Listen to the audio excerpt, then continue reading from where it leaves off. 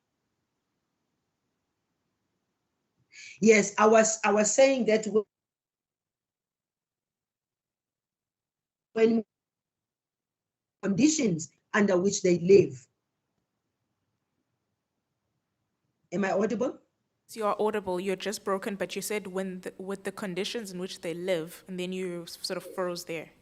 Yes, I was saying that the issue of the conditions of our people and where they live is very constant and consistent to us as a Department of Social Development. Hence, through our offices at provincial and at local level, hence through the National Development Agency, whose mandate is to assist and capacitate our people, but also through SASSA, the facts and the figures that we have, whether it's with regard to children who are living in child-headed households, that's information that we have, whether it's the indigent and those that need support for us, that is consistent, is with us all the time. Whether it's people that need psychosocial support, that is something that we do all the time. So the condition and the state of our people is something that lives with us all the time because that's our responsibility. In fact, I may wish to add that as a Minister of Social Development, recently I was saying to the department, as finance presents the state of the economy, they present the state of jobs, they present the state of whether the economy is growing or not growing. I've said to the department, we need to present the state of the people because this is what we deal with on day-to-day basis. And that being the state of the people, we are then able to present it to then say, whatever we do as government in general, whether, as I said earlier on, whether it's health, it's education, it's transport, must respond to the state of the people. Thank you. No, thank you so much, Minister. And yes, we will appreciate you sharing that information that you indicated you can share once you've spoken to the provinces and they've shared that particular information with you. I think your office might have or should have the email address for the commission, but we will also just follow up so that we get those particular reports. And then just one last question, Minister, is in relation to the food parcels and the stimulus that you actually gave during, well, this was during COVID. Was there anything that was done, now leaving COVID aside, after the unrest in relation to these food parcels? And just so that I can layer the question so you just can answer it at once. How many people had access to these food parcels or stimulus? Was it easily accessible for the people? And if you may kindly assist the Commission as well in what was inside this, what was the stimulus and what was inside these food parcels? And what considerations did your department take in who gets the stimulus or the food parcel, and discretion-wise, if a family is bigger or smaller, did they get the same assistance? No, thank you very much. I think in my presentation, I did indicate the figures in particular between both KZN and Gauteng in terms of the support that was given. I have specific figures that are there, and I think the under 5.5, for instance, we had food security and distribution.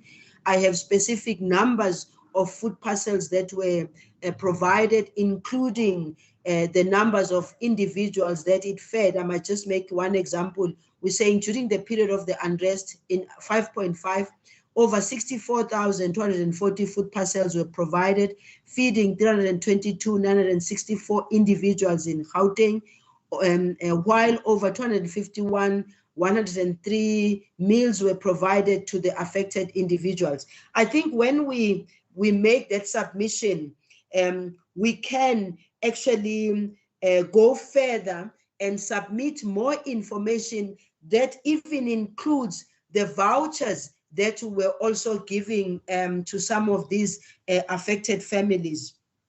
And fortunately for us as a Department of Social Development, the issues of food parcels is something that we've been distributing for as long as there is a need in different places.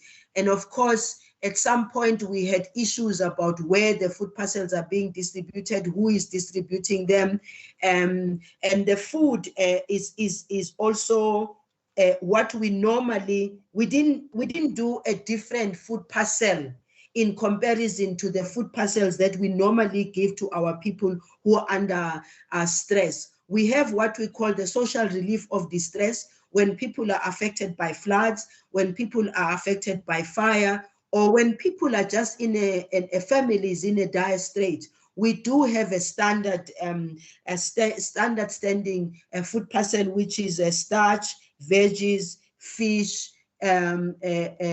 legumes, if I may call it that.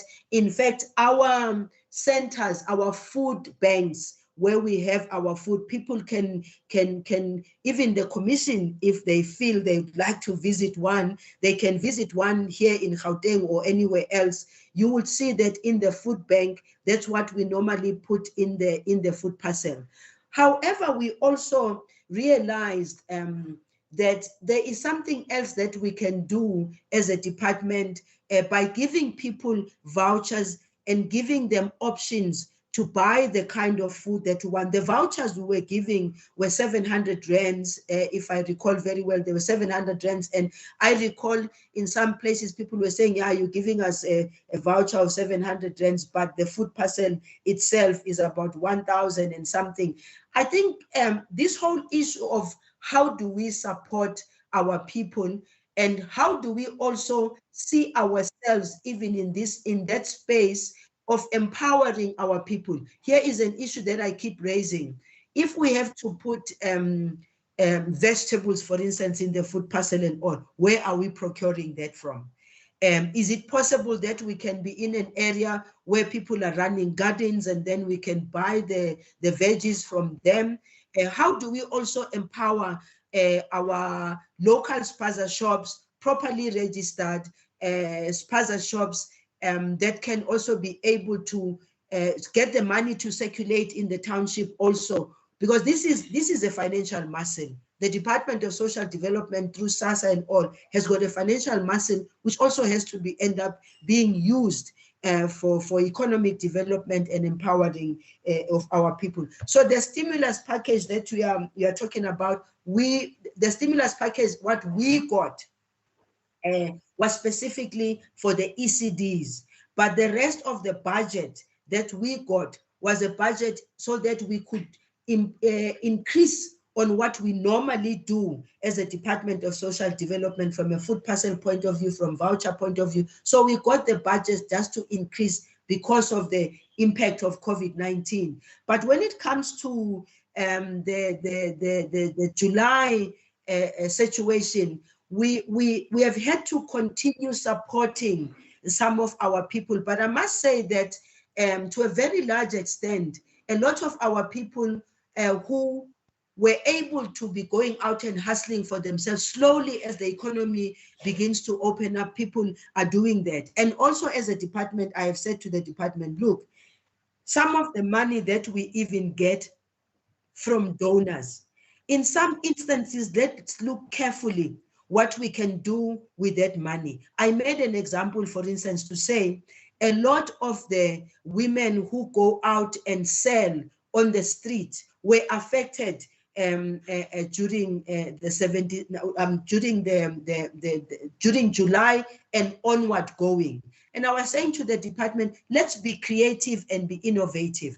Sometimes you might give people a food parcel, but sometimes you might target women who actually are informal business, who are selling something somewhere there. You might target them and say, we're giving you this voucher in order for you to go and buy more products, to buy more flour, more oil, more cooking oil, more yeast, more whatever that can help you to produce more magwinya so that you can be able to go and sell and make money out of it. So we're trying to be as creative as possible using the little money that comes into our hands. We've got other organizations and other countries that also supported the Department of Social Development during that period and say, we are giving you finances specifically to support back the life and livelihood of the people that were affected by the July.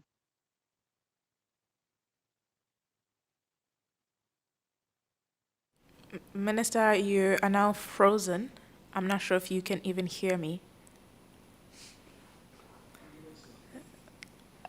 Minister, you had broken off when you were saying that you were using some of the donations to support the July unrest. I don't know if you said anything after that because you then became frozen.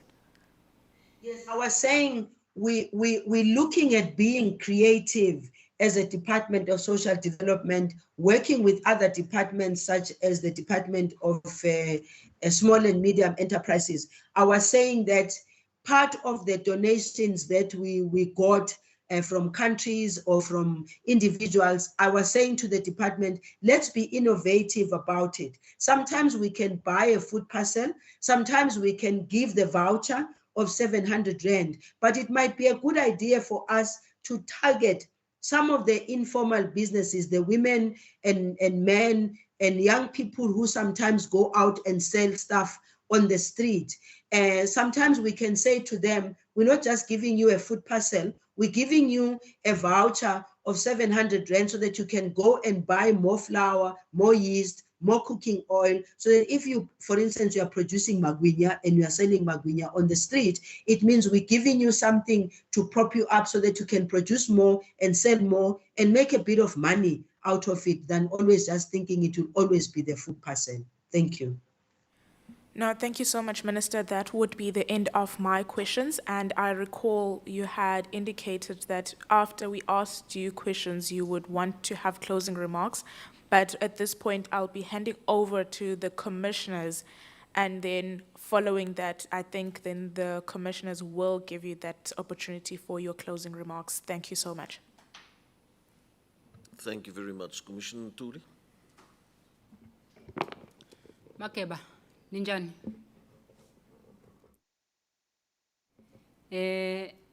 Makeba,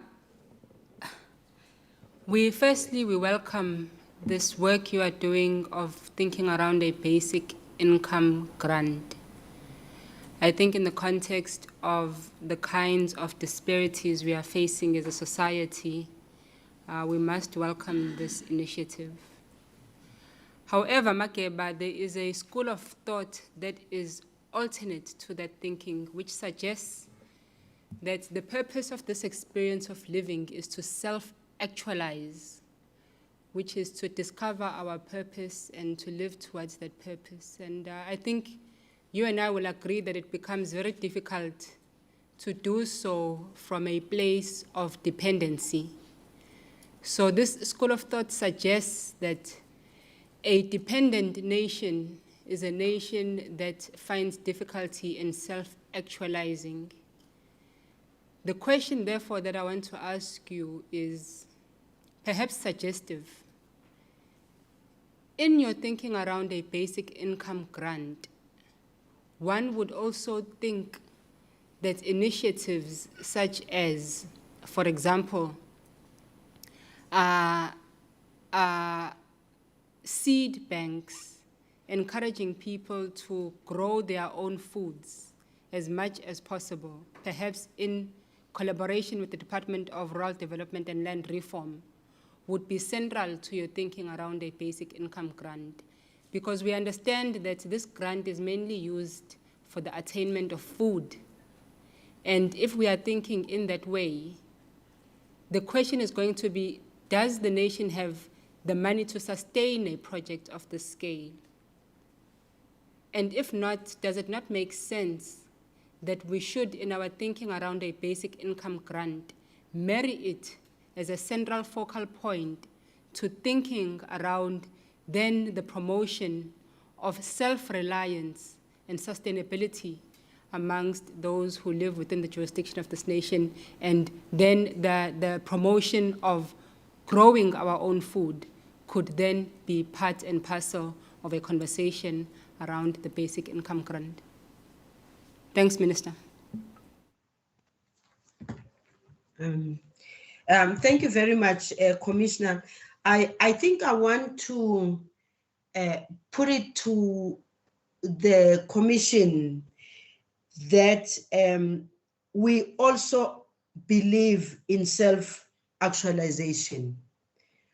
We also believe that people are better off when they are able to cater and take care of themselves. We fully believe that also dependency is not sustained, cannot be sustained. But most importantly, we believe that in order for people not to find themselves in the state of dependency, in order for people to self-actualize, we collectively need to create a conducive environment for them to do so. And also we believe that when people are being assisted, and are assisted not only from just being given a financial something, but in that process, in that self-actualization within communities themselves, there is a recognition and realizing that it is possible for people to have their own food gardens. In fact, this is a conversation that I've had with the chair of the Solidarity Fund, who reminded me to say, Minister, we agree with you, we want to support you, but we also want you also to be creative in the manner in which we can be able to prove that we're empowering people. So when we talk about the basic income grant, for instance, there was a question from the previous commissioner who said, who are these people we are talking about that do not get the social grant? And I tried to elaborate on that issue that it is between the 19 and the 59 people who are in the middle, many of whom you would find that they go out and hustle for themselves. Simple. Some go and work and wait on the street, waiting to be picked up because they've got some skill of being fixing roofs and that. It's about those people. Those people, when they are sitting, for instance, in Alexandra, they want to go and sell their capacity or their way. They don't even have money to get into the taxi to go and do that. Number two, they don't even have money to have the bread in the morning and the tea in the morning and put some sugar for energy in order for them to go out and look for the job. Those are the same people who, even if there's the internet cafe around them, they have to pay to get into the internet cafe in order for them to be able to do their CVs, in order for them to maybe make calls or maybe take the newspapers and check which jobs are being available. They need something in order to propel them into something that they need to do. So we do not, as a Department of Social Development, advocate for any dependency at all. We advocate for self-actualization, but we are saying in order for people to be self-actualize, the conditions must be created in order for them to take advantage of the opportunities that present themselves. And I'm 100% sure that the majority of South Africans do want to wake up into something in order for them to be able and go and do something. So you're just helping them to say, here is what we can assist you with in order for you to go and look for opportunities. The 350, a lot of people say, what is 350? Yes, it's very little money that can be in the hands of any individual. There are very few people who will go and abuse that 350. Many of them, and particularly women, there are examples of women who have said, I saved my 350 twice. I took a little bit just to eat. I used that money to start some little bit of business. Those are the things that we would like to encourage. But you've got to be able to give some people something in order for them to actualize themselves. Thank you. Thank you very much, Ngqongqoshe. Now, you mentioned food banks in your earlier response. Do you have an indication or a tally that speaks to who it is that you procure your food from in terms of the social groups. I'm asking this question in relation to an earlier point that you made around the focus of the department being on everyone, but also with an intention to focus on the most vulnerable, noting the disparities in our society. Do you have available data that can indicate to us who it is that you procure from in order to sustain your food banks? Thank you very much. I think I lost you a bit because the network is really, really bad. Yes, we do have the data as to where we do the procurement from. In fact, one of the discussions that we've been having and I've been having with the MECs in provinces has been to say this financial muscle that is available from a Department of Social Development point of view must help us turn somehow in terms of the ownership of the means of production. There were processes that were started in the past, way back in the past by the Department of Agriculture, and I think to some degree, even when I was a Minister of Small Business Development, we were having this conversation that let us use the government's own financial muscle to assist our people to break down the monopoly, first and foremost, and secondly, to also spread in terms of the ownership of the means of production. And therefore, for us as a Department of Social Development right now, working together with the Minister of Small and Medium Enterprises, working together with the Minister of Agriculture, we have identified the opportunities of using this muscle so that we can be supportive of your smallholder farmers, because you would see that in the package you would find some vegetables, some legumes and all. And everywhere I go and everywhere I've been asking the question, who are we procuring from? And this is just the beginning, if I may say, of something that we need to really focus on. But the data as to who we're procuring from, that one you cannot not have, because that is the PFMA demands that you be transparent in that. And so if there's the data can be provided, but we are at the beginning, if I may say, of really focusing on how do we empower our own people using the very opportunity that is presenting itself by presenting itself in terms of the procurement of food parcels.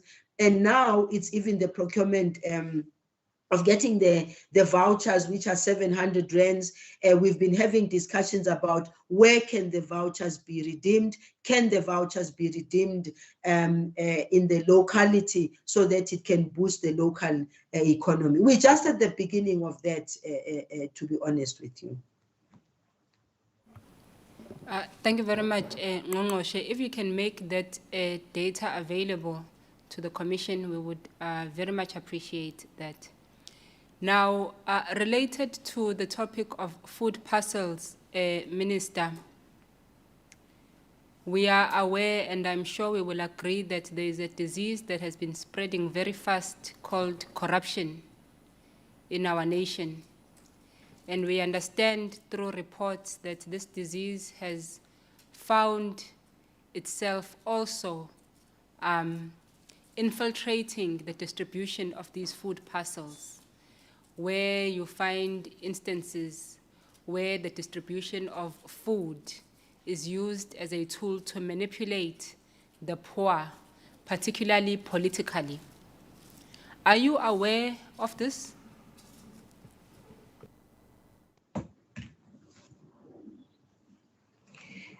Yes, Commissioner, we're very much aware of that, and we're very much dealing with it as a Department of Social Development. But also we are happy with the fact that there are other institutions that have the mandate of working with us. We have structures such as the SIU and others, including the Auditor General and all, who are also deep in dealing with this. We are very much aware of it. And in fact, one of the reasons why at some point during the height of COVID-19 at the beginning, when there was this distribution of food parcels and the outcry related to exactly what you're saying now, we decided that maybe let us reduce the number of procuring of the food parcels and all. Let us give people vouchers so that they can be able to go and buy whatever they want. It was also beyond the issue of just corruption in the midst of all that. It was also a question of sometimes the food parcel not containing all the things that are prescribed by the Department of Social Development, as advised also by the Department of Health. So we are very much aware of that, and we're doing everything we can to try and close the loopholes and try and make the system not so easy for those people who are wanting to be corrupt in the process. It's work in progress, but we are conscious of it, and we're doing the best that we can to actually stop it. Thank you very much, Minister. Now, lastly, one would assume that in your observations, analyses, and reflections on what happened in July, you would also be in engagement with related departments, such as the Department of Women, Children, and Persons with Disabilities, to understand the particular nature in which those groups were affected or continue to be affected by what happened in July 2021. Could you inform this hearing if such an engagement has occurred, and if so, to what extent has your analysis been able to inform you of the particular nature in which these groups have been affected? Thank you very much, Chair and Commissioner. And also to say, as I indicated earlier on, the good thing about the way in which we're working, and the good thing about us being connected, and the good thing about our work being always reminded of the fact that we have to focus on people and focus more on those that are vulnerable. We continue to work with the Department of Youth, Women and Children, and we continue to work with all other relevant departments. But when it comes specifically to the issue of the events of July and the impact and what happened and thereof, we have a cluster which is called the social cluster, which brings together the departments that I was referring to. But also, what is also good about it is that we have what we call net joints as well as prof joints, where government overall comes into a discussion about the conditions of about the situation that's faced by our people and what needs to be done thereof. Those meetings are continuous. Well, firstly, those meetings were there before, but I think when COVID happened, COVID really propelled us into being very continuous and consistent in having those kind of meetings, both from the social cluster point of view. As you know, there's also the economic cluster, there's also the security cluster. We also have a security cluster where we, as the different ministers that belong to the cluster, have to engage on the conditions of our people, but also have to engage on the impact of our responses and a coordinated effort from there. So I think what we have as structures supporting, we can always improve. And I think that the issue of the district development model is actually going to be able to even help us more, because if you can have a net joint, which is at national province, at national level, the provincial job, which is at provincial level, then if we were to have that, which they do have, by the way, but that's related particularly to dealing with issues of COVID. And that's why I personally think that some of the systems and some of the processes that we used in responding to COVID-19 are going to come in very handy in terms of addressing some of the many other challenges that our country face, whether it's economics, whether it's social, whether it's safety and security. Thank you. Thank you very much, Minister. That was my last question, but I feel compelled to ask it again. Minister, the period with which we are speaking to is from around the 4th of July to around the 15th of July. The question I'm asking is specifically related to that period. Have you been able to make an analysis of the particular impact that the events within that period had on these vulnerable groups? I'm asking, for example, Ngqongqoshe, a few days ago, the commission heard from the leader of Abahlali Basemjondolo, who spoke of the anger of those who live in the so-called shanty towns and ghettos, the informal settlements, Mjondolo. And when asked about the outlet of that anger, where does it go? Commissioner, my apology. I completely lost you when you were saying in the past 2 days. You were frozen on my side. Okay, Ngqongqoshe. Uyangizwa manje? Ngiyakuzwa manje, but if you ngicela ubuyele emuva kancane. Okay. Bengithi Because when you spoke, you said 4th of July to the 15th of July, and we were asking if we specifically did work around that period, and I lost you there. yes. So, Minister, Tangi, we heard from the leader of Abahlali Basemjondolo, and he spoke of the anger of the people who constitute membership of Abahlali Basemjondolo, who are people who live in Mjondolo, shanty towns, and the ghettos. Now, when asked about the outlet of this anger, where does it go? And in what way are the vulnerable, particularly women and children, affected by this anger? He was very transparent and open in saying that in many instances, particularly the men, will take out that anger on the women and the children, which suggests that within that period, that exacerbated state of anger and chaos had a particular effect on these groups. Now we rely on your departments to help us in making sense of such instances so that the nation can move forward in terms of the preamble of this constitution, which recognizes the woundedness of this country and the need for us to heal.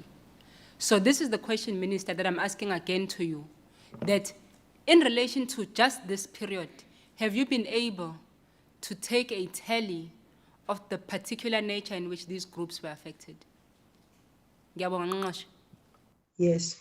Thank you very much. I can say at a provincial level, that really has been done because the provinces in particular, both the provinces that were affected. As a department, we have a program which we call ICROP. It's a community outreach program that we normally use to reach out to our communities. And in this particular instance, the provinces were engaging through that program, through the different communities. What I think we have not done, which I think we should do, is to specifically look at it from the point of view where you are saying that the outlet of the anger that we are talking about, the evaluation, well, maybe not even the evaluation. The starting point should be that what you are saying, many of our communities have the anger that wells up every time there's something that's a fire that's sparked, and then the anger wells up. What I think we have not done since that time was to take that information and begin to say, what programs do we develop what programs do we have to develop that will have a greater impact in the long term, but the lessons that have been learned from that date of 4th July to the 15th of July. But at the same time, I do want to say that it's not only the Department of Social Development that has got programs that deal with community challenges. As a department, yes, we take the responsibility on the engagements that have to be done in terms of gender-based violence, and in terms of now, I'm actually very excited about the fact that many men's organizations are getting up and saying to us, Minister of Social Development, Minister of Police, we want to work with each other, go back to the communities and begin to address this very anger that exists even amongst men. So I must say, we might not necessarily have taken that in the manner in which you are saying it, but the continued activities that we normally have as a department and government in terms of assisting with our communities, that has been continuing. May I take just that which you package in the manner in which you package it and say, we can have a discussion in my department to say how exactly, what programs can we put in place, having learned the lessons of from the 4th to the 15th of July and up till to now, because the impact, it happened then, but the impact was long term.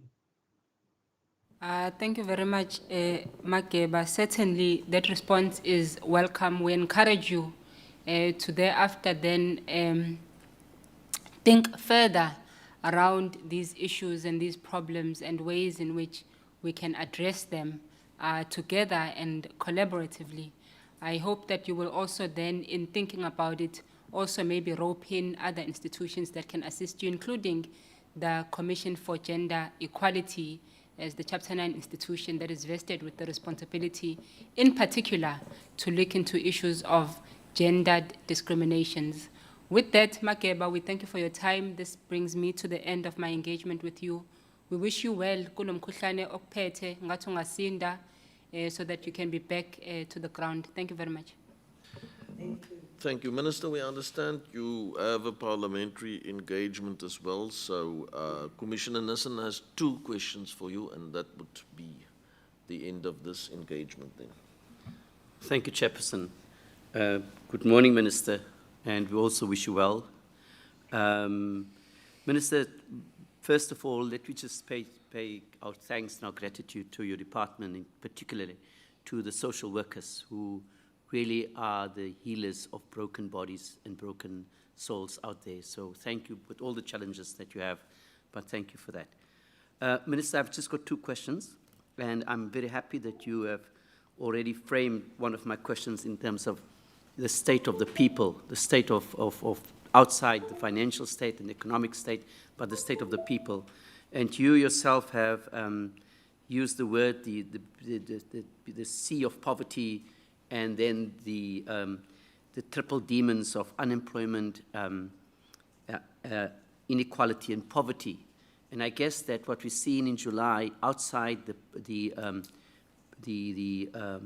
what we seem to be instigators and others, but that the poor and the poor state of our people, the dysfunctionality, the decay, we see the socio-economic rights violations, all created an environment for environment for whoever wants to whip up people and lead people into what we've seen in July. So my question to you, Minister, is then, we've got, next year we'll be celebrating 28 years of democracy. We've got a 2030 plan. From next year, there will be 8 years left of that National Development Plan. And by the end of 2030, we would have had 36 years of democracy. We have seen the pressure cooker. We've seen what's happening in our country. And this, the poor is not going to go away, and policies and policy developments are not seems to be, in my opinion, a bandage over a very sore and bleeding wound. Will we be able in the next 8 years to fulfill the National Development Plan? Then secondly, Minister, indeed, the assistance through vouchers and the 350 and the other social grants. My main concern about that is that our people continue to live in debt slavery, because then you get your grant today, tomorrow you are standing at the loan shark's office, and the loan sharks charge anything from 30%, 50% to 100%.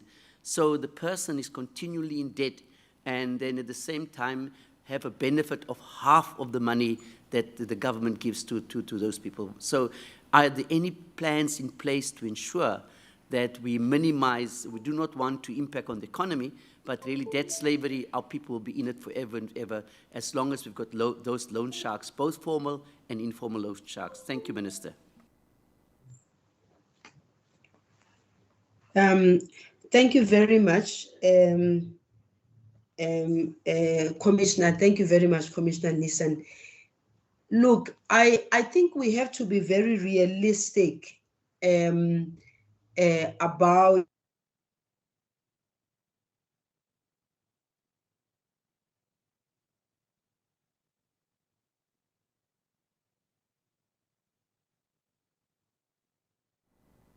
Minister, we've lost you now again, so we'll give a few moments then for you to log on again. frozen.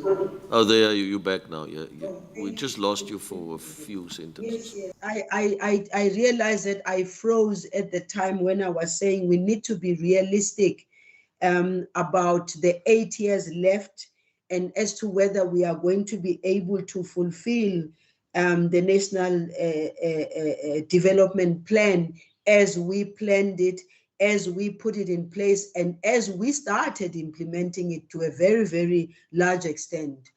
I personally think that there are a number of things that mitigated against us, even though we had a very good plan, and we still have the plan, and we still have to implement the plan. Whether we are left with a few years to it, my view is that we need to push it as much as we possibly can. And quite frankly, at a time like this is a time when your normal social scientists would have long started checking the possibilities, and then also looking forward to then what then are you going to do about it. I also do want to indicate that to a very large extent, if we look at the National Development Plan and the things that we were able to cover, despite the challenges that we had, which by the way also started way back when the financial crisis landed on us, when we were not even thinking that we were going to have a situation like that, when the economy itself started not growing as fast as we expected it to grow, and when we had our own internal dynamics and our own challenges as a nation in general, because I never look at us only from a government point of view. I always look at this country from a point of view of we all in this together, in the different areas and different support systems that we need to have. We are all in this together.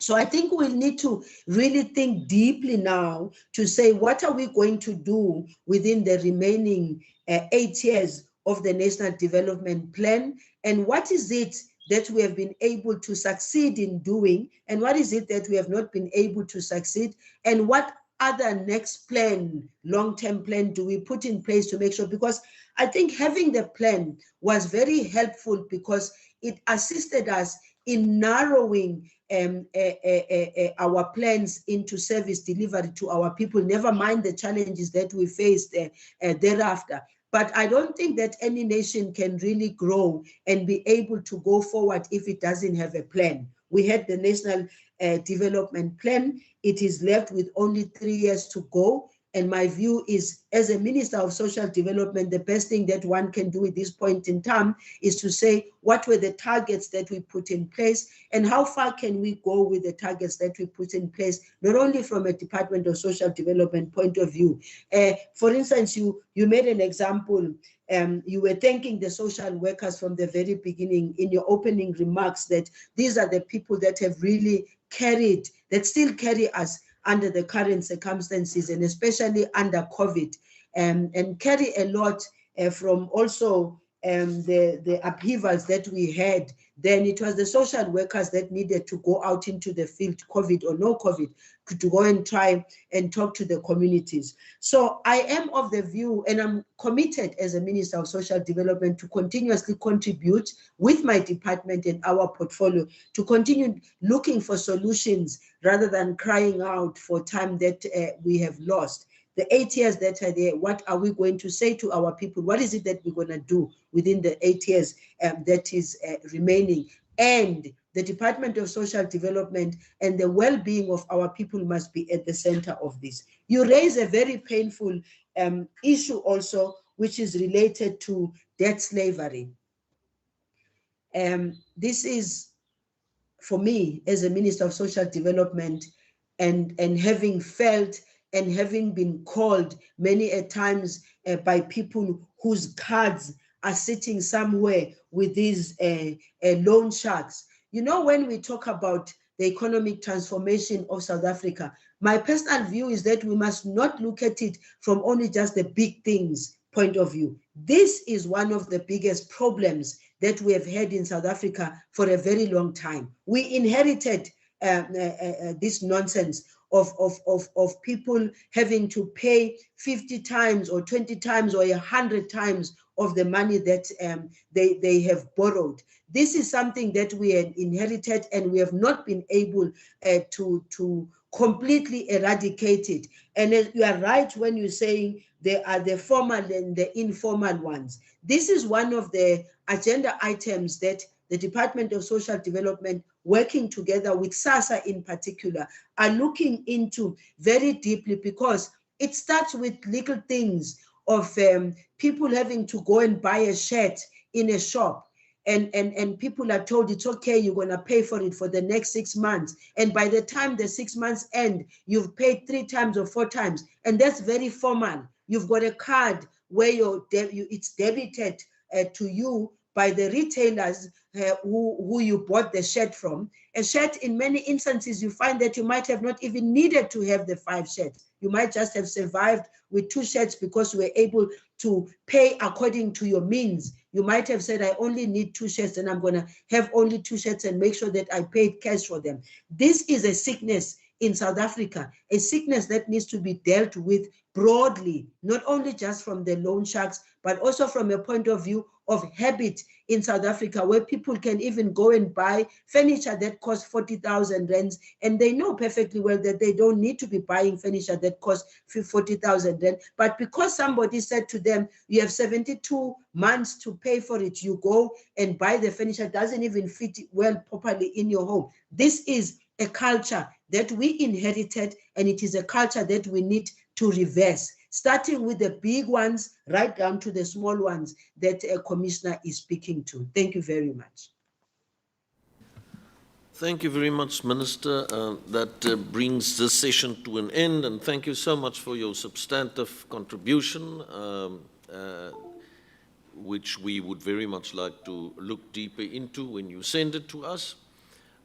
Your cooperation with the Commission is indeed appreciated, and you are welcome to log off at this point in time, unless you want to make some closing remarks.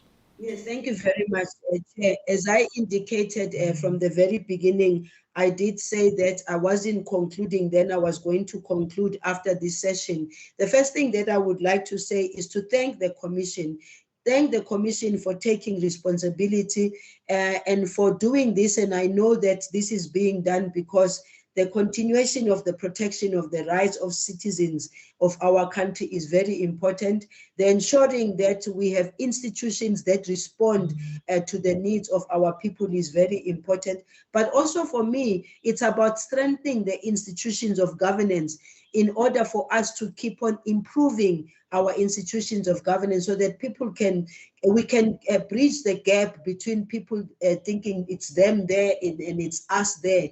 And this can only happen if we, in our individual government departments, but also collectively as government, we respond to the needs. And therefore, for us as a Department of Social Development, for myself and the Deputy Minister, Bokopane Zulu, the provision of social development services in South Africa is very vital. And South Africa's social and economic recovery also is at the center for us. We want, and as according to our mandate, we have become more responsive and agile in provision of services that cushion the most vulnerable against shocks. And as we have seen, both in terms of COVID-19, but also the July unrest that happened. We thank you very much for giving us this opportunity to be here. We look forward to the final report with an aim of ensuring that we use it for correcting whatever we think is a difficulty in building a better South Africa and in building a South African, because I always say to the department, it's about building a South Africa which is bricks and mortar and everything and institutions and all. But when all is said and done, also, it is about building a new South African who takes responsibility, who's also assisted by government by creating a conducive environment. Thank you very much.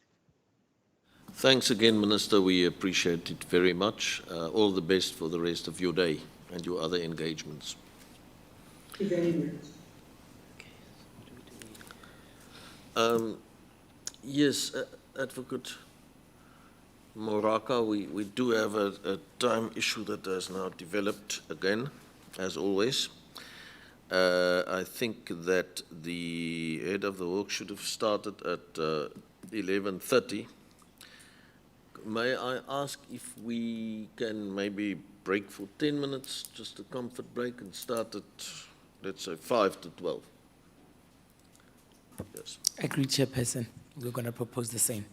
So we stand down until 5 to 12. If that can just be communicated with the head of the works as well, so that he is aware.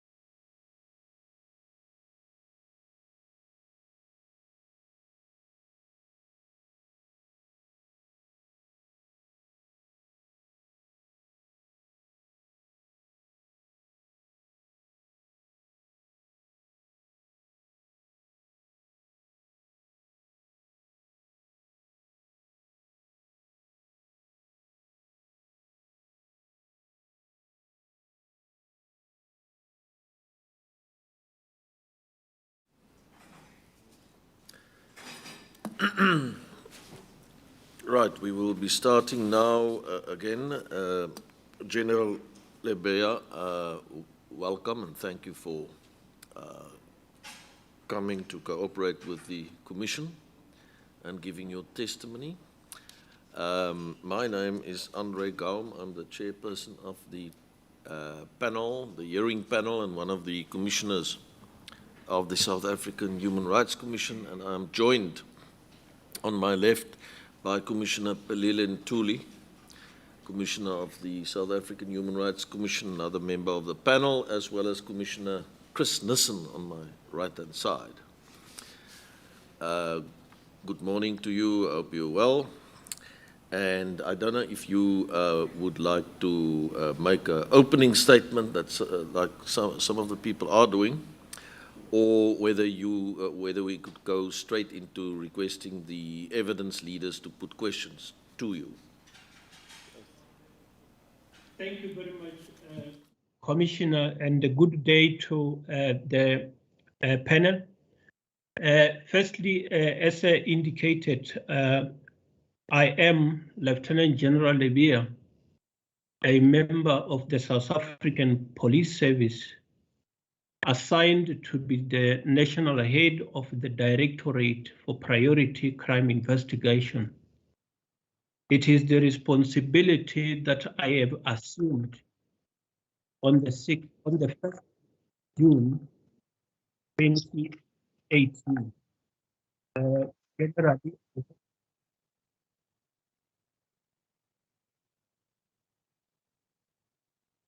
Before you continue, I just need to administer the oath. Sorry for that, General. So, General Lebeya, are you willing to take the oath, or do you want to confirm or affirm the truth of your evidence? I'm willing to take an oath, Commissioner. Thank you so much. Do you regard the oath as binding on your conscience? I do. Do you swear that your evidence will be the truth, the whole truth, and nothing but the truth? I swear that the evidence that I shall give shall be the truth and the whole truth and nothing else but the truth. So help me God. Thank you very much, General. Yes, you may continue, General. Thank you very much, Commissioner. I was indicating that I assumed the responsibility of the position of the national head of the Directorate for Priority Crime Investigation on the 1st of June 2018. Before that, I was in the South African Police Service until I retired in 2016. And from there, I was also a member of the bar in Johannesburg before I returned to the current position. So in respect of the work of the Commission, I am the head of the investigation that have dealt with a portion of instigators in the matter. So that is an introduction, and then I will be able to take the questions and the directives from the evidence leader. Thank you very much, Commissioner.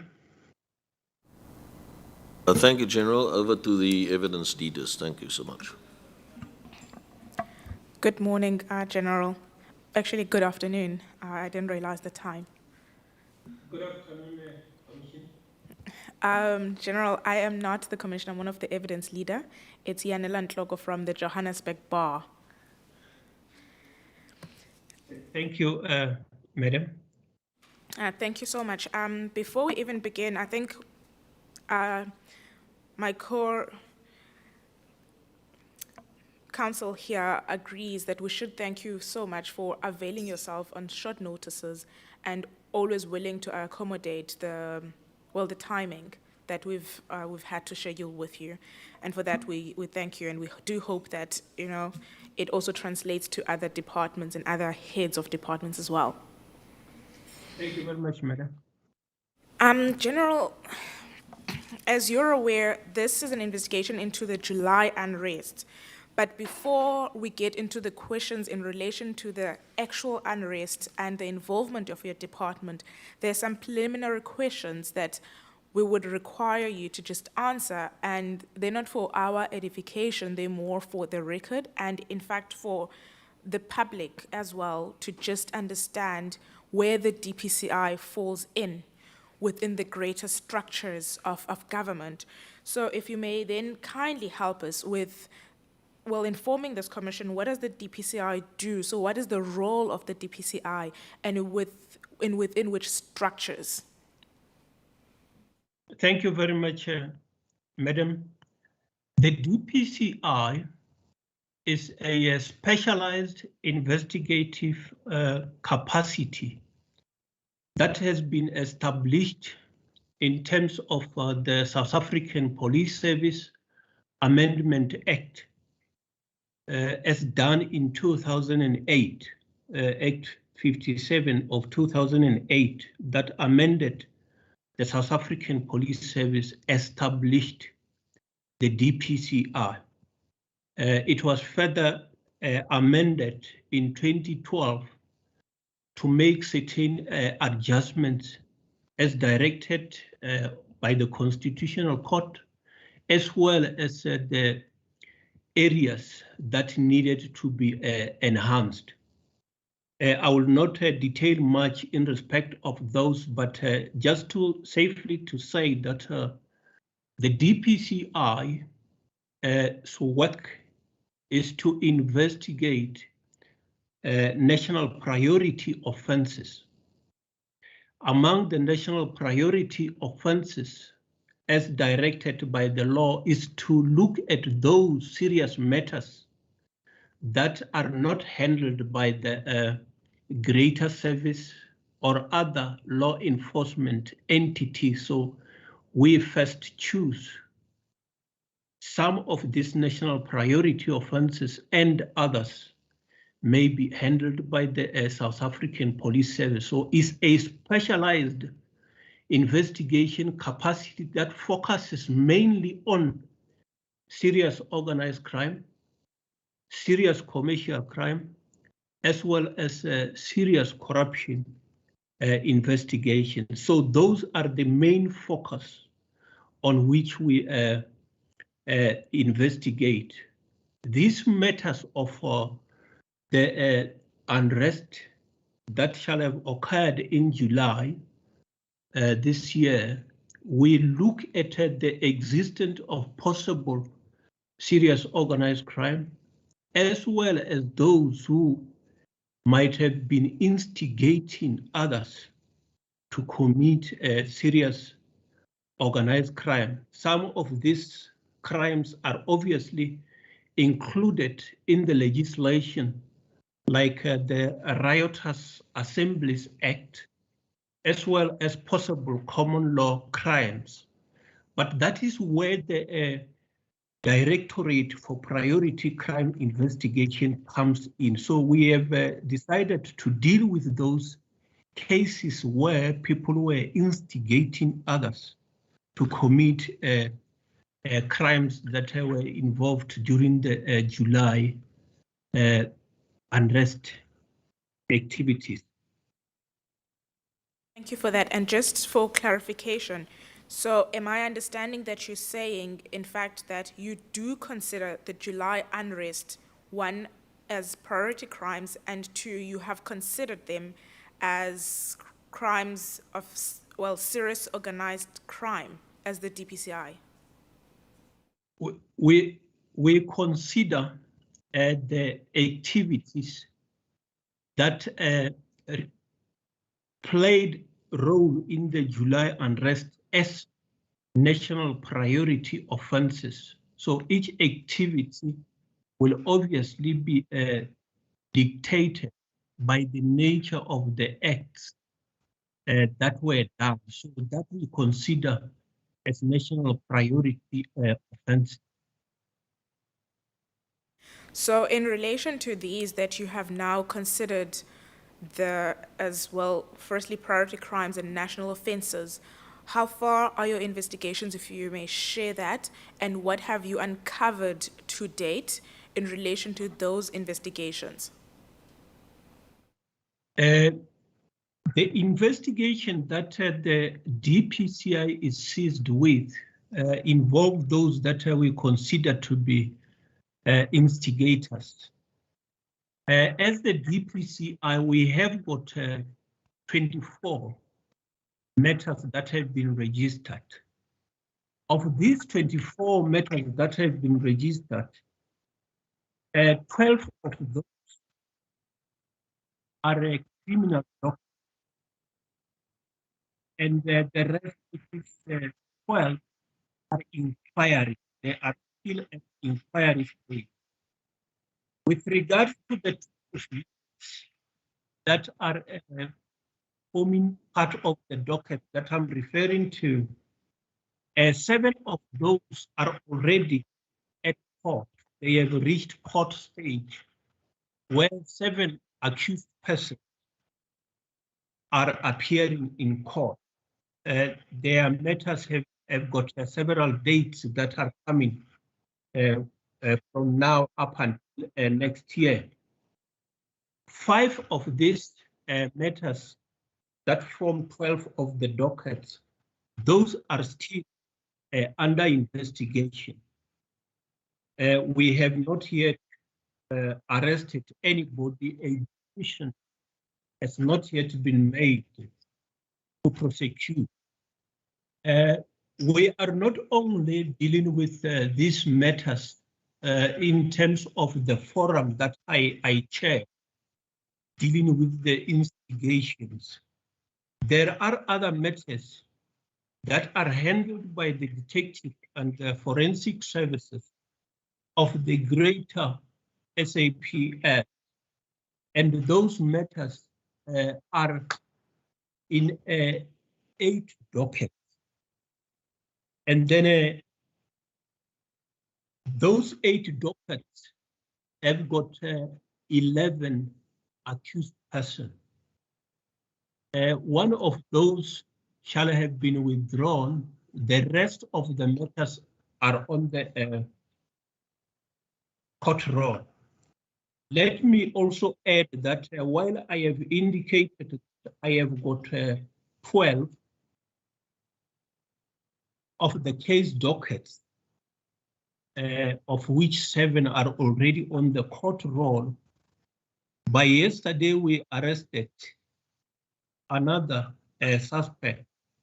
So within 48 hours, the individual will also be charged, which means that the number will obviously come and change to 8.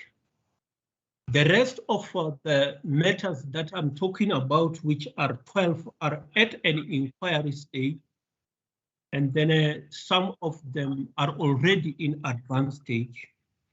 Some of them, there is still a lot of work that needed to be done. So that is, in short, the work that the DPCI is seized with. No, thank you. And just to take you back a bit, because we're now dealing with what has happened after, can I then take you to the period during the unrest, which is the period of the 4th of July to, let's say, the 21st?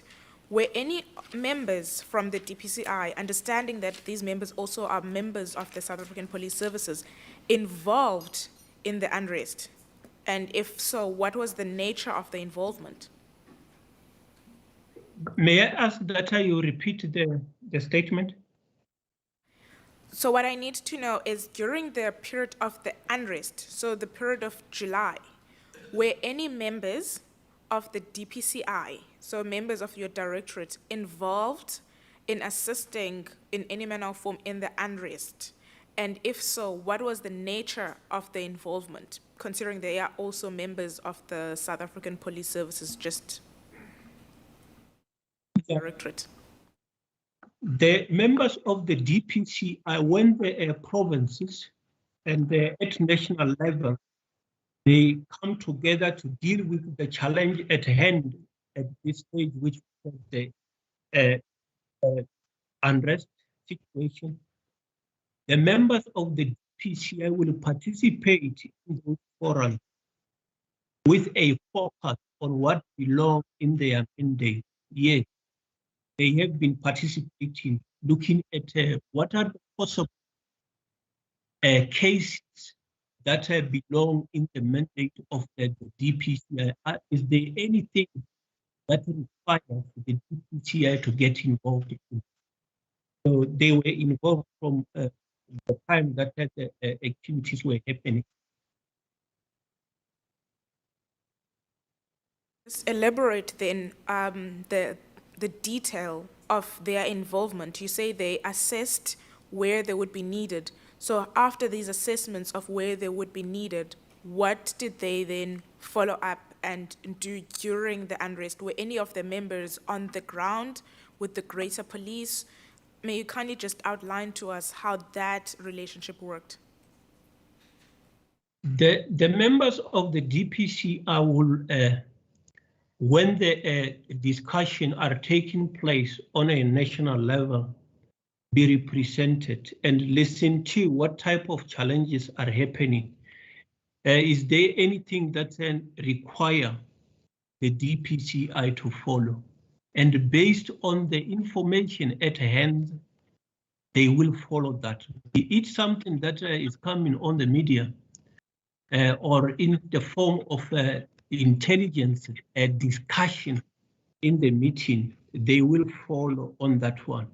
In the provinces, they will also be having their provincial structures that look at the provincial challenge, and part of the participants in those meetings will be the DPCI. Of course, those members of the DPCI are based in those provinces, which means that where there is a need to be visiting a particular area, they will be doing that. And they will obviously be working on inquiries. That's why I say that some of the matters are still at inquiry stage. Even the case docket that we have shall have started as inquiries. So that is how they participate and interact with the rest of the members of the SAPS.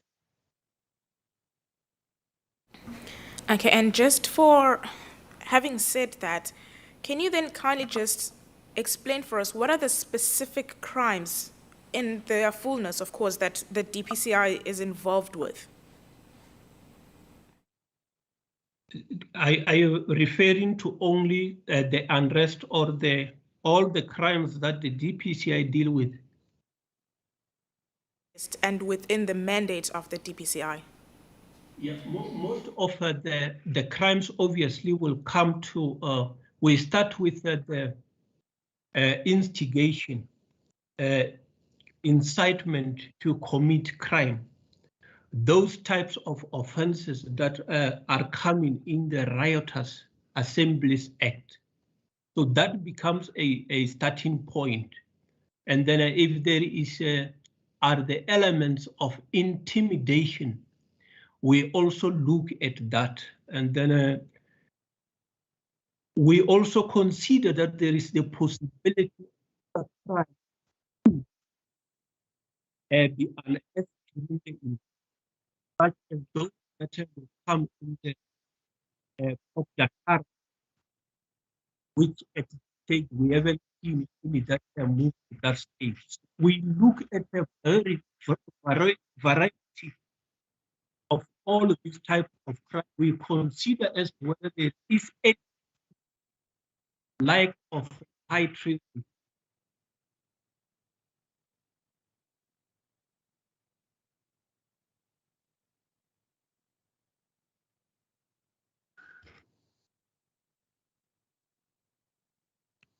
Thank you, Commissioner. I'm saying that as a point of departure, we look at the crimes of incitement to commit a crime, and all of those crimes that are appearing in the Riotous Assemblies Act. If there are elements of intimidation, that appear to be manifesting in the Act, we also look at that. And then in doing this, we don't close our eyes to the possibility of the crimes reflected in the POC data. So we look at that. We ask questions as to whether there are possibilities that crimes such as high treason could have been committed. As we are not working alone, we are working with the National Prosecuting Authority that will analyze the elements that we have, and they will be giving guidance as to whether we have or have elements that suggest crimes. We also look at the incitement to commit crimes such as public violence. So that is in the main the nature of crimes that we were looking at. And in these particular crimes that you've just discussed, we've heard a lot of discussion around insurrections. Has your department looked at this or started investigating anything in relation to this particular instance of insurrection or possibly treason? As I indicate, I think insurrection may be a word that they are using in the direction of high treason. When we look at this, we look at the conduct, the acts that have been perpetrated by individual, whether in a group or as a standalone. What we do, we look at the conduct itself, and the elements will dictate as to whether it goes in the direction of high treason. We don't close our eyes, we look at the act as a whole. And in this regard, I have indicated that we are working with the National Prosecuting Authority. The National Prosecuting Authority, at the beginning, we had those that deals with crimes against the state. At some stage, we were working closely with the organized crime prosecutors from the NPA, who, in case they need the assistance of those that deals with crimes against the state, they will be engaging. So for us as investigators, we look at all the conducts that individuals shall have committed during that time. And then the prosecutors will analyze as to whether the elements are sufficient to go to high treason. As I say, none of those investigations that we have done go to the elements of high treason. And just a follow-up question on that then, with those particular investigations, have they now been closed or are they still ongoing to actually make that conclusion that there is no evidence of high treason? The investigations are continuing. Those that have already been finalized will be ready for trial. But if we pick up some elements that we may not have picked up before a person plea, obviously the prosecutors will look at that. So as I indicated, the inquiries, the 12 inquiries, we are not sure as to what will come out of those investigations, as to whether the element of treason will come or not. We will be guided by the evidence that is being unearthed. And during these investigations, this is a clarity question, of course, has there been any investigations that lead to members of the South African Police Services having broken the law in any manner or form? And if so, what has been done with those investigations? The investigation that the DPCI is seized with, we haven't picked up a member of the South African Police Service as an accused person. With regard to the inquiries that are at hand, although I can't say who the suspects are, we do not have the members of the South African Police Service at this stage. Only upon conclusion of the investigation will it be established as to whether part of those who are the suspects are members of the South African Police Service or not. And if that becomes the case, it means that in addition to dealing with them criminally, management of the police will be advised to deal with them departmentally. Asking the exact same question, but now replacing the South African Police Service members with South African National Defence Force members. Has there been any investigations in relation to their involvement? And if so, how does your department deal with those investigations should their members actually appear in these things? We haven't picked up the involvement of the members of the South African National Defence Force. And if we pick up that they are involved, firstly, those who are involved in crime, we deal with them as the suspects. It doesn't matter the organization that they will be working for. We deal with them as suspects. And then in case that we pick up that they were involved in the commission of offenses, we will obviously report to the department, which I think that the department will have its own internal mechanism to deal with those that would have been involved in the commission of crime, which on the other side, they will be violating the departmental protocols. General, I think for the record, can you kindly assist which department you're referring to that you would need to report the members of the SANDF to? If the members of the South African National Defence Force are involved, what we will do is we shall report to the South African National Defence Force. They have got their Director General, who is the General. And while there is the Secretary of Defense, any of those that you report to, they will be able to deal with their members appropriately. But the members of the Defence Force, as a point of departure, we will report to the South African National Defence Force, their Director General, which is the General.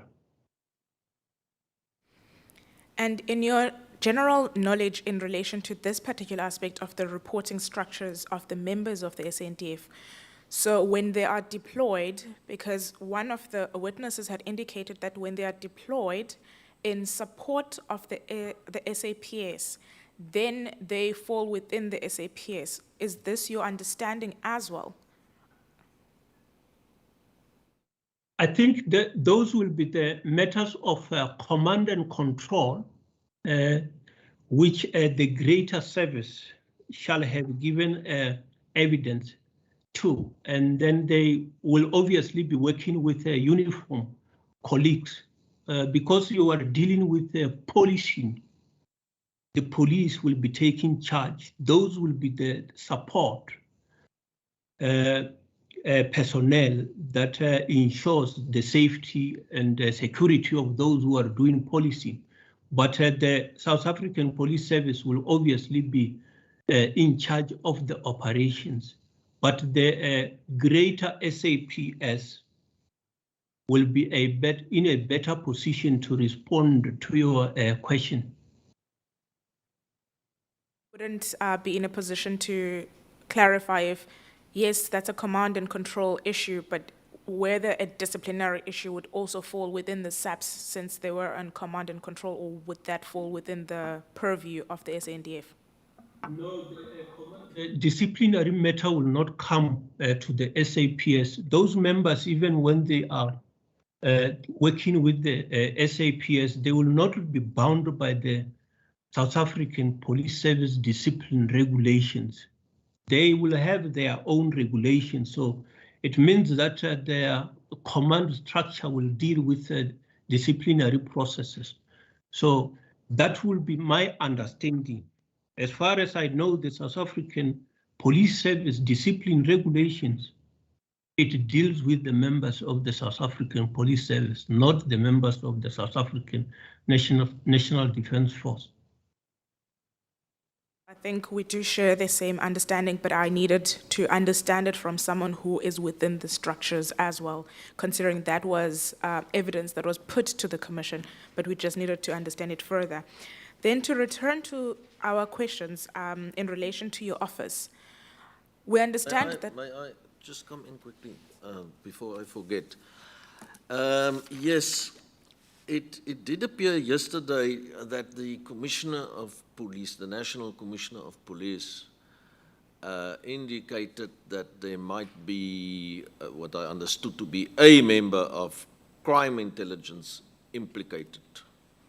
Are you aware of that as far as the South African Police Service is concerned in your investigations or not?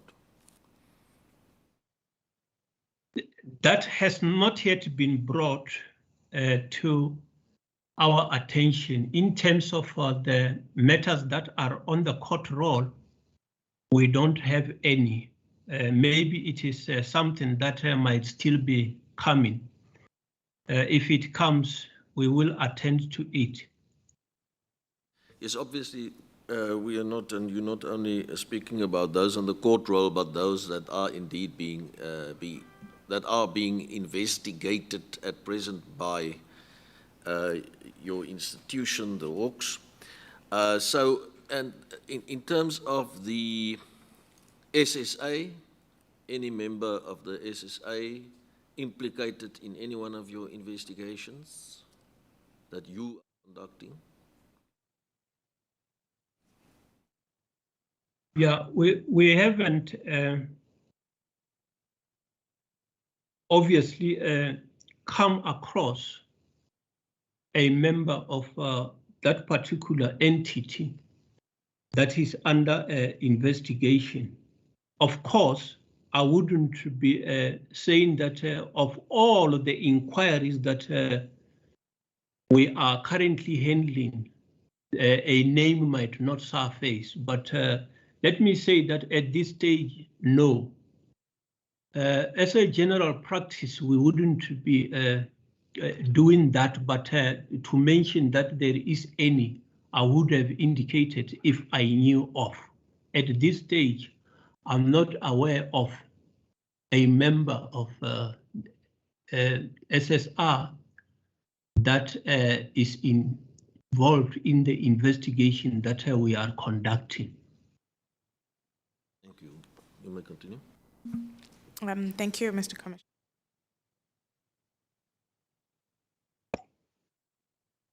I think there were two statements that you made earlier in the question in relation to the Commissioner.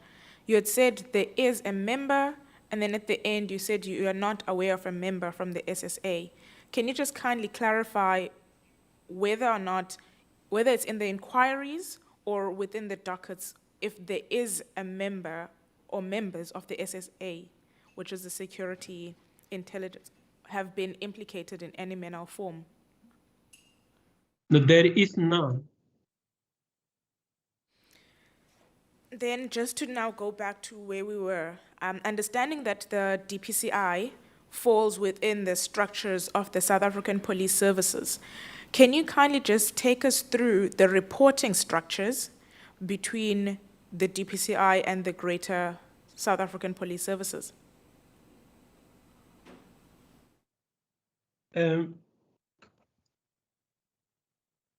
The DPCI has been established in terms of the South African Police Service Act. You were breaking there a bit. If Our network or your network. But we can see you, but you were just breaking for a bit. Oh, sorry for that. I'm not sure if it might be your side. I'm saying that the DPCI has been established in terms of the South African Police Service Amendment Act.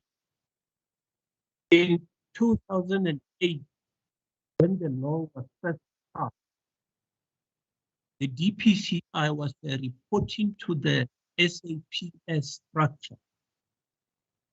So the one in charge of the Hawks, which is the DPCI, was also the Deputy National Commissioner, reporting to the National Commission.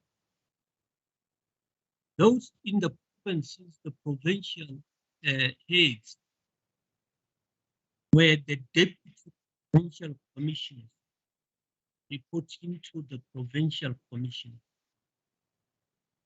That was the beginning of how the was established.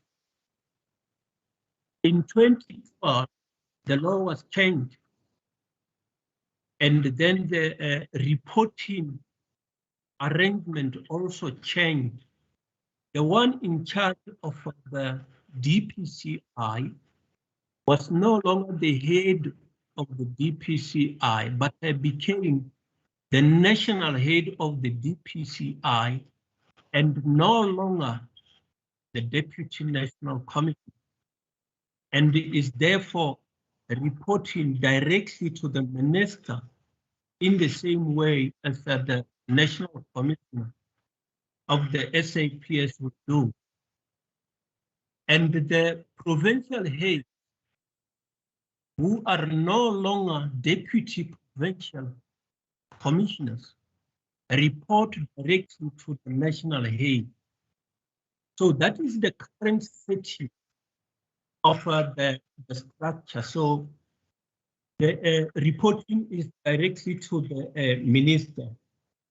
It may obviously, when it comes to administration and finances, be dealt by the accounting office, which is the national commitment. But the funds themselves are controlled by the national head. So that is the reporting arrangement within the South African Police Service.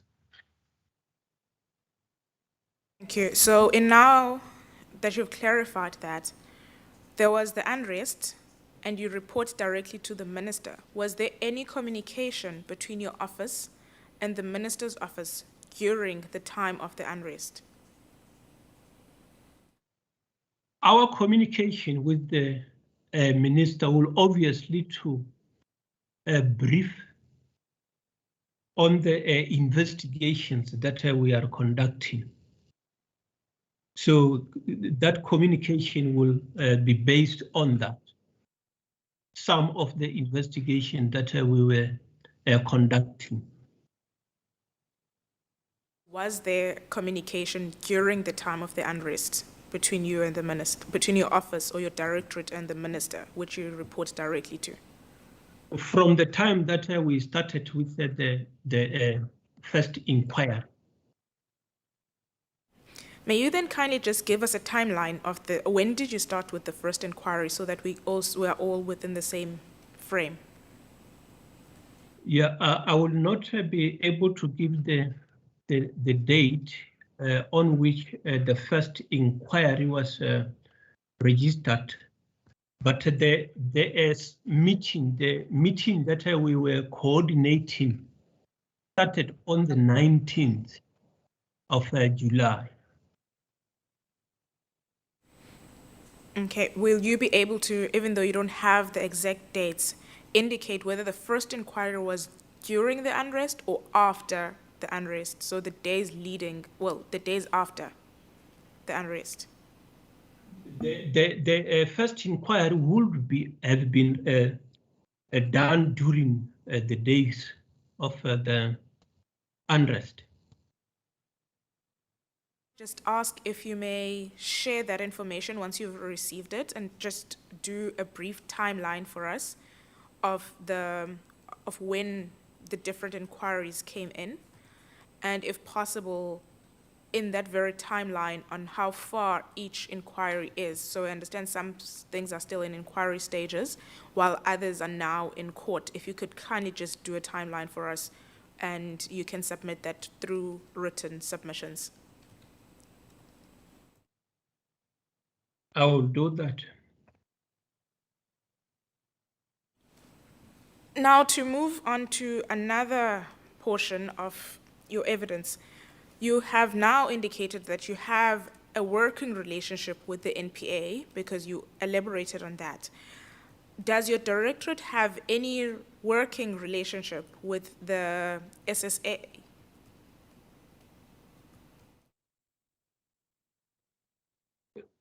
Generally, we do have a working relationship with the SSA.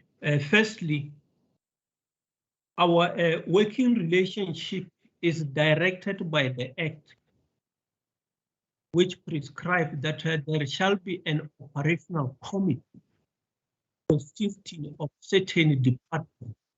And part of those departments that work with us in the operational committee.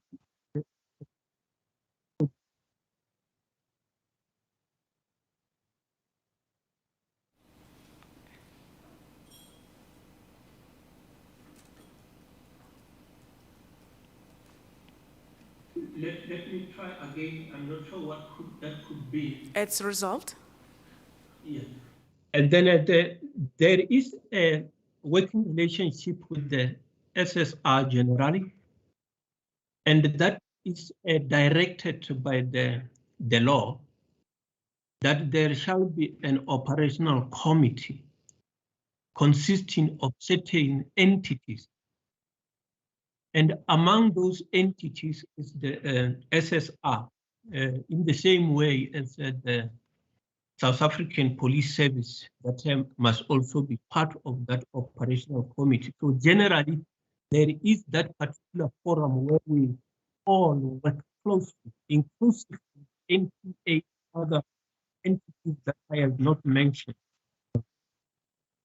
So there is that working relationship. And when it comes to the matter of intelligence, generally we rely on crime intelligence because they have got all their structure, the NICOC structures that most of the information that SSR will be having will be shared with crime intelligence. Crime intelligence will also share that information with us, so that now the intelligence community will share day-to-day operation information with DPCI. I think your sound is breaking in between words or halfway through the word. So I'm not sure what the issue is. It almost seems as if when you turn a certain way, it starts breaking. Okay, let me repeat. The working relationship between the DPCI and the State Security Agency is firstly governed by law. The South African Police Service Act, as amended, direct that there shall be an operational committee which consists of certain entities.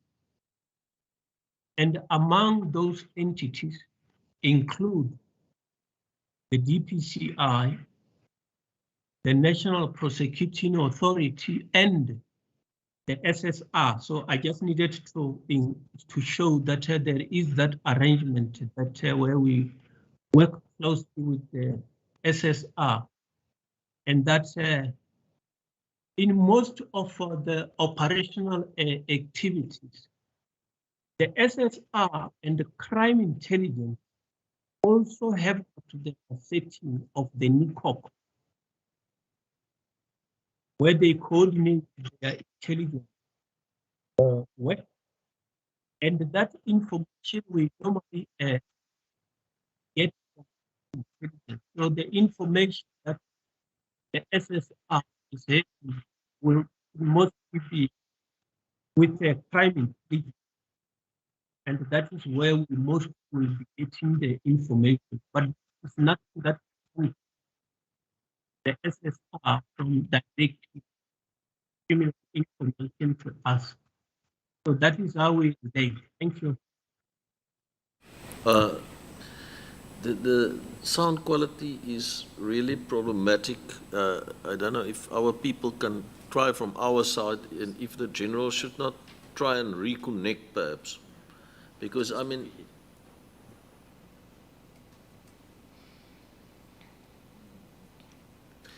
maybe General, would you kindly mind to maybe disconnect and reconnect, that we can just see if we can improve it, because it is highly problematic if we can not hear you clearly.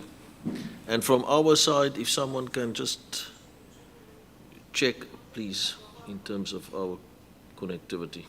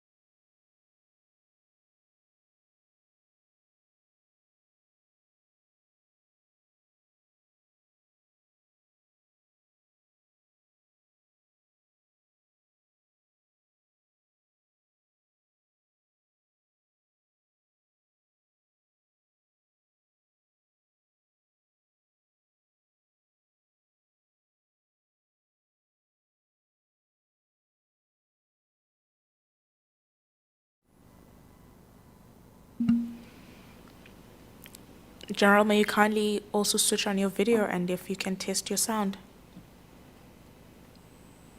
Thank you, Madam. I think that is much better. Oh, thank you. It sounds much better. You want to continue? Yes, thank you, Commissioner. General, then if we may then continue, and hopefully the sound issues have been resolved permanently. You had just indicated that generally the way things, your relationship with the SSR, we'll use that abbreviation instead, is that they will provide, in instances where there's a need to provide a report to crime intelligence. But at the end of your testimony just now, you indicated that there's nothing that bars them from actually giving you a report directly on any intelligence that they might have gathered. Now, the question that follows from that is, were you provided with any form of report during the unrest in relation to intelligence, both from the SSR and crime intelligence? From the investigating point of view, we haven't received the intelligence before we task the intelligence community. So it is only during the meetings that I have indicated that we are having, that we have been given taskings, and then also some information would have come during those discussion meetings. So it was not a intelligence in writing that this is the information that you may pursue. So it was a reporting with the meeting. So some of the information that we have, they will obviously be exchanging at operational level with the investigators. Were these meetings before the unrest, during the unrest, or after the unrest? Because the meetings started, the meetings that I'm chairing started on the 19th, it means that those meetings started afterwards. Before these meetings that look specifically at the instigators started, it was those not joint meetings that are chaired by the greater service, where some of our members will be participating. So the instigators where we were doing the investigation only started on the 19th, which means that it shall have been after the riot.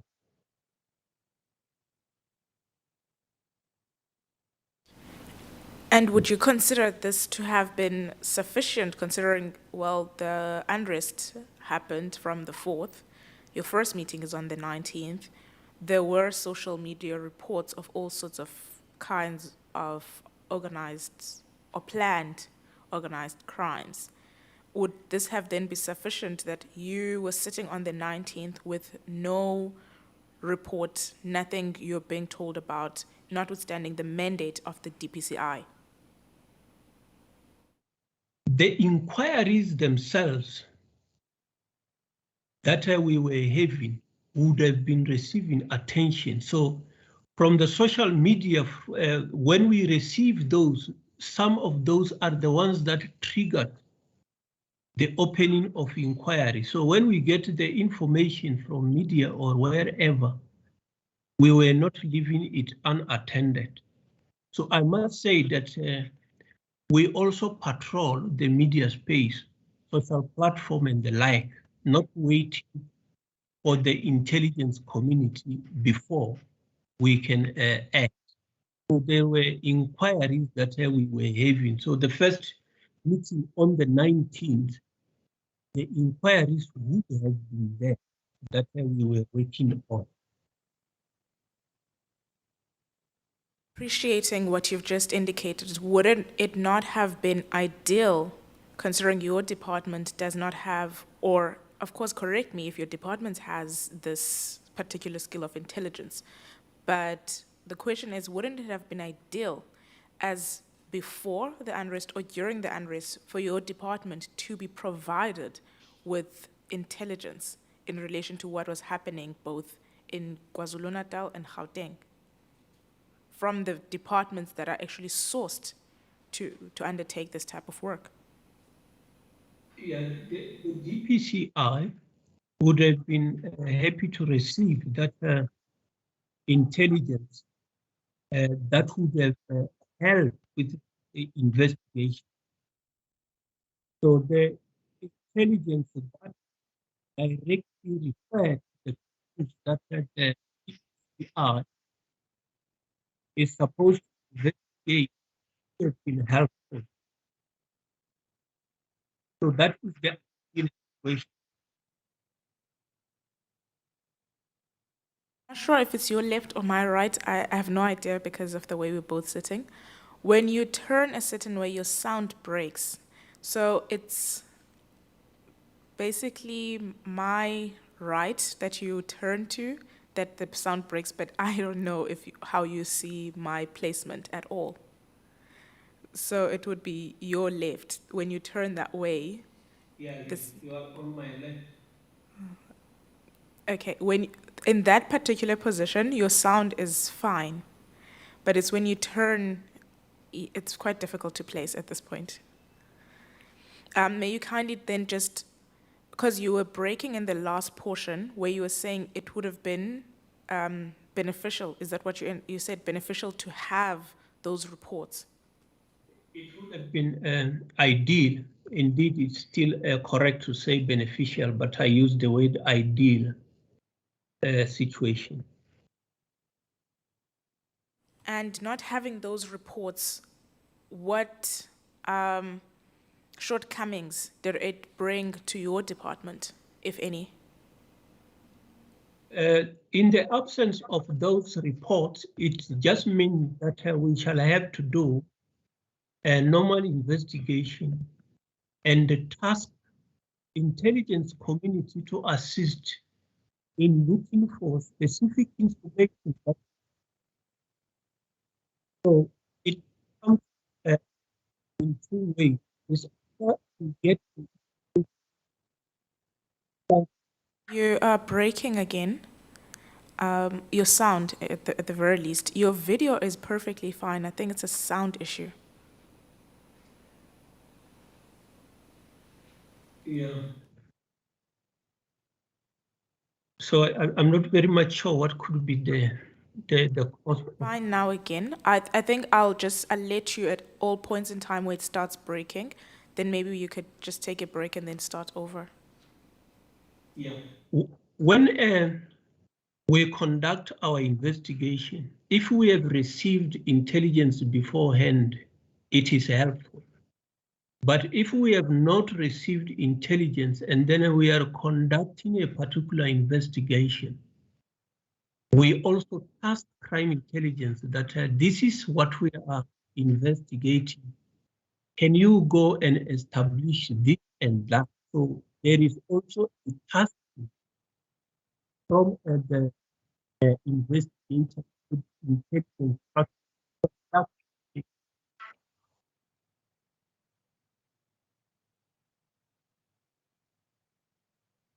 So when we are conducting the investigation and then there is no intelligence available, we still ask crime intelligence. We task them to go and establish certain things that we would like to establish. So that is tasking to crime intelligence, and they will do that and report back.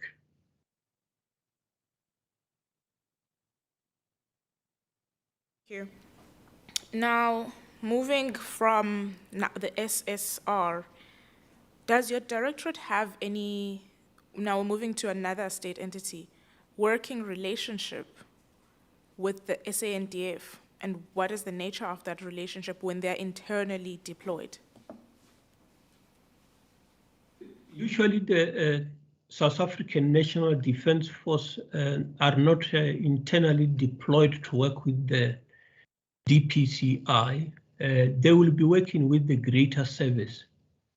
We haven't requested their assistance, but because we are part and parcel of the SAPS, it means that there will be those interactions, but it's limited. And that will be left at that level. Most of the time we'll deal with the uniformed police official, and the South African National Defence Force will be assisting the uniformed police official. Thank you for that. And now, going back, of course, to the police, and I apologize for this, I realize I just missed a question. You'd indicated that you had some communication with the Minister of Police. Was there any communication between your office and the Office of the National Commissioner during the period of the unrest, whether it's the national commissioners or the provincial commissioners? The communication between the DPCI and the National Commissioner's Office is through the existing structures. So this not joints also in the province, the Prov joint, that is the communication channel with the Office of the National Commissioner. It's not necessarily communicating with the National Commissioner. It may be on a case-by-case basis, but generally there are these structures that communication take the process through. So the National Commissioner may obviously assign somebody to chair these joint structures, and that communication is obviously communicating with the National Commissioner. That is how we interact. We still need the answer to whether or not then within these various structures that you have elaborated on, was there any communication within these structures with the greater SAPS and the DPCI National Commissioner or Provincial Commissioners during the unrest? So NATCOM or Provcom, as you elaborated, was there clear, direct communication during the unrest? And if so, what was the communication in relation to understanding the mandate of the DPCI to investigate serious crimes? Yeah, in the national office, there would be an officer from the DPCI representing the DPCI. So when discussions are taking place, it is very clear they know what is that which needs to be handled by the DPCI, because that officer is sitting there with them. And then the same to the provinces, in that in the provincial sitting, an officer from the DPCI will be sitting there discussing with the management of the SAPS. So it's joint sitting. They sit there. They are not waiting outside to be briefed later. They sit there, and when questions are directed, they are there to respond. So it is all known as to what is that which the DPCI will be doing, what is that which the DPCI are doing. And when the DPCI conducts certain work, it obviously will involve the greater service.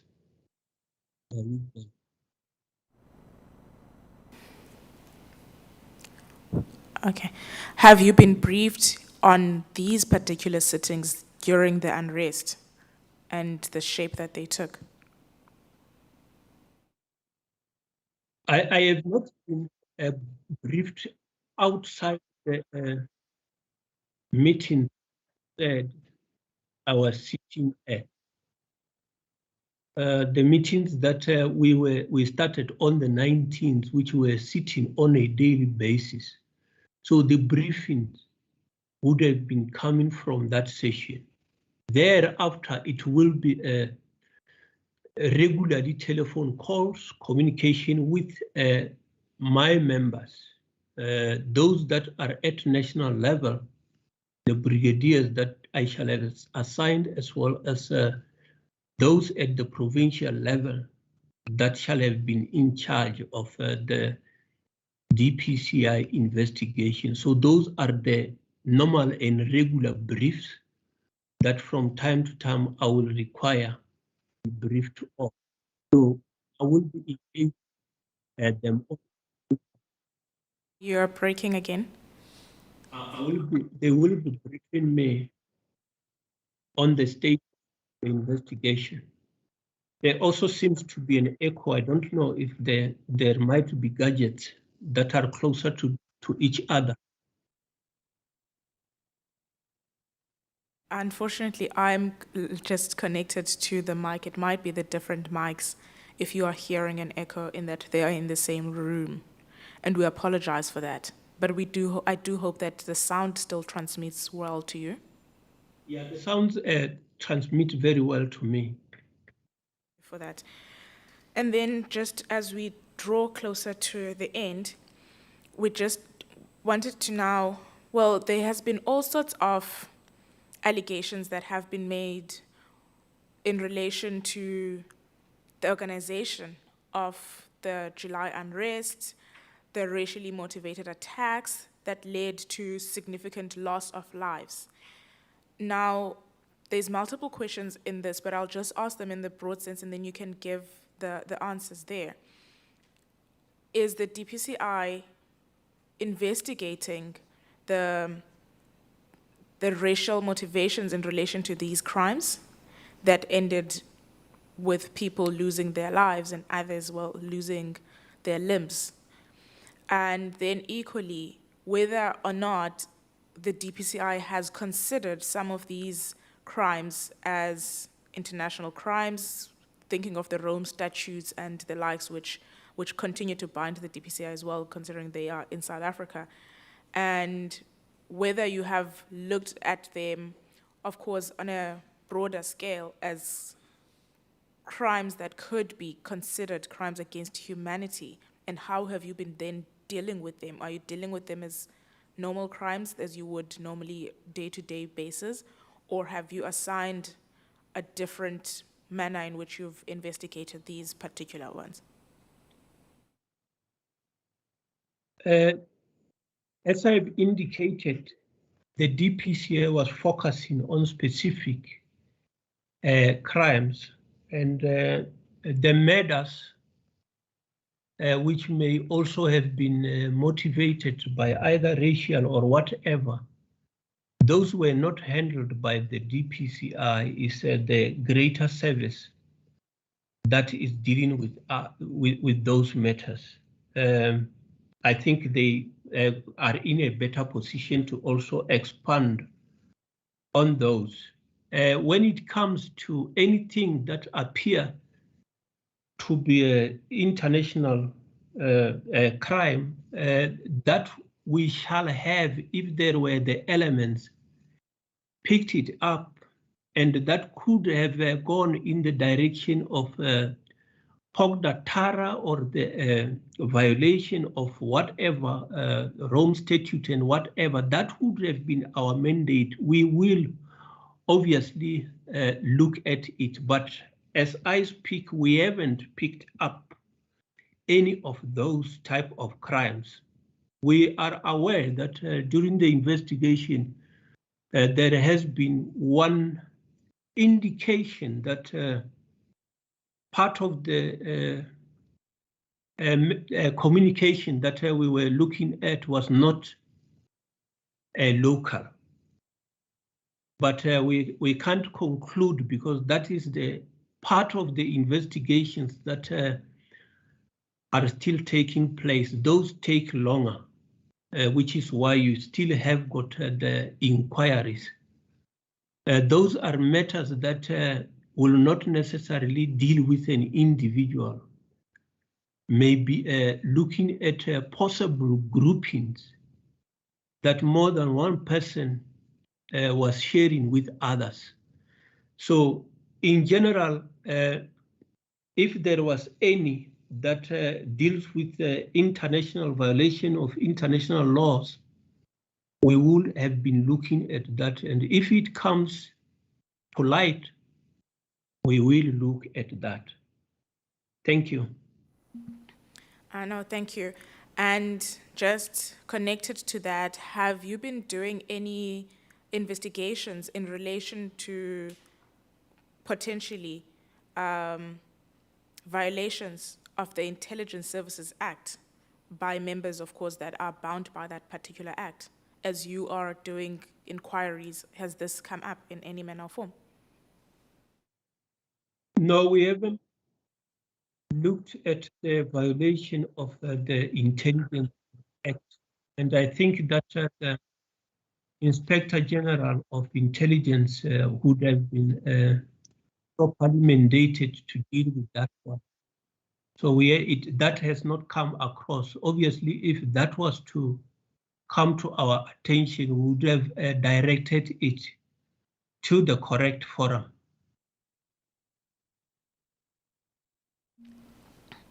Thank you. And I think then my last question, before I hand over, if you may give me a second, please.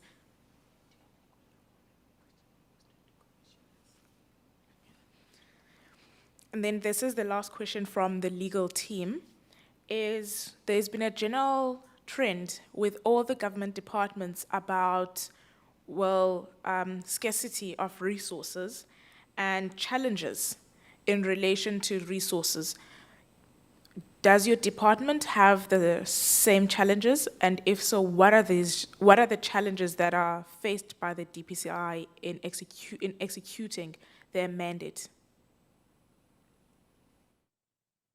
The challenge that the DPCI has, which is what we have always raised and indicated, is the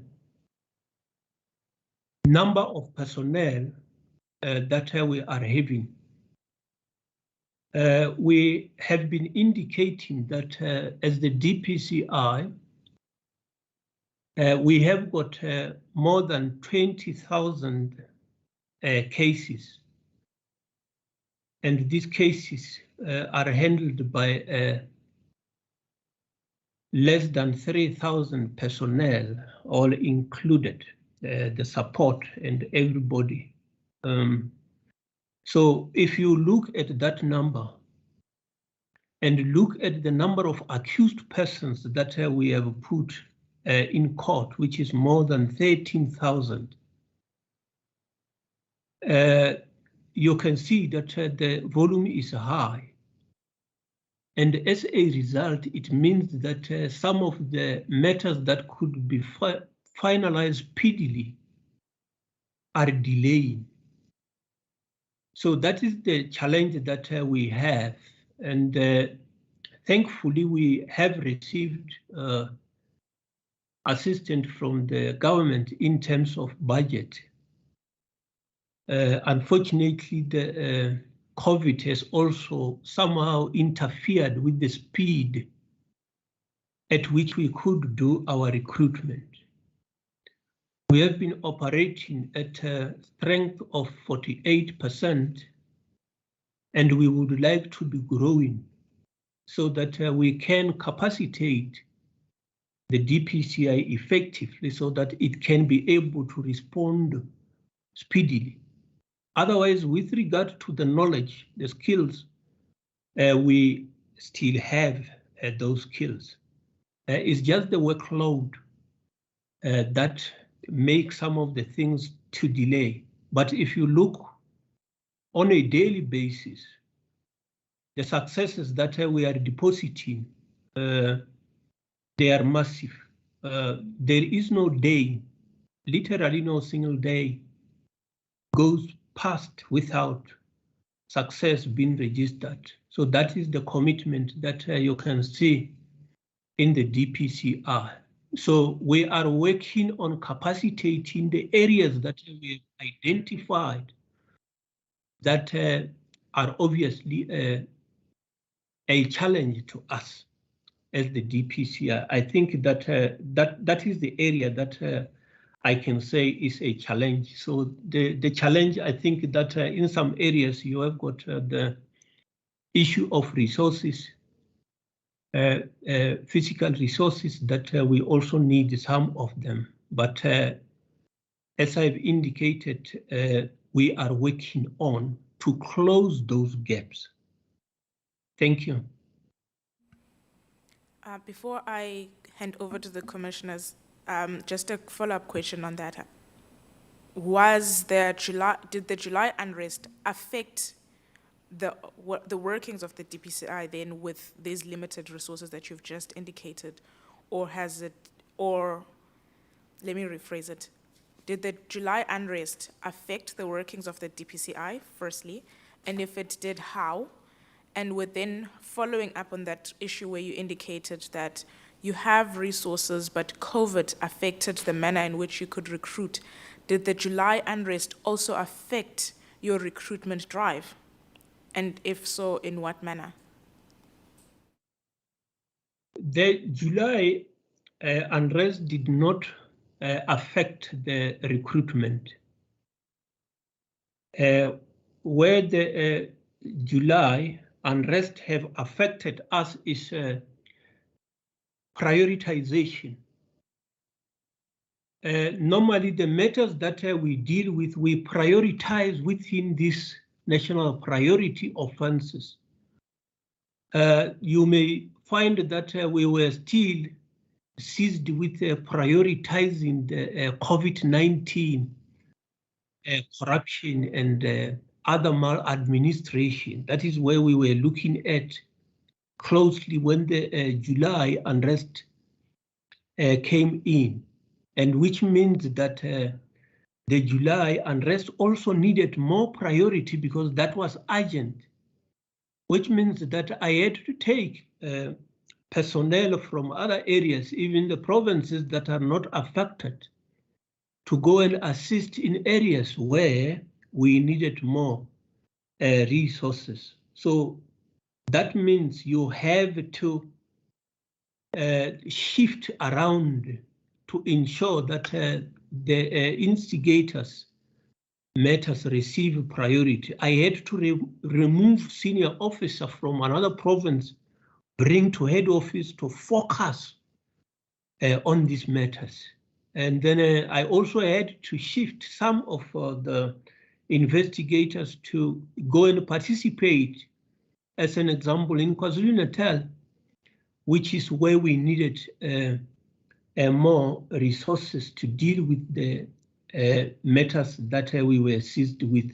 So that is how I can say it affected the workings. And I have also indicated that we had to have regular meetings every day. So after hours, we had to be meeting to ensure that we deal with these matters of instigators literally every day. And then when time goes on, we had to adjust. But that affect the workings that we had. And also part of our support officials who are working in the priority specialized investigation had to also prioritize these matters that we were seized with because they were a national priority. So that is how the workings of the DPCI were affected. Thank you. Thank you so much, General. We'll now be handing over to the commissioners. That was the end of our questioning from the legal team. Thank you again, once again, for your time. Thank you. Thank you very much, General. So the members of the panel will also ask a few questions to clarify and so forth. First of all, would I be correct to say that South Africans are largely dependent on the DPCI to uncover through its investigations who the masterminds behind the July unrest were? It is correct, Commissioner. We are what lead the investigation in trying to uncover who are the masterminds, and we do that in collaboration with the intelligence community. And we also appreciate the information that can come from the ordinary people who might shed light. Thank you, Commissioner.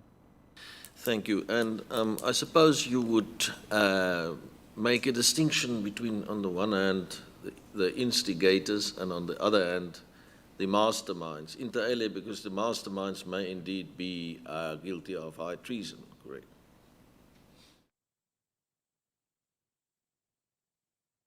Yeah, so it may be defined or described in the question that some instigators may be seen to be more influential, such that they are labeled as the masterminds, and some of the mastermind may not necessarily have been directly closer to those who are executing the directions that comes. But it is a matter of level. So these are both influencing others to commit crime. So the masterminds and the instigators are more or less in the same category. It might be a matter of how one distinguish that this one is more influential than the other. So that is my interpretation, Commissioner. Thank you very much, General. The National Police Commissioner made mention of a so-called mastermind report that is being compiled. So would it then be correct to say that the input from the side of the DPCI would indicate what the content of that mastermind report would be? Yeah, I take it that the DPCI will be approached to contribute in compiling what the National Commissioner may have been talking about. Thank you, Commissioner. Do you have any indication to South Africans as to when you hope, I know you can't give a specific date, but to conclude the investigations that you are involved with as the DPCI? That is now the high priority crime, organized crime investigations. We will obviously not be indicating the timelines that everything will be finalized, but it is a priority. And we emphasize it daily that this thing can't carry on. We need to finalize the matters. As you shall see, we have already finalized others. Others are ready for trial. Others, obviously, there is mutual legal assistance that we are working with other jurisdictions, because some of the platforms that the perpetrators were relying upon are not hosted in the country, which means that you also need mutual legal assistance.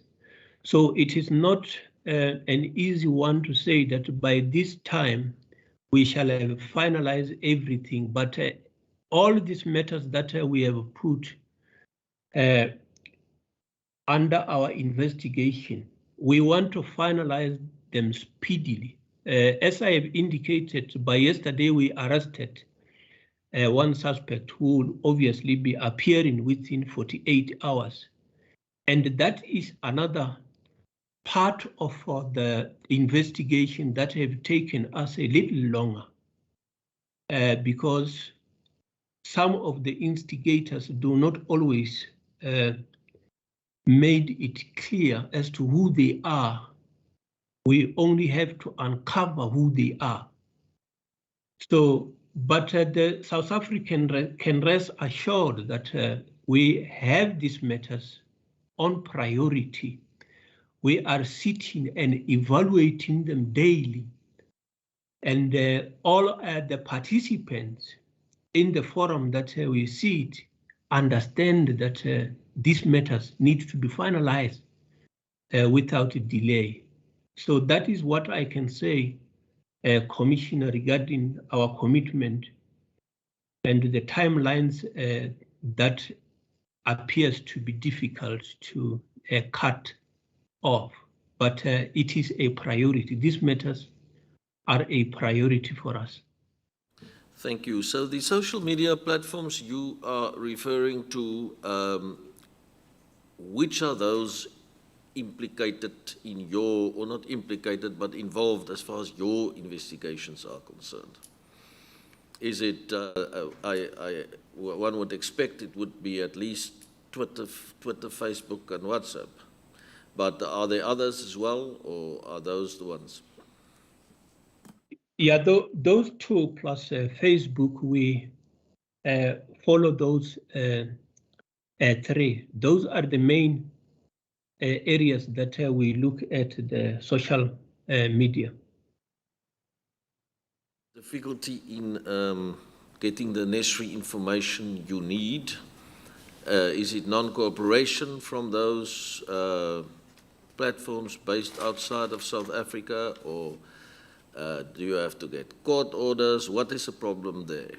Because I have mentioned to the National Police Commissioner yesterday that the Commission, the Human Rights Commission, has received the cooperation of Twitter to trace a specific comment made on Twitter, I think it was. So what is the difficulty there? There is a cooperation that we are getting, but for the purpose of going to court, you need a mutual legal assistance, because some of the information that you may have may assist you in conducting the investigation. But for the purpose of place evidence in court, you need the mutual legal assistance so that that matter can come through the admissible way. So that is what will obviously take a little bit of time. And also at the beginning, getting the correct information that you need also take time, as some of the individual will not necessarily use the information that helps to identify them. I will not detail much so that I do not make others wiser in this regard, Commissioner.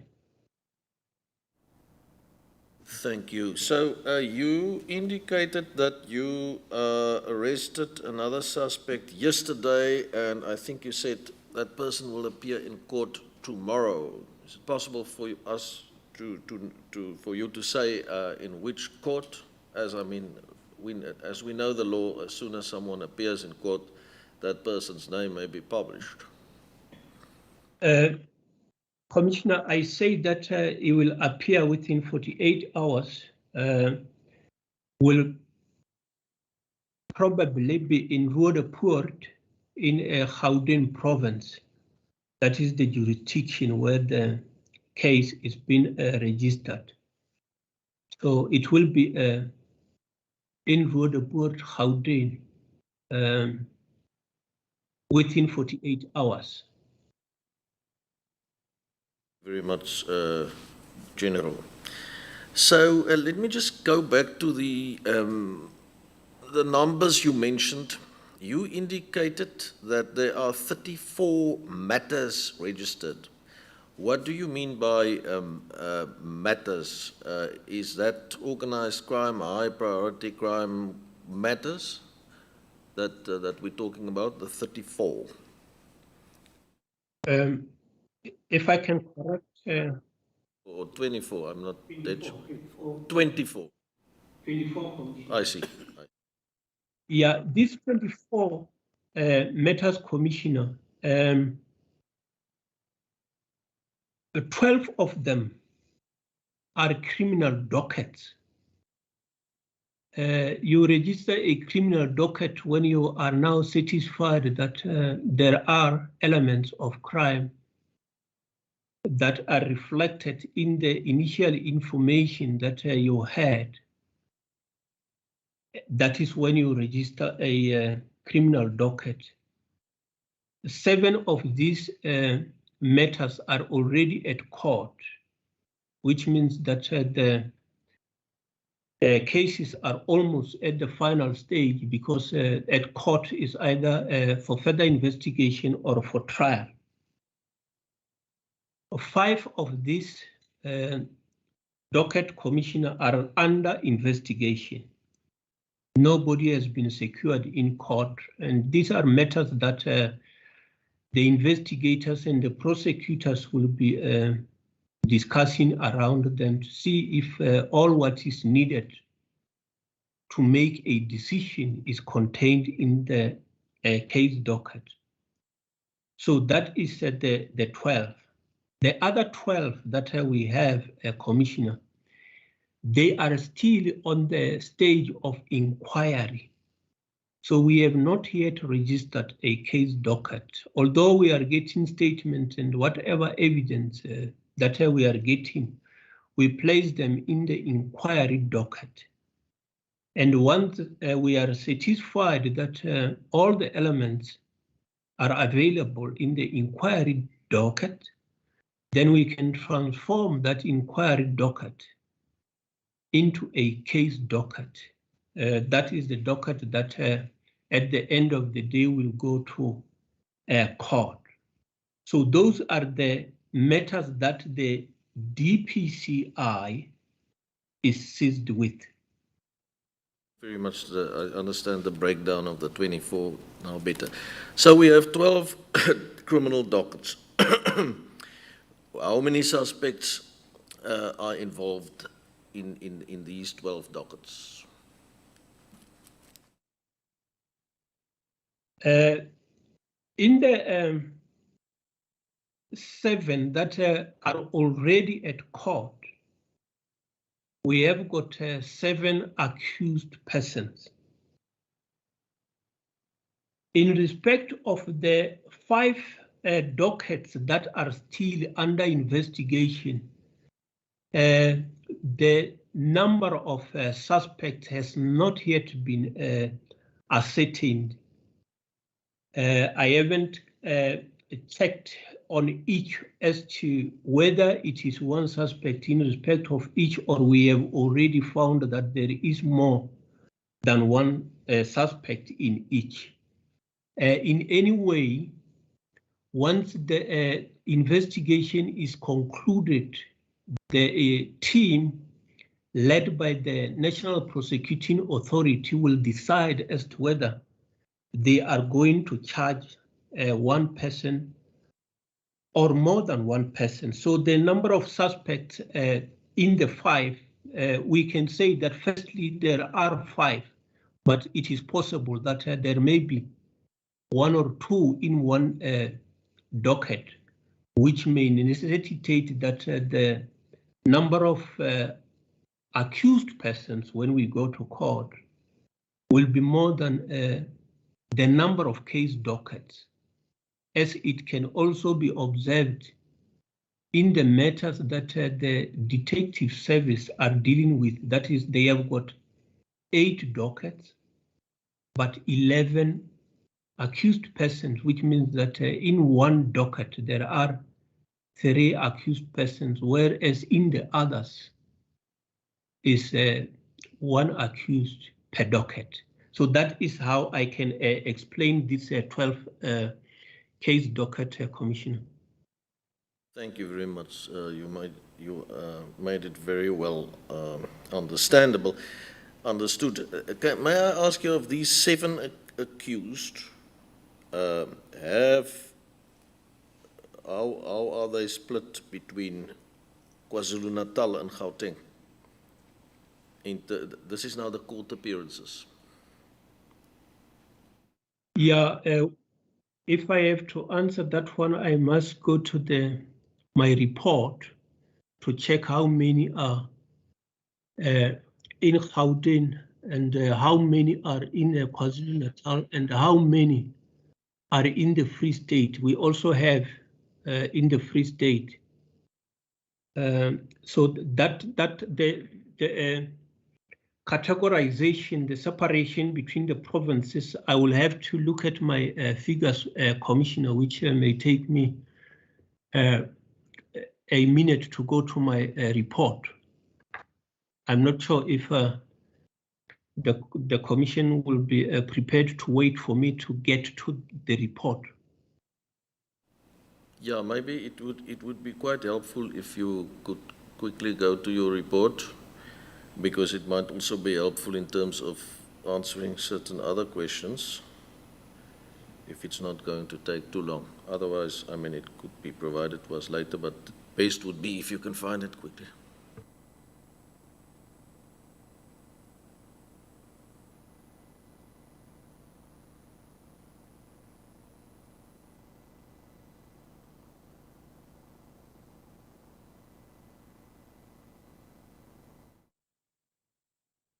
In these 7 matters, I have got one in the Free State. I have got 3 in Gauteng. I have got 2 in KwaZulu-Natal. Let me correct the Free State. The Free State is also 2. 2 Free State, 3 Gauteng, 2 KwaZulu-Natal. Thanks, Commissioner. Okay, that makes 8, and the NPA in KwaZulu-Natal tells us there are 3. So maybe some of these figures have changed a bit, but that's fine. So I'd just like to know then, have these people all that you've mentioned now, 2 in the Free State, 3 in Gauteng, 2 in KwaZulu-Natal, have they already appeared? Or what is the split there in terms of who still needs to appear, who have already appeared? In these matters that I'm talking about, Commissioner, are all on the court roll. They have all already appeared, and one is still in custody. Bail has been opposed. The rest are out on bail. So that is the status of the matters. So as far as these, the people involved here are concerned, obviously then their identity has become public by means of our, the working of our law, and we can also get an indication as to what the charges are in these instances by operation of our law. Can you make that available to us now, or maybe later, or however you want to do it? But I mean, it is after someone has appeared for public consumption. Yeah, the names are available on the individuals. Indeed, they have already appeared.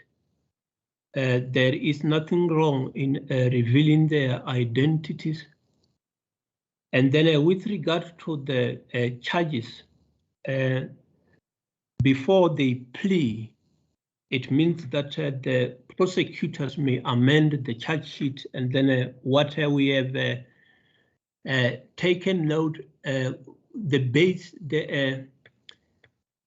place where we started was the Riotous Assemblies Act, that incitement to commit crime. That is where we started. So the physical charge sheets themselves will be the province of the prosecutors, who may amend before pleadings. I have got the names of the accused person. Reveal that? In the Free State, the first one is Mr. Sidiga.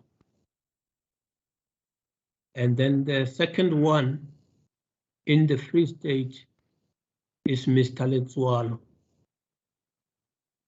And then in Gauteng province, the first one is Mr. Skakani. The second one is Mr. Munisi. The third one is Madam Majosi. And then in KwaZulu-Natal, the first one is Mr. Kanyile, and the second one is Mr. Zuma. So those are the accused persons whose matters are handled by the Hawks.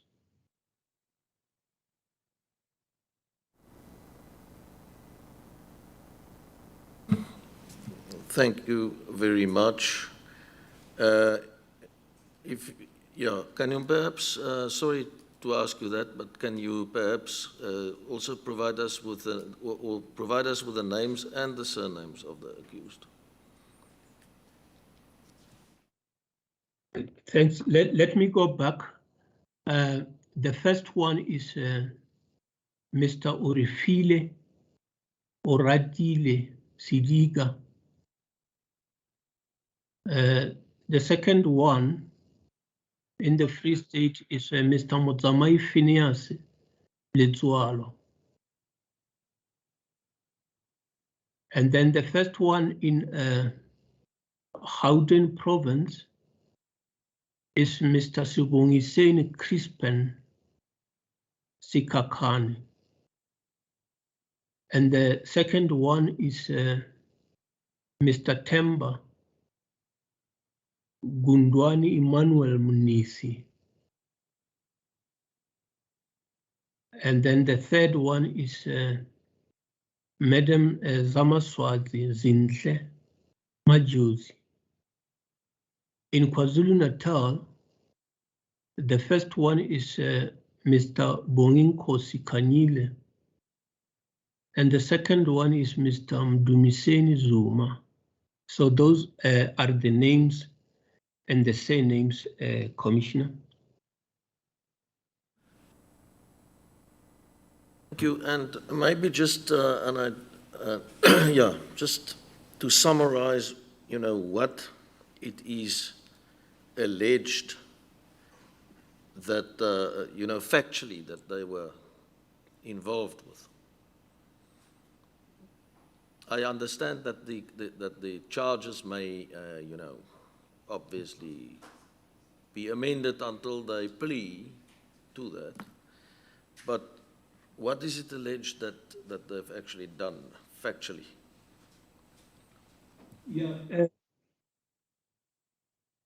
Commissioner, I think with regard to the details of each is something that will not sit well elaborating, because that is what needs to be presented in court and be defended. I would respectively on this one say that they were alleged to have been involved in instigating others to commit a crime, including public violence and destruction of property. The details of each, I would request that it be saved for court, so that I'm not the one who unpack the nitty-gritties of the allegations, but it is the instigation of others to commit crime, Commissioner. Thank you very much. You also mentioned that the detective and forensic services, that they are dealing with an additional 8 dockets, 11 accused persons involved here. And 1 case withdrawn. What I'm interested in here, first of all, is why are these also organized crime, high priority matters? Or are these matters of a different nature, because you say that the detective and forensic services of SAPS, the broader SAPS as you call it, are dealing with these? Or otherwise, in other words, why are these 8 dockets being dealt with by detective and forensic services and not by yourselves? They are in the same category as the one that we are dealing with. In that the arrests were already effected by the detective and forensic services. We did not deem it necessary to take away the dockets, but we decided that we shall work closely with them Some of them, there were also inquiry that were already being conducted by the DPCI, which we just incorporated into their investigation. But in terms of the law, it allows us that I may, even if it is a national priority offense, direct the provincial commissioner to continue with the investigation that they are conducting. That is why we monitor the progress, but we are not taking away the investigation. So this we are monitoring jointly with the rest of the instigators that are investigated by the DPCI. Thanks, Ed. Thank you. And they charged in broad terms with the same offences, instigating others to commit crime, including destruction of property. They are charged with the same. Of course, the alternative counts and the like is something that the prosecutors may unpack, but generally is the same: instigators, incitement to commit crime, public violence, and the like.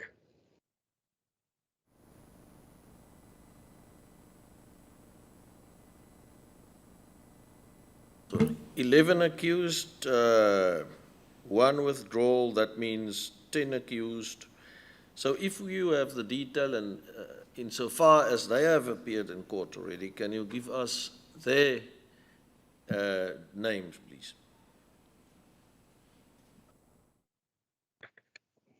Provincial breakdown, if you have it available. Otherwise, you can maybe provide it to us in writing. As I've indicated, 1 is withdrawn, and I will not mention the name of that one. The first one is in Mpumalanga enforcement. That is Mr. Mahlangu. I don't have the full name. I only have the initial, Mahlangu. And then the rest are in Gauteng province, which is Mr. Brian Nkunu, Mr. Bruce Nimerhout, Mr. Sibusiso Mavuso, Mr. Savelo Msomi, Mr. Ike Tamsanka Kumalo, and Solanis Laule, SD Nhlabo, DS Way, and SC Zondo. Those are all in Gauteng province. Thank you very much. As far as your investigations that you are still busy with and haven't completed are concerned, is anyone up to this point implicated in high treason as far as you are concerned or not? That is now so I mean, clearly according to you, it doesn't appear that any of these people, the 10 or the 7 + 1, 8, that none of them are going to be charged, most probably charged with high treason. So what I'm asking in terms of the other cases that you are looking into, those are 12 matters that are at inquiry state. Any people there which forms part of that investigation being implicated for high treason as far as you are concerned or not? At this stage, we haven't picked up the element that these individuals under investigation have committed high treason. When the investigation is completed, we shall see if these elements arise. Okay, thank you very much. I think I will leave it there for the moment. Commissioner Tuli? Commissioner Massa? Just one or two. Thank you, General. Just one or two, for clarity, there are currently 8 of the 24 that are in custody. Is that correct?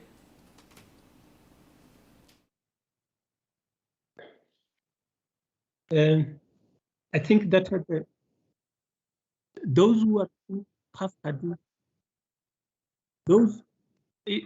I'm not sure if the 24, maybe the commissioner might be referring to dockets and not the accused persons. The number has not yet reached 24. So all the arrests, if we combine them, it would only reach 19. So I think that the commissioner might be referring to 24 being the dockets and not necessarily the accused. I'm not sure if the commissioner would like to rephrase the question. My understanding is, thanks, General, my understanding is that the 12 you said that are registered, out of the other 12 you had 7 and 1 other person will be appearing in 48 hours. So my question is, if you look at those who are in court, 8, and the 5 others that are still being processed, but my question is, what about the other 24 dockets that are there? Have those people been arrested or are they still to appear? Maybe let me put it in this way. The 8 that we have arrested, 7 have already appeared. The 8th one will appear within 24 hours. That will be 8.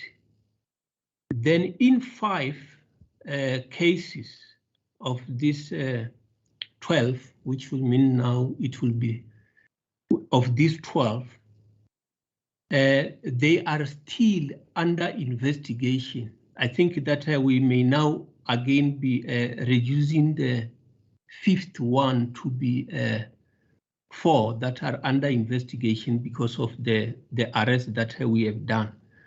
But all what I can say is that 8 have already appeared, 7 have already appeared. The 8th one will be appearing. So 8 dockets will now be placed at court. And then the 4 will still be under investigation. That is the case docket. I haven't included the inquiries. So in those that are still under investigations, no arrest has been effected on those. Commissioner? No, I understand it, General. Then my last one, in 2020, there was a famous person in this country that took the Riot Assembly on review, and certain parts of the Rioters Act were declared unconstitutional. And you are pretty certain and sure that when you use the Rioters Act, it will not be those clauses that were part of the unconstitutionality. We are working and being guided by the prosecutors who are obviously going to be prosecuting on these matters. They are satisfied that the charges that they are putting forward have not been set aside or repealed through the decision by the high courts. So we are comfortable that the prosecutors have applied their minds on this ones, Commissioner.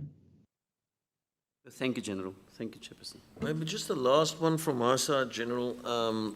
Just more in general terms, maybe for us to understand that especially these people who have already appeared, that is now the 8 plus 10, which is 18. You know, what are the associations generally that would be alleged? Association with criminal syndicates, association with political formations, association with what kind of institutions? General terms, not, you don't have to say this one with that and that one with that, whatever the case may be, but so you know, what are those associations? Yeah, we of course have observed that some, two, we have observed that there are members of political organizations. One seems to be a little higher in hierarchy. The other, we are not sure of the level. The others, we haven't picked a political association, but they belong to other institutions, be it the legal fraternity or be it a business organization. So that is what we have been able to observe, but they are not being charged for belonging to those entities because of their right of freedom of association and the like. And then I may say that with regard to the link with others that we might also be investigating, it is not coming in the ones that we have charged, but maybe it might later in the investigation that we are doing. So that is what I can say, but as I've indicated, those are not will not be appearing on the charge sheet, the organization and the like. Thanks. Yes, no, quite understood. Yes, that would be all from my side. Anyone else? Thank you very much, General. We really appreciate your cooperation with the Commission. We might be at some later stage be in touch with you again because, as I say, your investigations are quite central to, you know, establish if this was indeed organized, as many allege, who played that particular role, and I think the nation wants to know that very critically, and they have the right to know that because it does appear that violations of the rights, including security of the person, etc., has taken place as a result of that, if it was indeed an organization that of the events that took place here. So it's from that perspective also why it is important for us to make sure that we are also happy that the matter is properly and expeditiously and efficiently investigated. But thank you very much so far. We really appreciate your cooperation and your appearance here today. Thank you. Thank you very much, Commissioner, and your colleagues as well as the evidence leaders. I appreciate the opportunity. Thank you. Thank you very much. You are excused. You may log off, General. Thank you. Thanks again. So we will now stand down. As always, we are under time pressures. We were supposed to have stopped at 13:30, half an hour late. So we basically have half an hour lunch, and then we'll return here for a continuation this afternoon of the testimony by the KwaZulu-Natal Provincial Commissioner of Police, Lieutenant General Mkhwanazi. Thank you very much.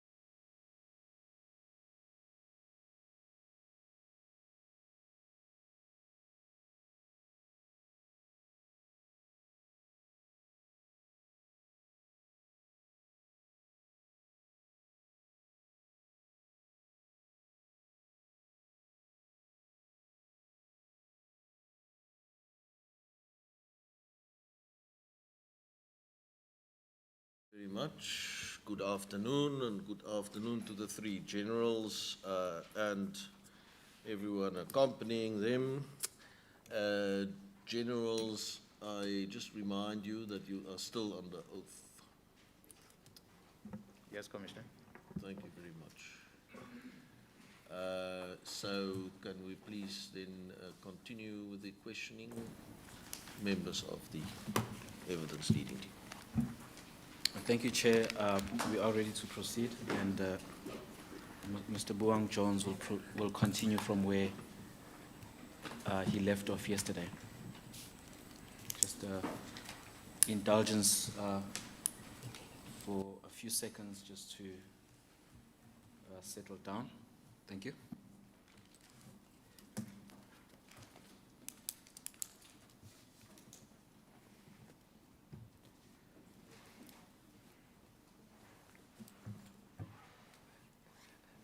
Thank you, Chairperson, and good afternoon, Provincial Commissioner and your cohort of leaders. Yesterday, we left off our discussion.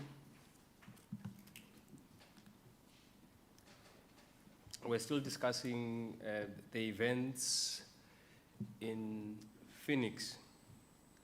And I'd asked you about the barricades that were set up.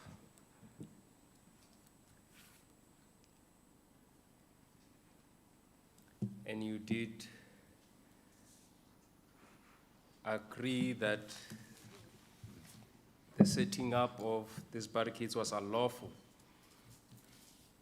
What is it that you did, noting that this was an unlawful act by residents of Phoenix, where you were at the time? What did you do about it as the police commissioner in KZN? Thank you, Commissioner. As I said yesterday in our briefing, that upon realization of what was going on in Phoenix, we felt that the station is under pressure, and we needed to deploy more resources that are going to help to stabilize the situation speedily in Phoenix specifically. We then had the extra deployment, as I reflected yesterday, of additional police officers that were sent through to go and police Phoenix.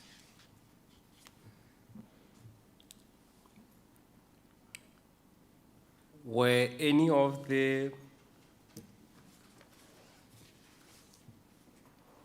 so-called anti-looting patrollers arrested for setting up barricades on public roads? Commissioner, the time of setting up of those barricades was not necessarily known by the police in some instances. In some instances, as when the people that were setting them up see the police, they will run away and leave the police there. And as we started, the police will have attempted to remove those barricades.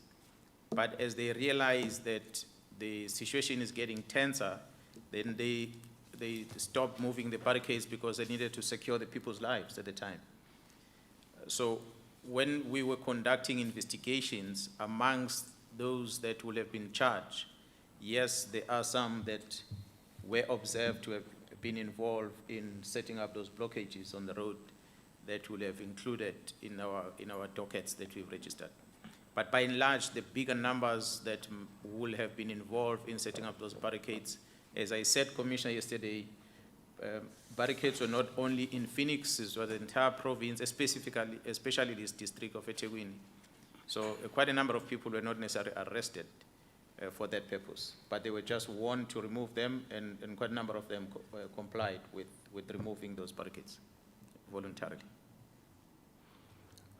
How many of them were apprehended by the police, specifically for setting up this or putting up these barricades on public roads? Commissioner, I will be lying if I were to give the number before this commission, because I will have to study each case docket that we registered during the July unrest, but a total of over 3,000, and I said yesterday, 3,093 suspects were arrested for every other case registered in relation to the unrest at the time. Were any of these patrollers or anti-looting patrollers arrested in your presence? Specifically in Phoenix? No, negative, sir. No one was arrested in my presence.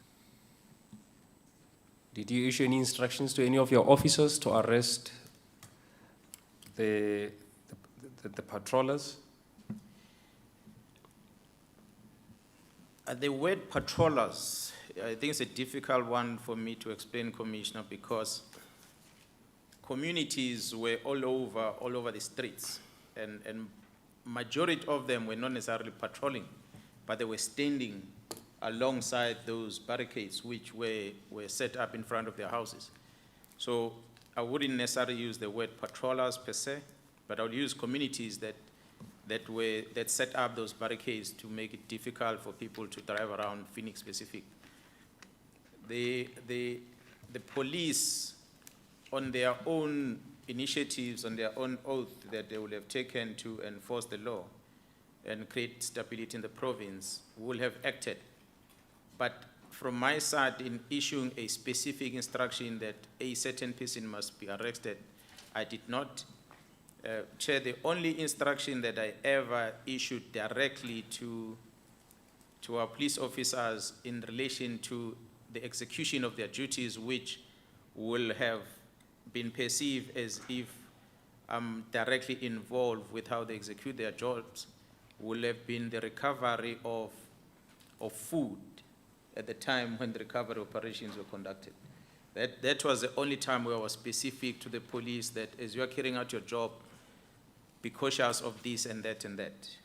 But the question is not about that. The question is about specifically instruction on barricade. So I did not issue an instruction for all these 3,000 people to be arrested, as they were arrested for different crimes, including the setting up of barricades. And yesterday I asked, I hope you've reflected, can you still recall the dates or the date you visited Phoenix? Because I want to ascertain whether was it on the day where 33 people were massacred, or was it before that? When exactly was it? Commissioner, yesterday I could not confirm the date, and I even said to the Commissioner, because I did not necessarily write down on a diary as I was doing that, I will have to go and verify by checking the logbook of my car or the tracker in my vehicle, because I use my vehicle, so I can be able to get that and finish the commission with that information. It will give me the exact date when I drove to Phoenix and the times. As you entered Phoenix, how many barricades did you observe? Commissioner, I would be lying if I know the number, but the main road that enters Phoenix from the, I think it's M41, I drove on that road all the way towards the police station. It was just many of them. Almost every, just guessing, almost every 5 meters, you had barricade. So the way they were set up, a road with 2 lanes, a north and south lanes, the barrel line in the middle. They will put a tree across the whole lane on the left and only leave the right side open. And about 5 meters down, they will put another block of stones on the right side, and they will leave another 5 meters and they'll put another barricade on the left. So forcing a driver to drive on a zigzag form as you are driving through, and only one car can drive at a time. So that's how they were set up. So you could imagine the kilometer length of the road, not only one road, but a number of roads, including the vehicles that were banned. They were also set up like that, so which tells me they will have forced those vehicles to park like that before banning them, which shows that it was a deliberate act. It was not by accident that the vehicles were banned. During our own inspection in local, we were taken through what transpired by some of the victims, and we were shown where the barricades were set up.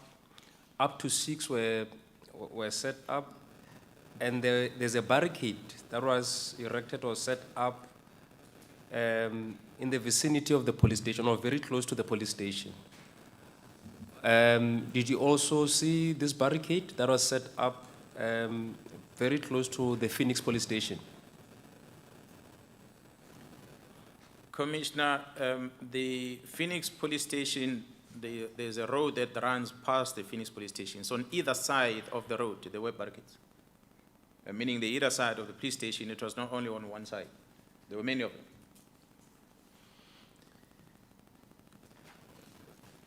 As the provincial commissioner, do you take overall responsibility for the inaction of your members who failed to apprehend these groups that erected and set up barricades on a public road? And in some of these barricades, we were informed that's where some of our fellow compatriots lost their lives. Cars were burned. Do you take overall responsibility as the provincial commissioner for the lives that were lost as a result of the barricades that were set up? Commissioner, the South African Police Service, the Constitution mandates the South African Police Service to prevent crime, combat crime, investigate crime, protect the property and the citizens in this republic, and also uphold and enforce the law, maintain public order. So those are the responsibility given to us by the Constitution of the Republic of South Africa. And I'm assigned as a provincial commissioner, assisting the national commissioner appointed under the Section 207 on what is it that I must do in the provincial office as a provincial commissioner in KZN. There are 5 programs that we work on in the police. Program 1 being the administration, that's everything that is on a corporate support, governance, and the likes. Program 2 is the visible policing, where my colleague Jarama Kobal is commanding. Program 3 is the investigation part of things. 4 and 5 are the functions, responsibility of the head office, which is crime intelligence as well as protection service. But for the purpose of the question being asked, Commissioner, it is my job to see to it that the 18,000 personnel that we have in the Republic, in the province of KwaZulu-Natal, execute these duties as outlined by the Constitution without fail. Now, in this instance, a lot of people died in this province. In this instance, property was destroyed in this province. Now, if we're going to argue the value of the property destroyed, the amount of lives that might have been saved or they were saved during the process, we weigh the two and we say, how was the police performance?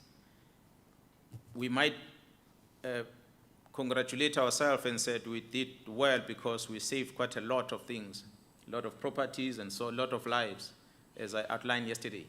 But the reality is the Constitution does not give us a percentage of performance. It tells us that we shall prevent crime, regardless of how much. So it means, in other words, the performance of the police is expected to be 100%.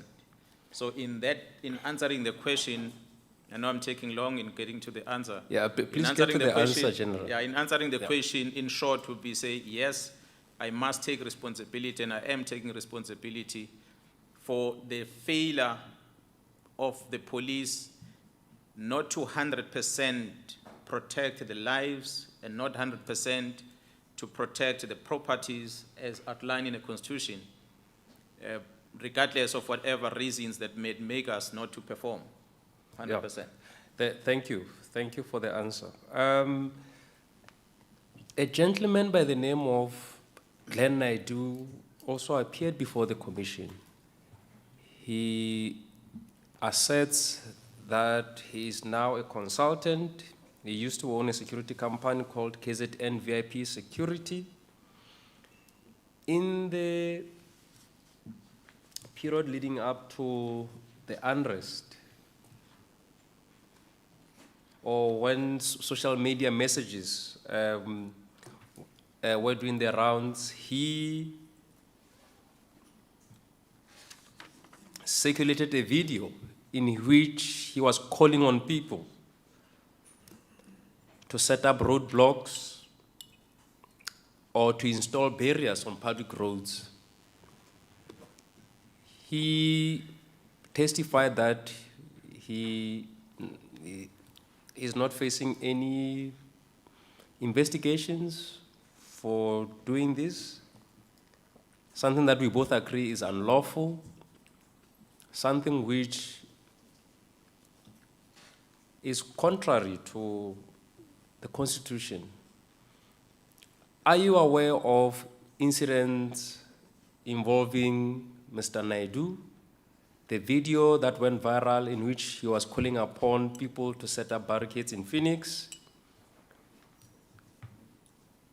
before the massacre on the 12th of July? Commissioner, I cannot be 100% sure of the name, but if you are referring to a gentleman who was in charge of the security company, KZN VIP? Yes. Yes, I am aware of the video that I was informed that it is him that appeared on the video, that the inquiries have been made with regard to that by the investigation team. So in terms of the status of it, Commissioner, I cannot say it now whether the case is with, or the inquiry is with the SAPS or is with the DPCI. I will have to confirm that correctly so that I can finish that information to the Commission. Well, when communities set up barricades, barriers,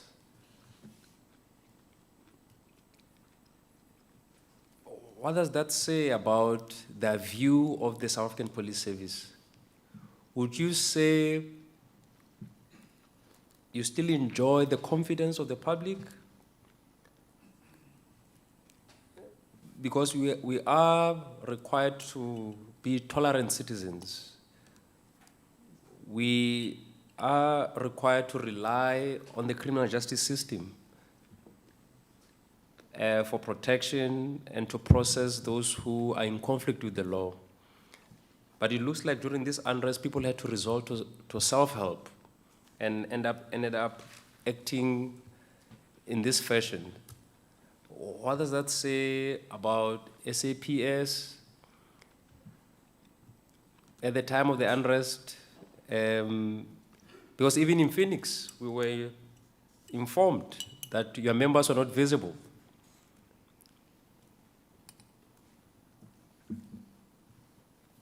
Commissioner, I'm not an analyst. I'm not a statistician.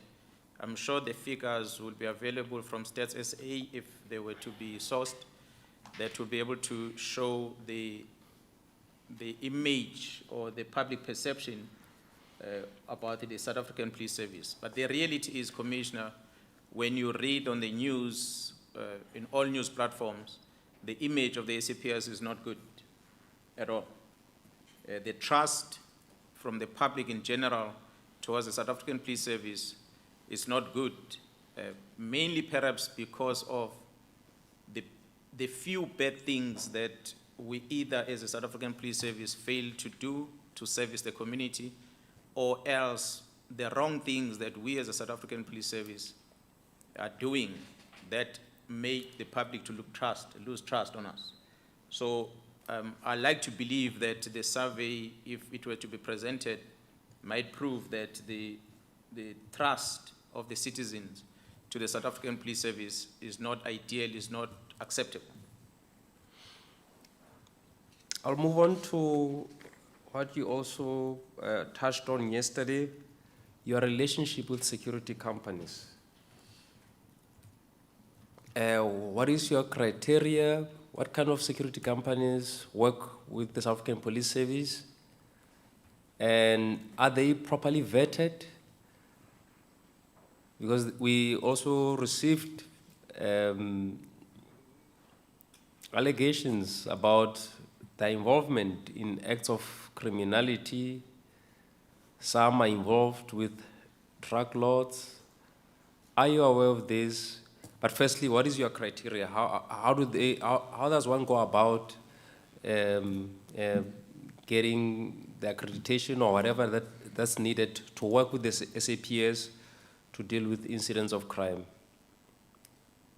Commissioner, the Constitution forces the South African Police Service to work with communities by using a structure called Community Policing Forum. It simply says that the South African Police Service, I think government understood that as they were writing that section in the Act, that you will never have enough police officers that can be able to 100% service the community. So as a result, it is important for partnerships to be in place. And hence, the partnership come in different forms. Under the same community structure, the Community Policing Forum structure, we have a program to recruit reservists into the police, and we sign them different categories of them. And we also have a program of partnership with different structures that will assist us in executing our duties. So security companies, they service the South African police in different forms. There are security companies that are more into the IT space, who assist us with technology and surveillance and the likes. And there are security companies that will be providing some physical resources that help us in as far as human resources, in terms of being eyes and ears of the South African Police Service where we need some assistance. So they provide different services, and some of them, they go as far as will help us with a fleet, be it boats, be it vehicles, be it aircrafts, that enables the South African Police Service to move from point A to point B. So we have different memorandums that will enter into with different security companies for the purpose if we need to as a police. But by and large, majority of them, they are part of the Community Policing Forum structure, and as they are carrying out their duties and whatever they are spotting, they're communicating to the South African Police Service that allow us to operate with speed. Let's go back to the letter that you transmitted to the National Commissioner. We're still waiting to be finished with the copy of this letter.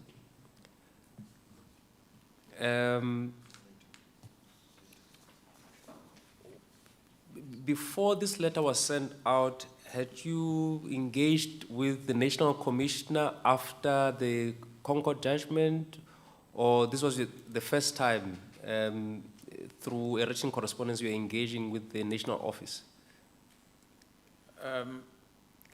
Beside phone calls, Commissioner, that I might not have proof of here before the Commission, the letter is an official document that you can present as evidence that will say we started engaging with the head office. But as I said, when we're assessing and we're monitoring the broadcasting of whatever that was happening in front of the former President's house, we were in constant communication with the National Office with regard to the concerns of what is happening, might be the result of what is happening in front of the former President's house. But that I cannot necessarily say much about it because there's no evidence. So the evidence is on this. That's why I could only use this. But this was at the time when we were putting out the plan. That's when we wrote correspondence because we wanted resources by that time. So it was no longer just an unofficial discussions that we were having earlier. So the judgment is delivered on the 29th of June.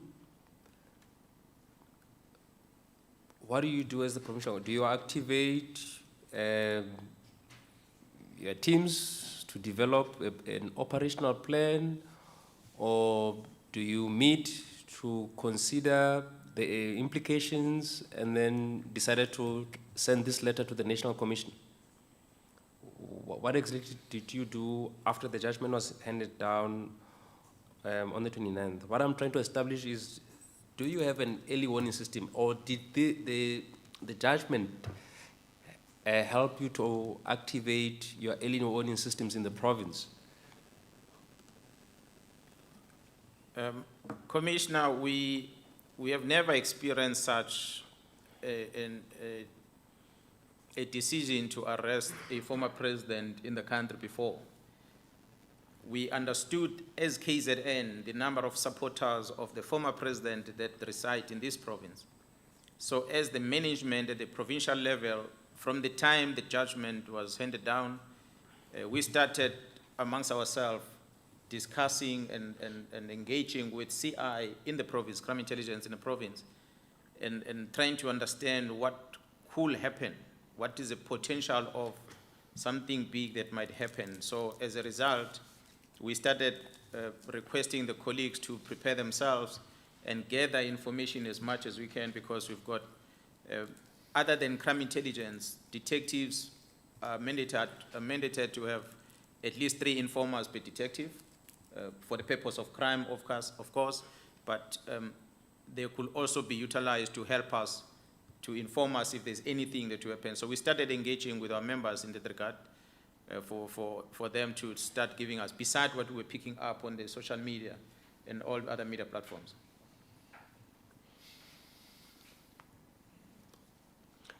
And the operational plan was only developed after a response to your letter, or you had already had a draft in place?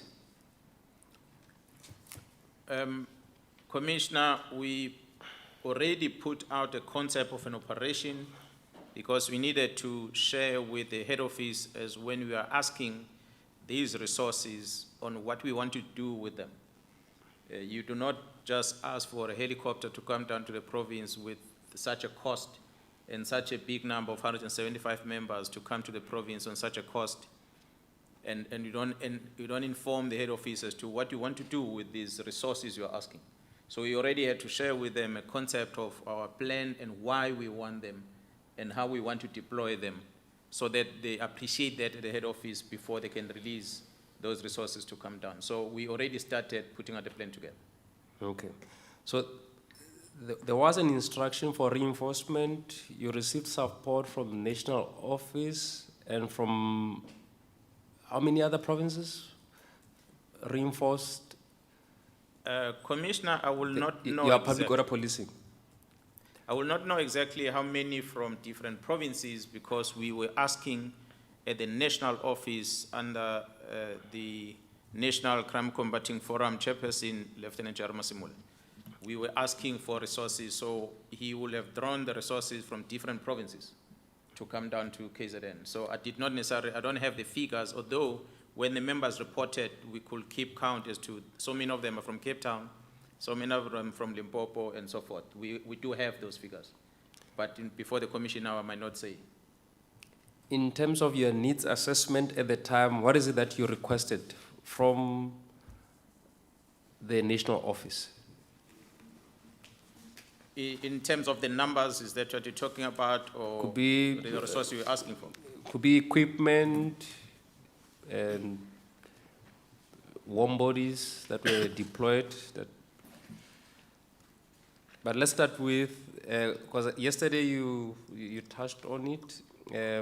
Maybe you can just reflect briefly on the numbers that were deployed, and then take us through in terms of other resources that you needed. What is it that you requested from national office? Commissioner, initially we were looking at least not less than 400 members to come down to KZN. 175 of them were sent first, and we then asked the Deputy National Commissioner Masimula specifically, I said to him, generally in our assessment of the situation with the numbers that you've already released, with the helicopter or the 2 helicopters, we feel that the remaining teams must just be on standby for now and do not bring them down, because our plan might be able to continue with these 175, including when we are going to add our own. We could be sufficient for now. So that's why they did not send the remainder. Otherwise, they would have sent the whole 400 members that we initially asked for. Okay. So as these members, yeah, okay, on other resourcing needs, or what else did you request? Commissioner, we asked for air support, and that's why there were helicopters that were also dispatched. Did you request And water cannons, No, more we did protective not. gas, stun grenades? Commissioner, I'm sorry to interrupt when you're asking questions. Commissioner, we had enough on stock as a province in terms of non-lethal weapons that we needed to use. We felt the 2 water cannons we have in the province are sufficient to be able to handle the Nkandla situation. So we did not ask for anything in addition in our initial request, because our operation was only focused in Nkandla and the surroundings in the main. Okay. Specifically for the unrest, how many, where were the units located and where were they deployed in the province to quell the unrest and to stabilize the situation? Commissioner, we will share, I believe, I'm not sure exactly whether we've prepared the presentation that we're going to share with the Commission as it was requested. But we are going to, the Commission will see in our concept as we deploy the crowd management, the public order police unit, that we divided the province into different zones. Appreciating the numbers that we have and the shortages that we have in the province, we grouped all these 11 districts into 3. And then we allocated the public order police vehicle members into these zones so that they are able to respond to any incidents that are happening in their area. So that was our deployment strategy in as far as crowd management is concerned during the unrest. The units deployed from other provinces and from the national office, can you still recall when did they arrive in the province? Commissioner, I did indicate the dates yesterday that the first batch of members that came as a result of the operation at Nkandla arrived on the 3rd of July, and the second batch that we received when the unrest started to erupt in the province came on the 11th of July, and the last group that we received came on the 13th of July in 2021. And when the units got to KZN, who from your office briefed them? Commissioner, the operation, as General Makoba indicated yesterday, that she was in charge of an operation of all the uniform members that are in the province. But in as far as the operation of unrest is concerned, a Brigadier Damane, who is the head of Public Operational Response Service in the province, took charge of the operation, and he was supported by one Major General Mkwanazi, who works at the Division Operational Response at the head office, who is responsible for public order police units in the country. So they took direct command because of their expertise. Commissioner, maybe further to explain was that as the operation, as the days were progressing, in many meetings they were having with the national office, we requested the deployment of the provincial heads of operational response, because each province has got a brigadier in charge of operational response. Operational response, the one where public order result. We requested the deployment of some of them. I know the Brigadier of Eastern Cape, Brigadier of Free State, Brigadier of Northwest, if I remember very well. I'm not sure if I'm missing another one. All 3 brigadiers were deployed to the KZN province to take charge of this zone strategy that we had implemented, because we had 3 zones and there were colonels in charge, so we brought brigadiers from other provinces that came in to work with Brigadier Daman, and they took direct command of these zones as we're operating. So those brigadiers are available if the commission would want to talk to them. But we felt that we needed expertise in crowd management to take direct command of these crowd situations and not only rely on my colleague Jarma Koba and the district commissioners. So they would have signed the briefing certificates? You are talking about the brigadiers that came in, or you're talking about the... Because I asked who briefed I said Brigadier Tamani. the POP members. So he was the most senior person who signed the briefing certificate, right? I will not talk about the briefing certificate, Commissioner, but I know the briefing will have been done by him. You don't know whether or not there was a briefing certificate signed? Yeah, no, I'll be lying if I say that. And you wouldn't know, would you know then if this briefing certificate was in line with the operational plan you had developed as the province in response to the unrest? Yeah, well, I had no reason to doubt a professional, trained, experienced person like Brigadier Tamane to carry out the task. So I did not doubt it without having to see any certificate. For public order policing, which system do you use and where would one capture the contents of the brief? It is called incident response system that we're utilizing, IRIS. It is a system strictly used by public order police, and it is only to capture the crowd management incidents in the country. And it's accessible to everyone, including you as the provincial commissioner? That is correct.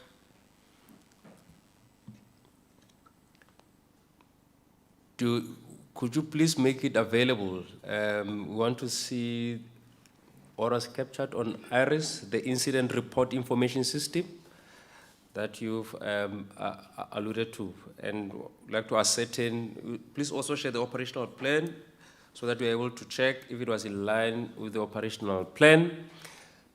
So now you have other units from other parts of the country deployed in the province. Can you tell us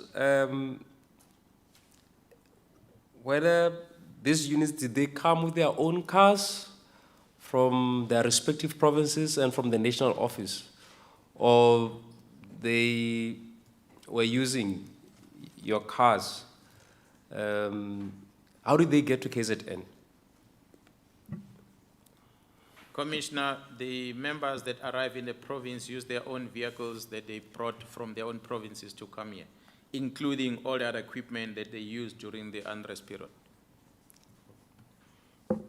And how many of the cars they used were fitted with your GPS system? Do you know? And is this in the briefing?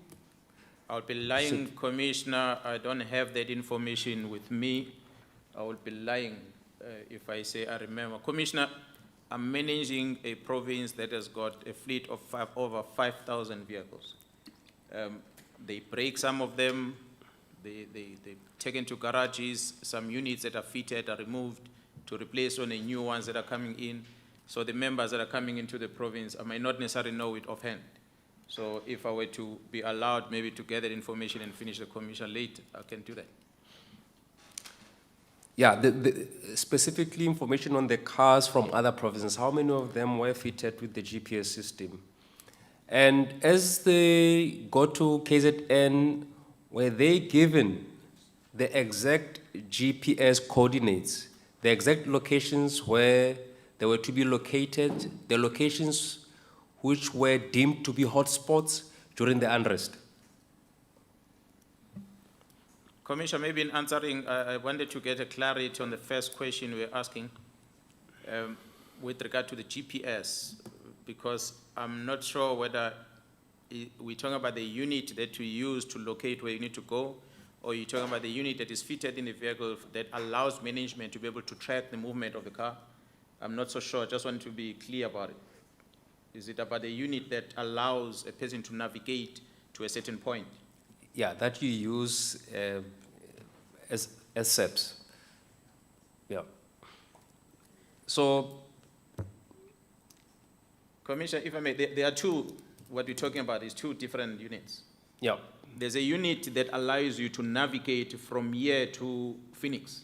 If you don't know where Phoenix is, you put on a GPS and it directs you.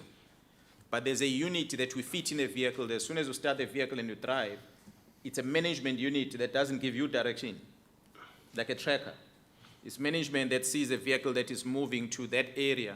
And later when we compare that with what we wrote on the logbook, And when we get videos from the community that says a vehicle was seen loading things here and it did this crime here and the police officers were drunk driving these vehicles, we use those to take the particulars of the vehicle and we look at the vehicle movement system to tell us the vehicle, yes, indeed, it was there, so it helped our investigation.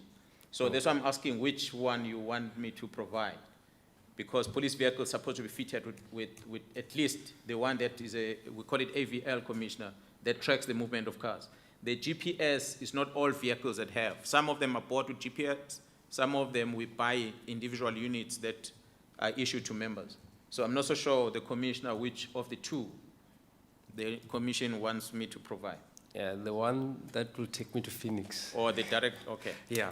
Okay, so where the members of the public order policing from other provinces and from the national office given information on the exact locations where there were unrest incidents, the so-called hotspot areas. Were they given this information? Were they briefed on these locations? And can proof of this be furnished? Because I want to establish the speed with which they were provided with this information, and in return they were able to quell the unrest. Okay, Commissioner, as I said, there were 2 or 3 batches of deployments that we received from the head office. The first one was strictly focused at Nkandla. The call-up instruction that was issued to them directed them to go and find accommodation at Mpangeni and Richards Bay area. That's where they were located, and they're going to be operating from there to Nkandla. When they arrived, they were briefed, and they were given a thorough information with regard to the terrain, the area where they're going to operate, the threat analysis, situational analysis of what was happening in the area in order for them to be ready for operations.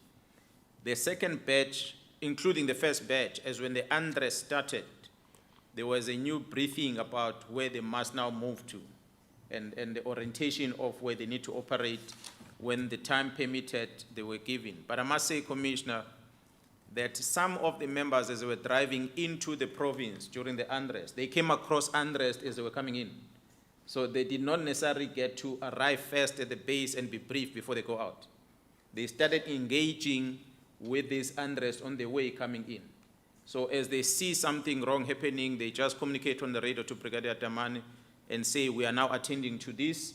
And some of them will have spent even the night on the road without arriving at their hotel or whatever accommodation we booked for them because of the fluidity of the situation we're experiencing at the time. So it's not 100% of them that arrive first at the base to be briefed.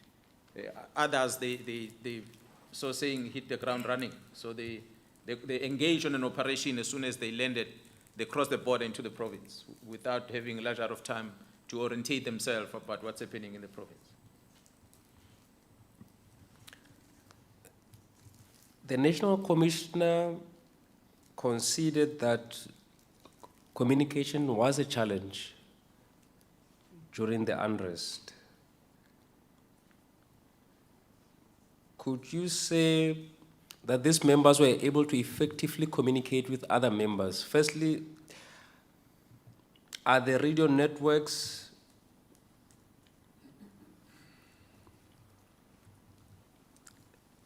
if I'm from another province, am I able, if I'm using the SAPS vehicle from Gauteng or from Limpopo and I get to KZN, am I able to communicate with officers in KZN?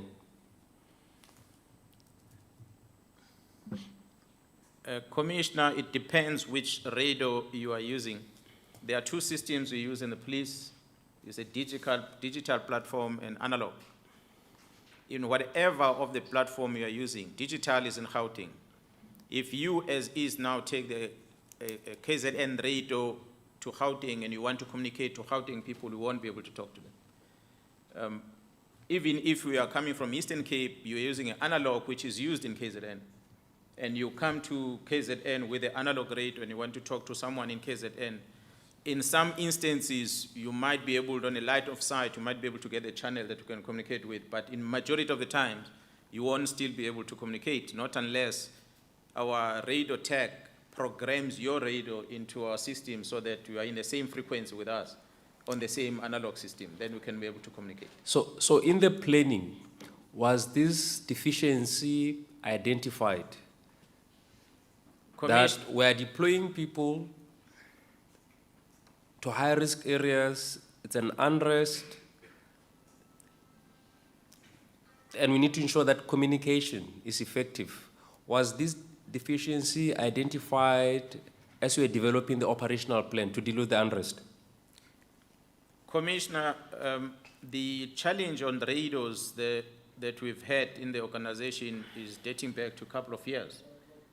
We've always been complaining about it. Incidents in Marikana had proved also that the challenges with regard to communication needs to be addressed with speed, but we are still hoping that it will be addressed with speed. We're hoping National Office will help us on that. But in the meantime, the advantage that we have is that the operational methodology of public order police, we're discussing tactics now that I was trying to avoid. Yeah. But the operational methodology of public order police, they work in sections. So, and they work under a commander. So the commander will have a radio, not necessarily that the members in a section will keep radios. They don't. So they hear the direct command from the commander, a verbal instruction from the commander. So the commander will be in a position of a radio. It is the commander that communicates to someone else, a commander on the other side. So in order to mitigate the communication challenges, the commanders, when they arrive in the deployed province, in some instances, we also sometimes rely on cell phones, but majority of the time, those that will have commanders that comes into the province, they get issued with the local radio in order for them to be able to communicate with the local command structures in sharing information, which information they will relay to their members verbally. Because we don't mix members in sections, we don't mix them in platoons. They might be coming from Cape Town to KZN. There will be a group of 8 members with their commander, and the KZN one is a group of 8 members with their commander. They work as 16 as a team. When they are together, the instruction will come verbally, one to all of them, they will hear. But if they want to communicate to someone else on the other side who can't hear them, then you'll use a radio to communicate to the commander on the other side. So that's how we're bridging the gap. But it still doesn't take away the challenges of radio systems that we're having. To what extent did this challenge affect your response to the unrest? I must say, Commissioner, the radio challenge that we have in the South African Police Service did affect our operations during the unrest because, as I said, it's not every police officer has a radio. For example, the unrest that we experienced in July, you will find police officers, 2 of them in the van, spotting something somewhere, and they want to communicate to a unit, but they don't have a direct channel communication with that particular unit. They'll have to via a radio control to get to that unit, and that delays response time. So until we address that, one of the things that we need to work on, we'll be able to mitigate that risk going forward. But during the unrest, it did have some impact.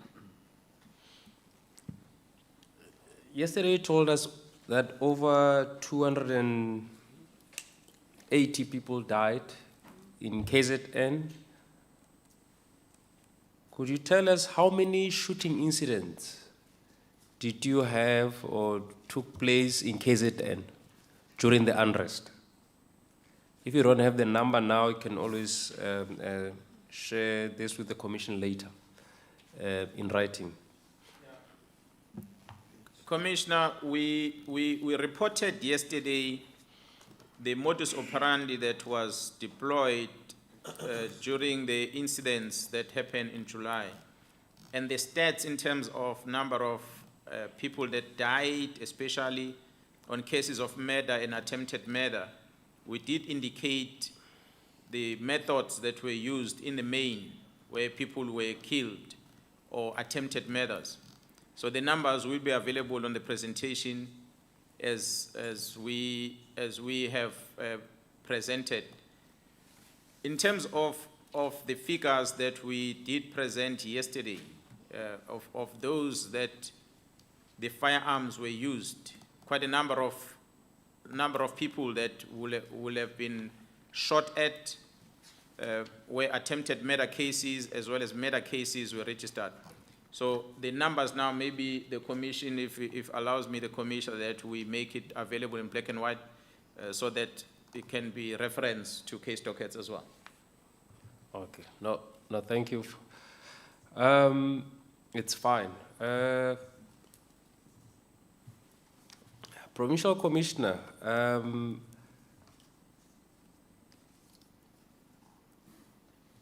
do you exercise direct oversight over station commissioners, or in terms of your organogram, they have an immediate line manager? Yeah, in terms of our organogram, a station commander reports to the district commissioner. A district commissioner. Who in turn reports to you? Who in turn reports to me, yes. Have you received any reports about the management and the operations of Phoenix Police Station? I'm not sure, Commissioner, if I understand the question very well. A report about the About the management- running of the police station? Is this in relation to the unrest or in general? Even before the unrest? Perhaps, Commissioner, I might need to explain how I conduct my management or how I manage the province. For me to get to know what happens at Phoenix, for instance, I have governance structures that I've set out, where, as I said, there are 3 programs that I'm monitoring, program 1, 2, and 3. For me to know what is going on in all those programs, the station commander has mandatory meetings on a weekly basis with the team, and the district commissioner, that is on Mondays, and the district commissioners will have mandatory meetings with all station commanders on Tuesdays. And on Wednesdays, the district commissioners will have mandatory meetings with my deputies on those programs, all the 3 programs. And on a monthly basis, I have meetings with my executive, the deputies, and look at the status of each performance area, each business unit, zooming into a district and the station and the units with regard to the performance targets that we have. So in that, I will be able to see the number of grievances registered at the station. That will tell me that there's a problem at the station by observing number of grievances and how speedily they are resolved. The number of disciplinary cases that are registered at a particular station, and complaints in general that come from public, because communities will write complaints whether via the presidency hotline directly all the way to my office. And that gives me indication in terms of what is wrong at the police station, so I can be able to have intervention, extra intervention in terms of climate studies or otherwise to assist the station. And if that fails, we then hold the station commander accountable for any poor performance that will have been experienced. Yeah. So that's how I'm managing. So the Phoenix will be part of that. That's how we'll get to know exactly whether things are good or bad. Even the shortage of resources, I get to see them through those structures. Okay. So the evening that you went to Phoenix, Phoenix must have, even post the visit, must have been an area of concern for you, given what had transpired. Have you since requested the following? The operational plan, who was on the duty list on the 12th of July, who was the duty officer on each day of the unrest, who visited all scenes of serious crimes, especially murder scenes in Phoenix, reports of duty officers, where some of these reports, or all these reports, were they sent to the provincial Operations Coordinating Center? If so, when and by who? So these are some of the things we will follow up with your office. And we also intend to invite the brigadier or the station commissioner of Phoenix and other areas which were affected by the unrest to talk to these issues. So when a massacre of this scale happens in Phoenix, do you have internal processes through which you hold the station commissioner accountable, or is just treated as if nothing happened, we move on? What is it that is done? If I was the station commander of Umhlanga and something happens here under my leadership, what is it that is done internally by the SAPS? Because what is strange is that since the massacre and the unrest, no heads have rolled, people are still in their positions. You are still the provincial commissioner. Brigadier Zondi in Phoenix is still the station commander. We still have Major General Kevin James. We still have Major General Makoba. So in terms of accountability, what is it that you do when incidents of this nature take place? Commissioner, there is nothing that is written down in terms of our performance assessment or performance agreements that says, should you fail in the performance of your duties to protect the loss of life in your policing area, you should be held accountable in this fashion. There's nothing. I'll invite the commission to go and study all our job description and our performance assessment that we have in place.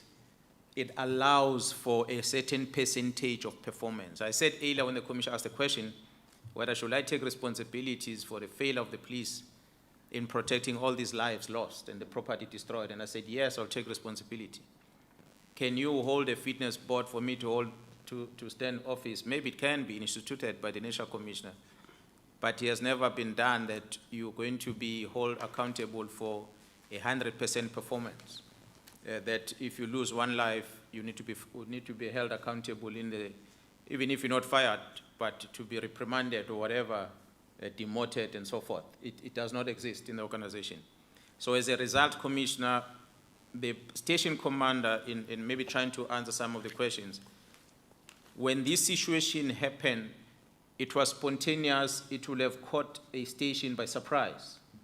And therefore, from where I'm sitting, I might not expect that the station commander will have taken time to draw an operational plan to deal with this situation. The first thing is that the station commander, as much as he's got the responsibility of managing the station, but the maintenance of public order, it's a function that does not result under the station command. It's a function that a unit of public order police is assigned with that task. Hence, they are equipped with equipment relevant to protect people from embarking on these riots and so forth. The station commander is mainly on the first core business of prevention of crime and investigation of crime. But also, the station commander has limitation even on that because of the resources that are provided to the station. So the station commander will not have been expected to have an operational plan to deal with this situation. The duty officers that will have attended crime scenes as they were happening, as we were getting reports, stations, the duty officers, not only the duty officer, many other officers at the station will have attended different crime scenes. And obviously, as they attend, they produce reports because an A1 statement in a case docket starts from the person who arrives in the scene first. So that will be available, shouldn't be a problem to get it. But the investigation against a station commander, investigation against a district commissioner, an investigation against my deputies here has never necessarily been initiated. to hold anyone accountable for the failure. However, a debriefing in terms of what transpired and where did we fail, what could have been done, that was conducted in order to be able to prevent similar things from happening in the future. A performance review session in as far as crime normally, if the crime at the particular station is going up, the performance of the station is not acceptable, a performance review in terms of our performance assessment process is conducted with the station. So that's the only thing we have in place, not in terms of dealing with riots for the station. The Premier of KwaZulu-Natal. May I just, Yeah. interestingly enough, ask something here, and that is, let's say the conclusion was reached at some point that these barricades in Phoenix need to be broken up, for example, and so on. Would that be a function of the Phoenix police station and the station commander, or a function of POPs? Commissioner, the breaking up of barricades is not a function of the police, but the section 2053 of the Constitution, if the Commission will go and read it, it outlines exactly what the police must do. With the spirit of creating or maintaining public order in the country or in the province or that particular policing precinct, the police do every other things that will assist the normality to come back to that area. So they will then assist the local authorities in cleaning up the streets. It is not necessarily a police function. We don't give them gloves to be able to carry spade so they can go and remove rubbles on the road. We don't do that. Police officers are like me. They all bare hand. And their hands, they use them to arrest criminals. It's only the technical specialized units that we even give them technical gloves. But an ordinary police officer is issued with a firearm, a pepper spray, and handcuffs. That's all. So to go and clean up the street and have a broom to sweep the street or a hosepipe, we don't issue that in the police. Hence, it's not a mandate of the police. We do it as an extra effort, which police officers, they do on a daily basis, which the very same community, unfortunately, on a public perception, doesn't get appreciated.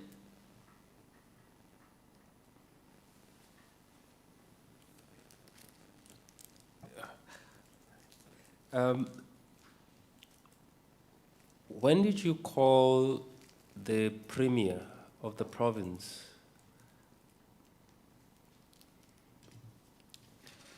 We're talking about between the 4th and the 15th of July.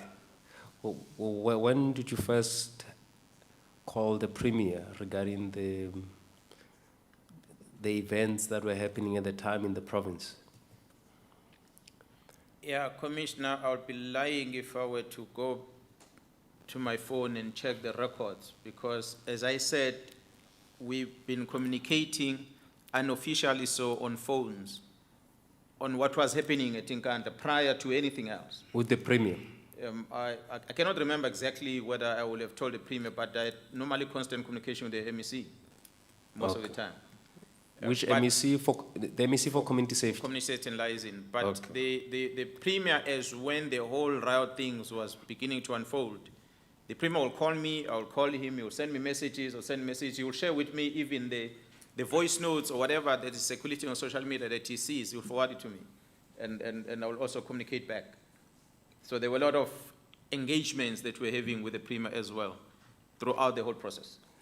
Did you engage with the Minister of Police before he visited the province?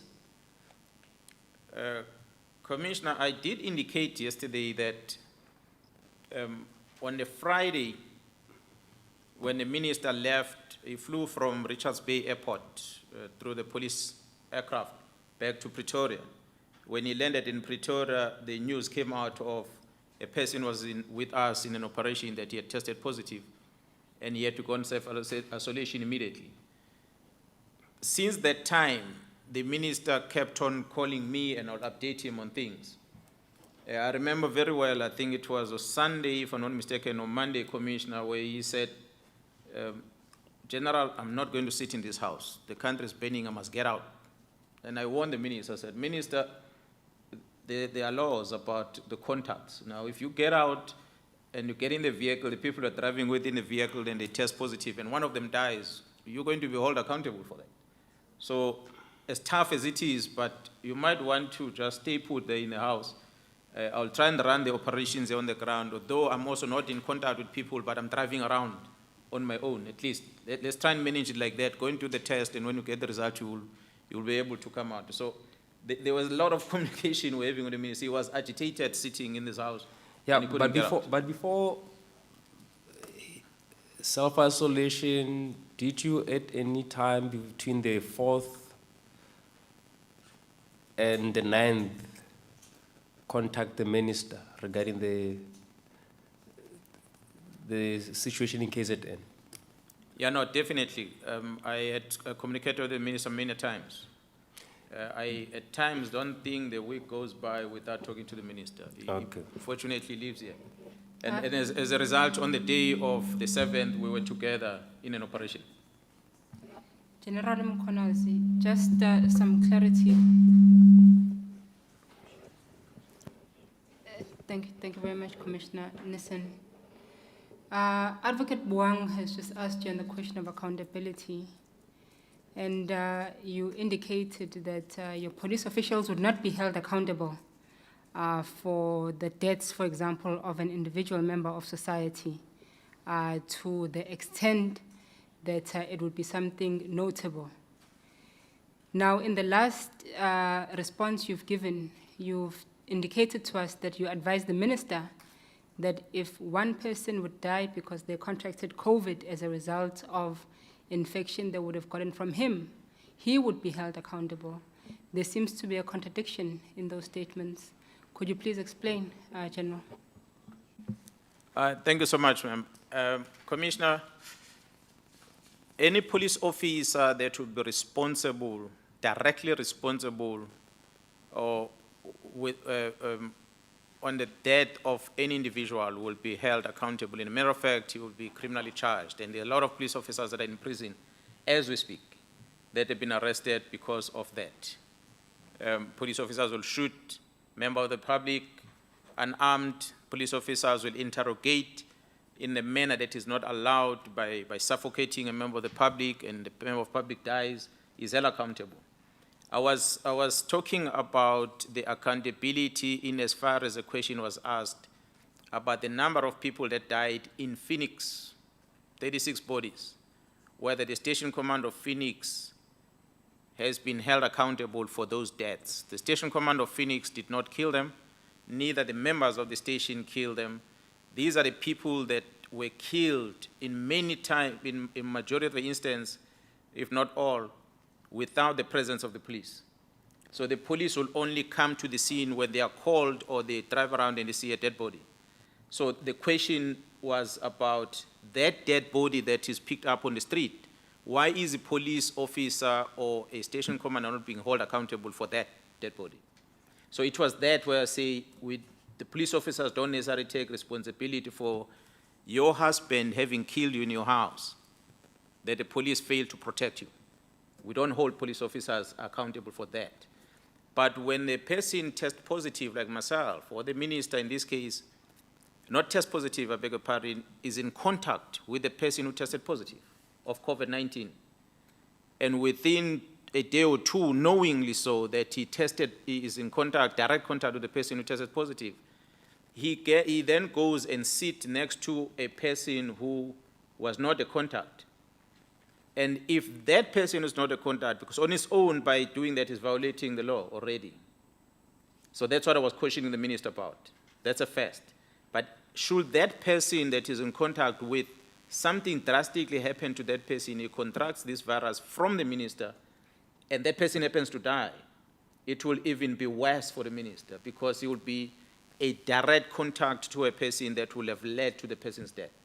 So a dead body picked up somewhere, who you hold accountable for is a different case. A person that you have inflicted with COVID, or a person you will have shot, you will have to take direct accountability for. So it is in that context I was trying to explain it. I hope I'm clear. You are very clear, General. Just as a follow-up then to that, it's well established that there were barricades outside the Phoenix police station on either side, as you have also indicated. In order for police officials to come in and out of this police station, they would have had to pass these barricades. It's also well established that there are people who were victimized and who were subjected to physical violence, and some who died in the hands of those who had installed these barricades. In your view, should any police official then be held accountable? Should we even ask any questions about which police officials moved in and out of the police station, witnessed these barricades being installed, and as a result of these barricades, lives were lost? Should any police official be held accountable for this? Commissioner, a commission can be established to determine that through investigation criminally. I cannot say that we can find an evidence of a police officer that deliberately stood by and watched people setting up barricades. We were investigating a number of police officers, their whereabouts during the period, and I'm sorry to say this part of what contributed to the bad publicity, the image that the police has created, that 2 of the police reservists that were working in Phoenix were alleged to have been involved with these people that were erecting barricades. They were part of the people that are perceived to have been involved with, who have caused harm to the society by either causing injuries or kill them. So 2 of the police reservists were alleged to have used police firearms, which they were issued with, to go out there and execute some crimes. So as a result, those 2 police reservists have been dismissed from the service, and there's criminal investigations on them. So, but the rest of the other police officers, we cannot necessarily say that they were standing there and looking at people erecting barricades. So they will have tried everything they can to stop that from happening. But as I said, Commissioner, the SAPS management took a decision that we will not issue wraparounds or less lethal weapons that are used in dispersing crowds to the police station, to the police officers that are working at the station, because of many other incidents that has happened before. As much as it is called less than lethal, it does not mean it is not lethal. A rubber round can kill you. We have an Unrest that done, the late, may so rest in peace, incidents like that happen when you use a rubber round and yet a person dies. It is alleged in Johannesburg that the rubber round was used, 1 student died. So even if you're using this less than lethal, does not necessarily mean that you must give it to any other police officer. You will give it to a specific police officer that is trained to utilize it. So unfortunately, police officers at the station are not necessarily equipped to be able to deal with crowds. They will see the incidents happening and they mobilize crowd control unit to come over and assist. They might be there at times when the masses are coming together and they are blocking the road and they are powerless because the only thing they have in their position is a live ammunition. And they cannot use their live ammunition to people who are not armed. That's where the risk is most of the time. So it is a system that I said, unfortunately, yesterday, we're going to expose here in public that makes limitations. So hoping that the very same instigators are not going to capitalize on these weaknesses again. But we do have those weaknesses, Commissioner. May I just follow up on that? You mentioned yesterday that police officers were actually also coming to places like Umhlanga and telling people, you know, they can't barricade streets. So there it appears then that the police did involve themselves with the barricade issue. So if those people would then refuse, if people would refuse to remove the barricades, whose responsibility is it then to make sure that action is taken? Isn't it, like in the case of Phoenix police station, the Phoenix police, or is it someone else? Commissioner, the South African Police Service or South African police officer, his or her job is to enforce the law, not to write the law. And when we feel as a police officer that a law has been broken, you find a group of people standing in front of a barricade. You do not know who erected the barricade.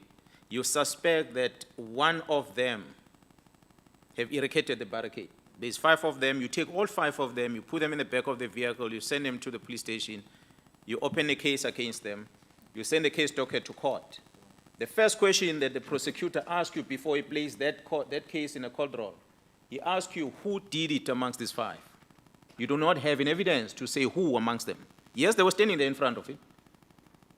And you could see that they seems to be the people that have erected this barricade. But they are standing next to it, and you are saying to them, remove this barricade. They said, no, we're not going to remove it. And you arrest them. And you go to court. They ask the first question is, did you see any one of them doing it? And you say, no, Your Worship, I did not see anyone. And the court releases those people. The chances are that if you detain them, they're going to be released on cost. Then the state is going to have to pay for it. So there's civil claims coming with it. It's a delicate situation that police officer will need to, as they were applying the law on the street, you need to understand that. That's why the first point of call will be, in such a situation, you rather negotiate with these people to remove it. If they do not want to remove it, you then call on the local authorities to bring the people that are employed to clean the streets to come and remove and assist remove. Because some barricades is heavy object. You know, there are many instances in the province of KZN where they bring stones that weigh tons of kgs that you cannot touch. You need those head machines to be able to remove them. So that's why I was saying it's not a police job because they are not equipped with such. We use local authorities to help us to remove those barricades. In the case, Commissioner must explain, Phoenix barricades were different than the rest of the barricades we had in the province. The rest of Mhlanga Rocks, Durban North, and any other place, they set out barricades at the entrance of that neighborhood. They would block the entrance and leave, maybe put a kind of a boom gate or something at the entrance, kind of a stop and search. When anyone comes in, they ask, say, do you stay here? Where are you going? Who are you? Because of fear that maybe you are coming to destroy their infrastructure that they have in that communities. But in Phoenix, it was not the case. The entire Phoenix highway, there were barricades, the entire road. And the communities are standing in front of their houses because these barricades are on the houses. So you are allowed to drive in Phoenix. It's just that you don't drive straight. You drive zigzag. So as you are doing that, if there are others that might not like you from what you've seen in the video, they stop you there when you are turning and they stop. They ask you the question, where are you going? Not that they were like in other towns. So in other places, it was the entrance into the place. So Phoenix entrances, I think there's 5 of them. We would have expected maybe they would have set up barricades in these 5 entrances, but that was not the case. It was the entire Phoenix highway that had barricades and many other streets. So it was just as I said earlier, like a war zone. It was a different setup. Second question, the evidence we have before us is at one of those barricades, the one in Phoenix Highway, close to the police station. Well, we know of at least one shot. So a firearm was discharged there. Now, as we know, I mean, it is, to begin with, to discharge a firearm in public is a criminal offense. So if one take that incident, for example, then it does appear that the police must have known, the Phoenix police must have known that there are untoward action, to put it mildly, criminal action taking place at some of these barricades in Phoenix. To then act, as far as that is concerned, isn't that the task of the police station in Phoenix, or the police in Phoenix? Commissioner, I don't think I understand the Commissioner well. You're saying that the task of the police to investigate the person that fired the shot? I don't think I understand. Well, fact of the matter is there's evidence that at some of these barricades there were criminal activity taking place, and the police must have, of Phoenix must have known about that. And then, but there is no indication that they ever acted in terms of that knowledge, or are you saying you're not aware that they knew at all that there was criminal activity taking place at some of these barricades in Phoenix? Commissioner, the Phoenix SAPS members, as they were on duty, they were observing a lot of criminal activities that were taking place. As a result, a number of case dockets were registered by the Phoenix SAPS. As a result, a number of suspects were arrested. Phoenix SAPS obviously being assisted by the district as well as the province. A number of items were recovered.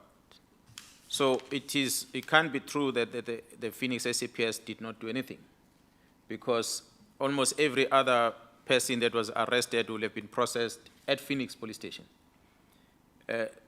Somewhere in July, I think I was on leave, I saw that when I came back from leave, that as the feedbacks were coming in, giving the status, the minister would have wanted to know the full details about Phoenix. So the station commander would have written a letter that outlines the situation in Phoenix as he was observing and what they were confronted with in Phoenix. So the Phoenix SAPS did act. As I said, Commissioner, it might not necessarily have been in a preventative part of things, but the investigations or stabilizing or preventing the further unrest or further incidents of murders and the likes, they will have acted. I said when I presented to the Commission yesterday that the first priority for the SAPS, according to my instruction, was to secure a police station. The size of the Phoenix, I do not have the figures of the square meter size of Phoenix as an area. But the size of Phoenix, the population size of Phoenix, I think they are over 200 to something thousand probably. That size, compared to the number of police officers that are employed in Phoenix, and the taskings that Phoenix were given, that Phoenix take position at the police station, take position at this national key point, take position at this critical infrastructure, that allowed the streets to stay open. So anybody who would have wanted to erect any blockage on the street, they were free to do that because there were no police moving up and down the street easily when this thing started, because we did not have the numbers on the ground. The blame, yes, would be on the police, that police should have been in all these 1,000 streets of eThekwini. I said yesterday when I presented that it was just impossible to be everywhere. It's a big country, it's a big district.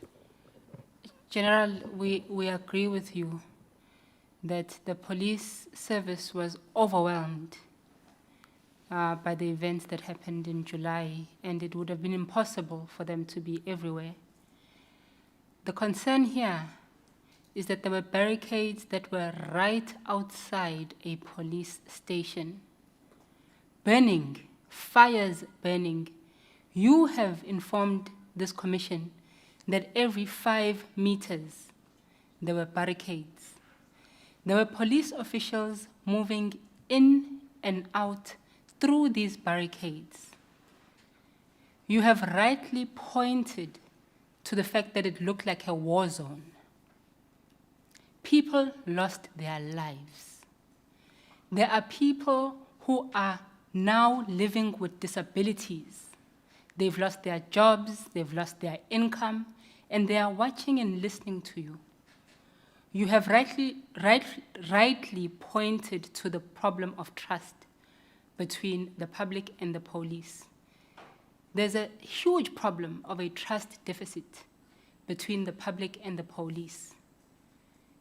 Society seems to be unable to trust the police because of a culture of impunity. It seems that the police act like robots, as if there's no feeling, there's no humanity, because the law says this, and therefore, since the law says this, I can't act as a human to serve and to protect society. This is what we are trying to make sense of. How it is that fires can burn, people's cars can burn right outside a police station. We heard the evidence, and I hope you did too, General Mkhwanazi, of someone who, after being shot, drove their car to the police station, bleeding as they were, coming from work. They ended up seated right outside the police station. Police officials, about 15 of them, were going in and out, telling jokes, laughing, throwing guns at each other, with no care for this human soul.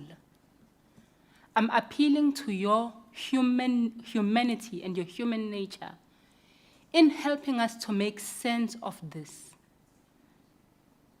Yes, we understand that you are guided by certain laws in the manner in which you execute your functions, but we are humans. How do we make sense of this? What do we say to the people who are victims of this violence, who live with the deep psychological scars of what happened in July? What do we say to them? There are people who came here who told us that they just can't look at the police anymore, who curse the Phoenix police station. Do you think that this manner of response is enough to soothe, at least soothe their pain, even if it doesn't bring them justice?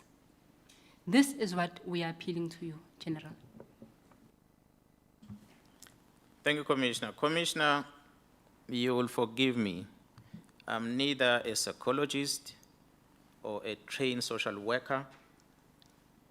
I hardly go to church, so I might not be good in motivating people. I have a job to perform as a police officer. If the crime is committed, a complainant must come and report it, and it's my job to investigate. If somebody commits a crime, and if all possible, I must be able to prevent that. I must put plans in place that is going to allow me to prevent that crime from happening. 11 million citizens, 11.5 million South Africans that lives in KZN province. 18,000 police officers on average. We deploy 2,000 or 5,000 police officers at a time because they work on shifts. I do not make, as the police, I'm speaking on behalf of these 18,000 men and women in blue. We don't make labor laws that allow us to work on shift and rest.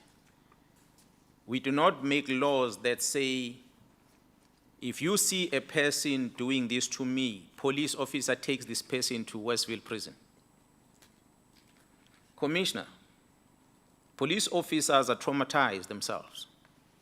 I said when I presented yesterday, the very same society need to appreciate that there are police officers that they were threatened during the very same period, and I can prove it to this commission with the voice notes and messages, that the family members will ask a father, a mother who leaves the house and say, you are getting your gun and you are going out there to go and protect that person in that other locality, and you are leaving me in my house, in my kids alone.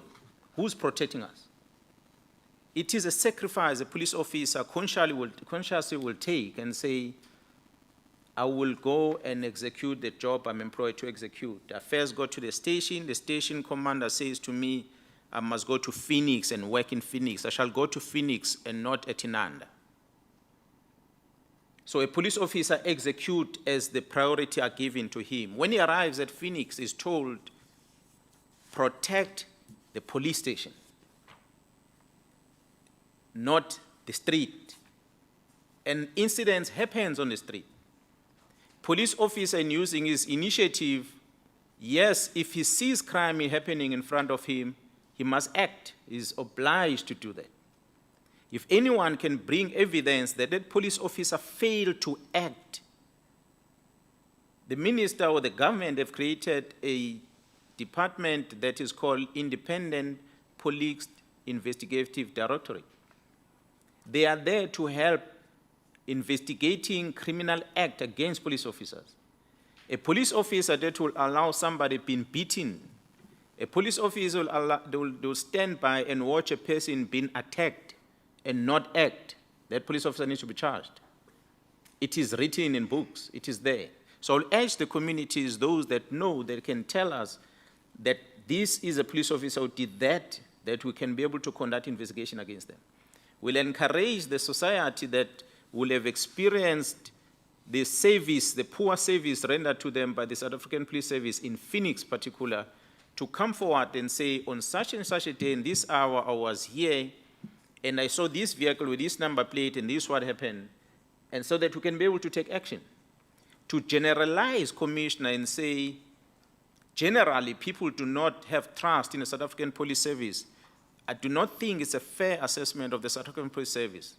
To date, prisons in KZN, they've got 3,000 more criminals behind bars. And if it was to me, these Jaram Corners, and the rest of these police officers, any person we arrest must stay in prison for life, if it was for us, as the police.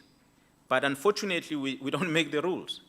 We arrest you, we send you to court, the very same magistrate releases you on bail.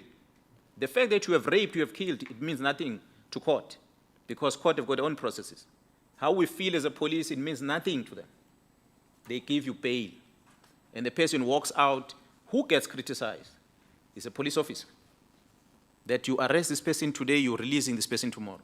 They don't know what is released by court and under what circumstances. And then the court sentences this person to prison. He goes and he kills someone, he goes to prison, and their cases go and leave it on TV, it's there, to date. There are people that are busy negotiating to go on parole, and yet they've killed people. And they're negotiating, and society allows that. That, okay, well, you've served a half of your sentence, now you must go back to community. Commissioner, we arrest quite a number of those that were given parole. They go out the very same day, they rape, they kill. We take them back into the system again. The question is the system working? I asked when I present crime stats in this province that how many prisons must we build in this country? Something is wrong with the society. KZN, majority of the people that are killed in this KZN, they are killed where the police are not there to see. They are killed in houses. You know, there's multiple murders. They fight over stupid things. Not even one of these communities are making firearms. And I'll show it to the commission if you want to see evidence of how many murders. We are talking 36 murders that happened in Phoenix in that period. But in this financial year, since we started in April to date, how many murders were recorded in Phoenix? You will be shocked that the number of murders in Phoenix are not coming anywhere closer to the next door neighbor, which is Nanda. Nanda is known for rapes and all these other crimes that we have. The very same communities, they are crying about the murders that happen in Phoenix, and yet they slaughter each other every single day in the very same Nanda. So we ask ourselves a question: what is the problem? What must the police do? Yes, we take the blame. We fire the rest of the police because the society doesn't like them. Employ new police officers. We're still going to find the same results until we get to the bottom of the problem in society. You ask ourselves, Commissioner, is these thousands of people that died during this July, majority of them should have sat in their houses, they will not have died. Not that we are saying that the death of a person is acceptable, but a lot of them died because they went out there to go and loot, and they fall, the crowds stumble on top of them, and they die. Now we've got deaths, we've got inquest here where we don't know who killed this person. He just died, the boat was standing there, no injuries, nothing, because a person fell and the crowds came on top of him. The question is, what made this person to leave the house and go and steal that grocery from the shop? Maybe it was driven by hunger, but was it supposed to be done like that? I do not know. As a police, I don't have answers.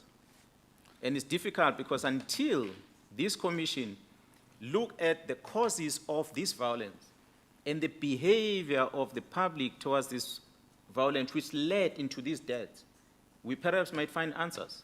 We're looking for the answers as the police. It doesn't give us joy to arrest people. It doesn't. General Mkhwanazi. Yes, sir. Good afternoon. Good evening. The question is very clear. You say you went to Phoenix. the road was barricaded. There is a police station there. What did the police do in that police station to prevent that barricade? It's a simple question. They did nothing, sir. The police did nothing. The police did not stop the barricade because it was erected without them seeing it. So they did not clean it up immediately until afterwards, when we were doing the mop-up. You are the accounting officer of this province, of That- SAPS.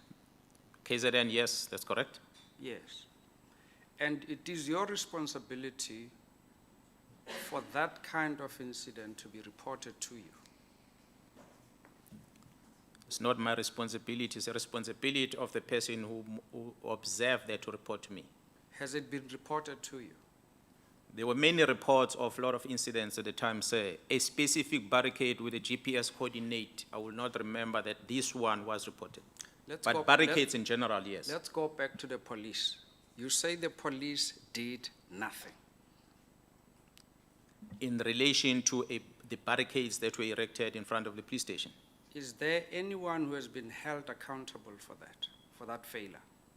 The police did not fail, sir. They did not fail to execute their constitutional mandate by failing to remove a barricade. It was not their mandate. Mr. Mkhwanazi, you say the police did nothing to stop the barricade. Not, the barricade can't be stopped. It is there already. What did the police do to ensure that it does not even get to be erected? Commissioner, I'm going to repeat again. I said when I presented yesterday, there are over 1,000 roads, 1,000 kilometer No, Mr. roads Mkhwanazi. in this. No, allow me, Mr. say, allow me, Mkhwanazi, no, allow me. No, wait. The I'm police, asking the you- police, I'm the asking police you- will I'm not, asking you- the police were not in every meter of the streets. Majority of these barricades were erected without the police seeing the people that were erecting the barricades. I drove through those barricades myself in the middle of the night. There's absolutely nothing wrong that will say the police, there's an evidence brought to me that says when this barricade was erected, there was this patrol van that was standing and watching. Nothing. So they were How many- erected without police seeing them. How many police- Same as the murders that happened in Phoenix. It's not that the murders happened when the police were standing there and watching. How many police were on duty that day On duty where, sir? in Phoenix? I don't have the record in front of me of which day we're talking about, because the number of days we're talking. During the day, you say there were barricades. So the barricades stood in Phoenix for a couple of days. They were not there in one day. Do you know when were they erected? I do not know. What do you know? I know that I'm General Mkhwanazi and I'm a police officer. Okay.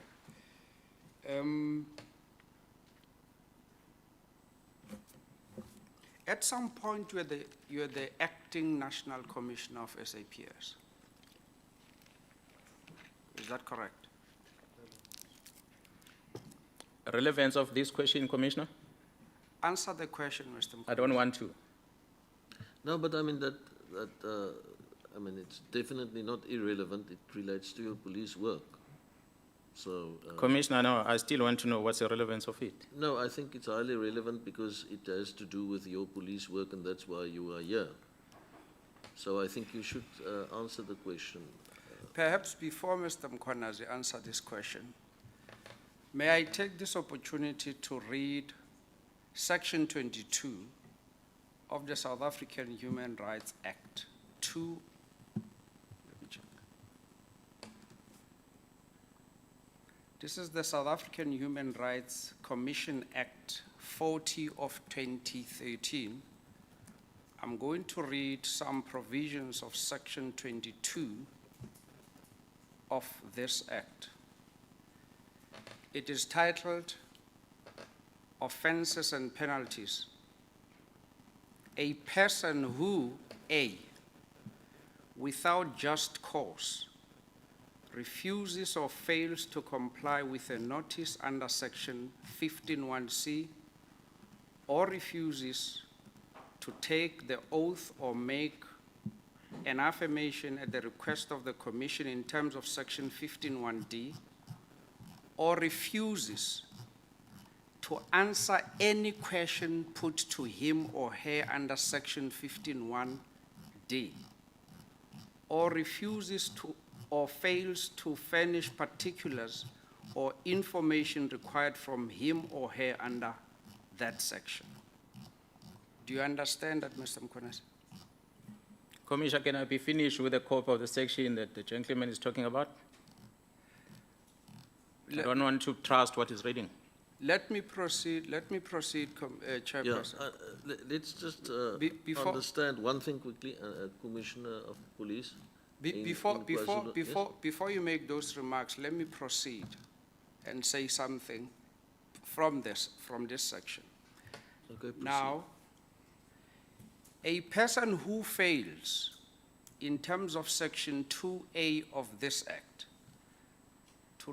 who fails or refuses to answer any questions put to him, is guilty of an offense and liable on conviction to a fine or to imprisonment for a period not exceeding 6 months. Over to you, Chairperson. I hope that is understood. Yes, so when questions are put to you, General, I will obviously protect you in the sense that, you should be given the opportunity to answer the question, but you should please direct your answer specifically to that question and answers that particular question and not, give explanations and so on that are not relevant to the particular question. So that's why we speak of evidence leaders. They are leading the evidence, which then means that, if they put a question to you, your answers should be relevant to that question. And if they interrupt you to say that you are not answering the question, then it is because they want the answer to that particular question. So let's just stick to trying to answer the specific questions, put to you. Unless, as we discussed yesterday, or as been discussed with you yesterday, I'm informed, it relates directly to a matter of national security that should rather be conveyed to us in camera. But as far as other questions are concerned, it is you would be quite acquainted with proceedings of a similar nature, being a senior police officer. Then, the one putting the question can insist on an answer to that particular question unless the panel rules that the question is irrelevant or that it is inappropriate for some other reason or has already been answered or whatever the case may be. So let's just please try and get answers to these specific questions posed as best we can. That is all we're trying to do. Thank you. Chair, I've got an indication from sorry, I don't know your rank. Major General, I think you're from Legal Department. He wants to have, he requests that for an adjournment, he wants to confer to Mr. Mkhwanazi. We can do so. How long do you want us to adjourn? You can speak. I mean, you're under oath as well. So. Yes, can I finish? I've got my iPad here, so you can have this section 22, or you can go on the website to have, or we can make a copy for you for this section if you wish. The adjournment, can it be for 10 minutes until 4:45? 10 minutes is fine. We adjourn for 10 minutes. Thank you, Chairperson. Sorry, Chair, am I allowed to comment?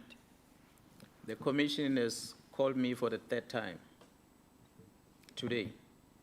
And if these adjournments are going to, we're not going to finish again at 5, I have 24 hours availability.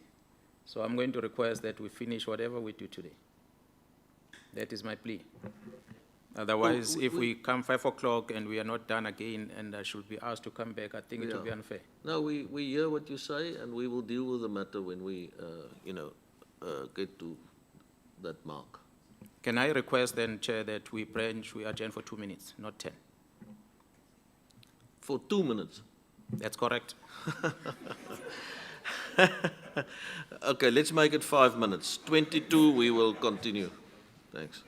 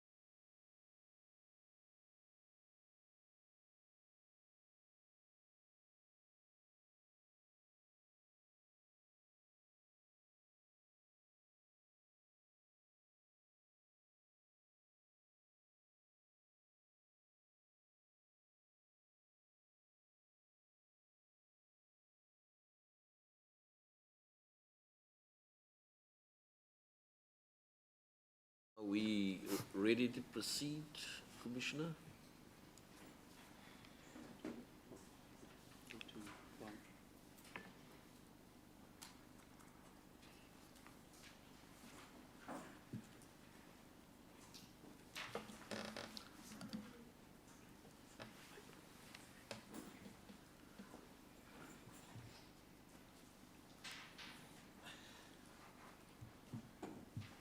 Yes, we can proceed, please. Yes. Maybe can we just get feedback? Has everything been sorted out during the break? No, I'm not sure. I'm not sure what is happening, but I persist with my questions. Okay, Commissioner, you ready to continue? Commissioner? Yes, we are ready, sir. Thank you very much. Yes. Please continue. Yes. Perhaps I must say this to the Commissioner, that you are here to be of assistance to this Commission.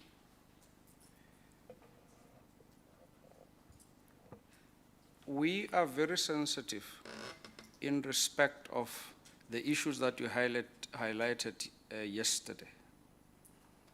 So please be assured that I would not pose questions that would go to the heart of the national security of the country, because I personally am sensitive to those issues. And I need not say that I was one of the senior government employees in this province, so I'm pretty much au fait with issues of state security and stuff like that. So in no way would my questions even go that nearer to that issue. Do you understand? I understand, Commissioner. Now, my question before we adjourned was that at some point you were the acting national commissioner. That is correct. You joined the police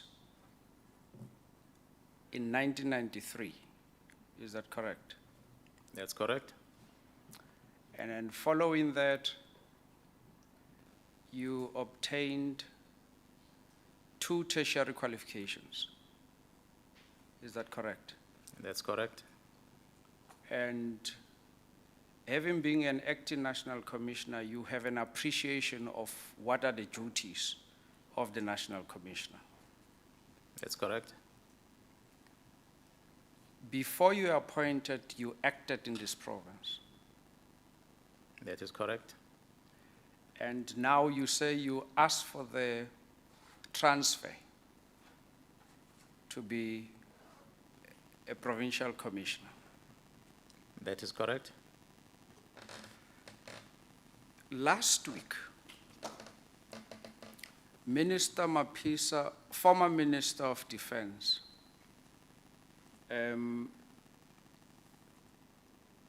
Nosiviwe Mapisa Nqakula,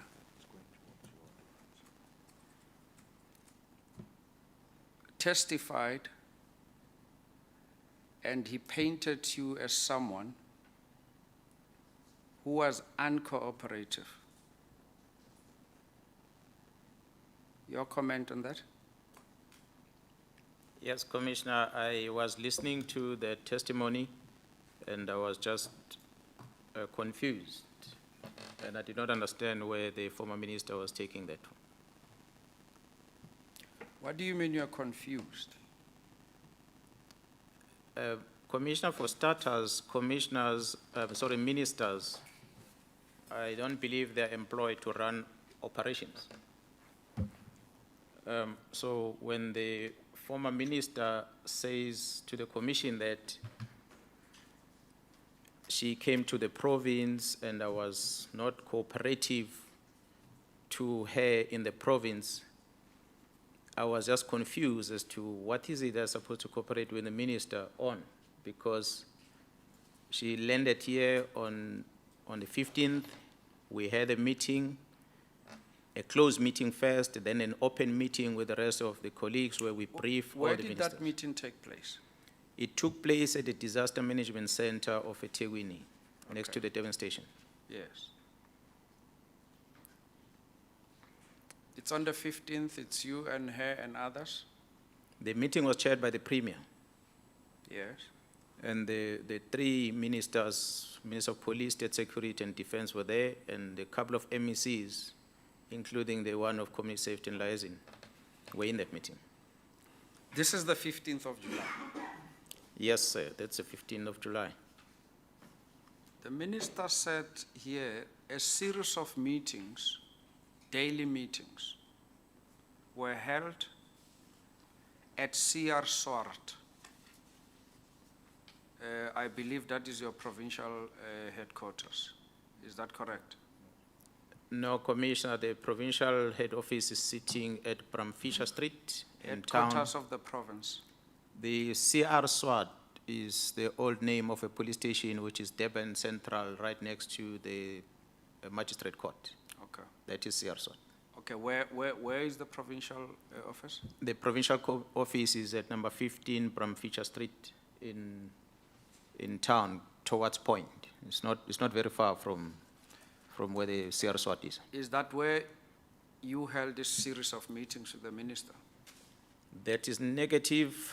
The minister arrived here on the 15th and went straight to the Disaster Management Center, which is under the Metro Department.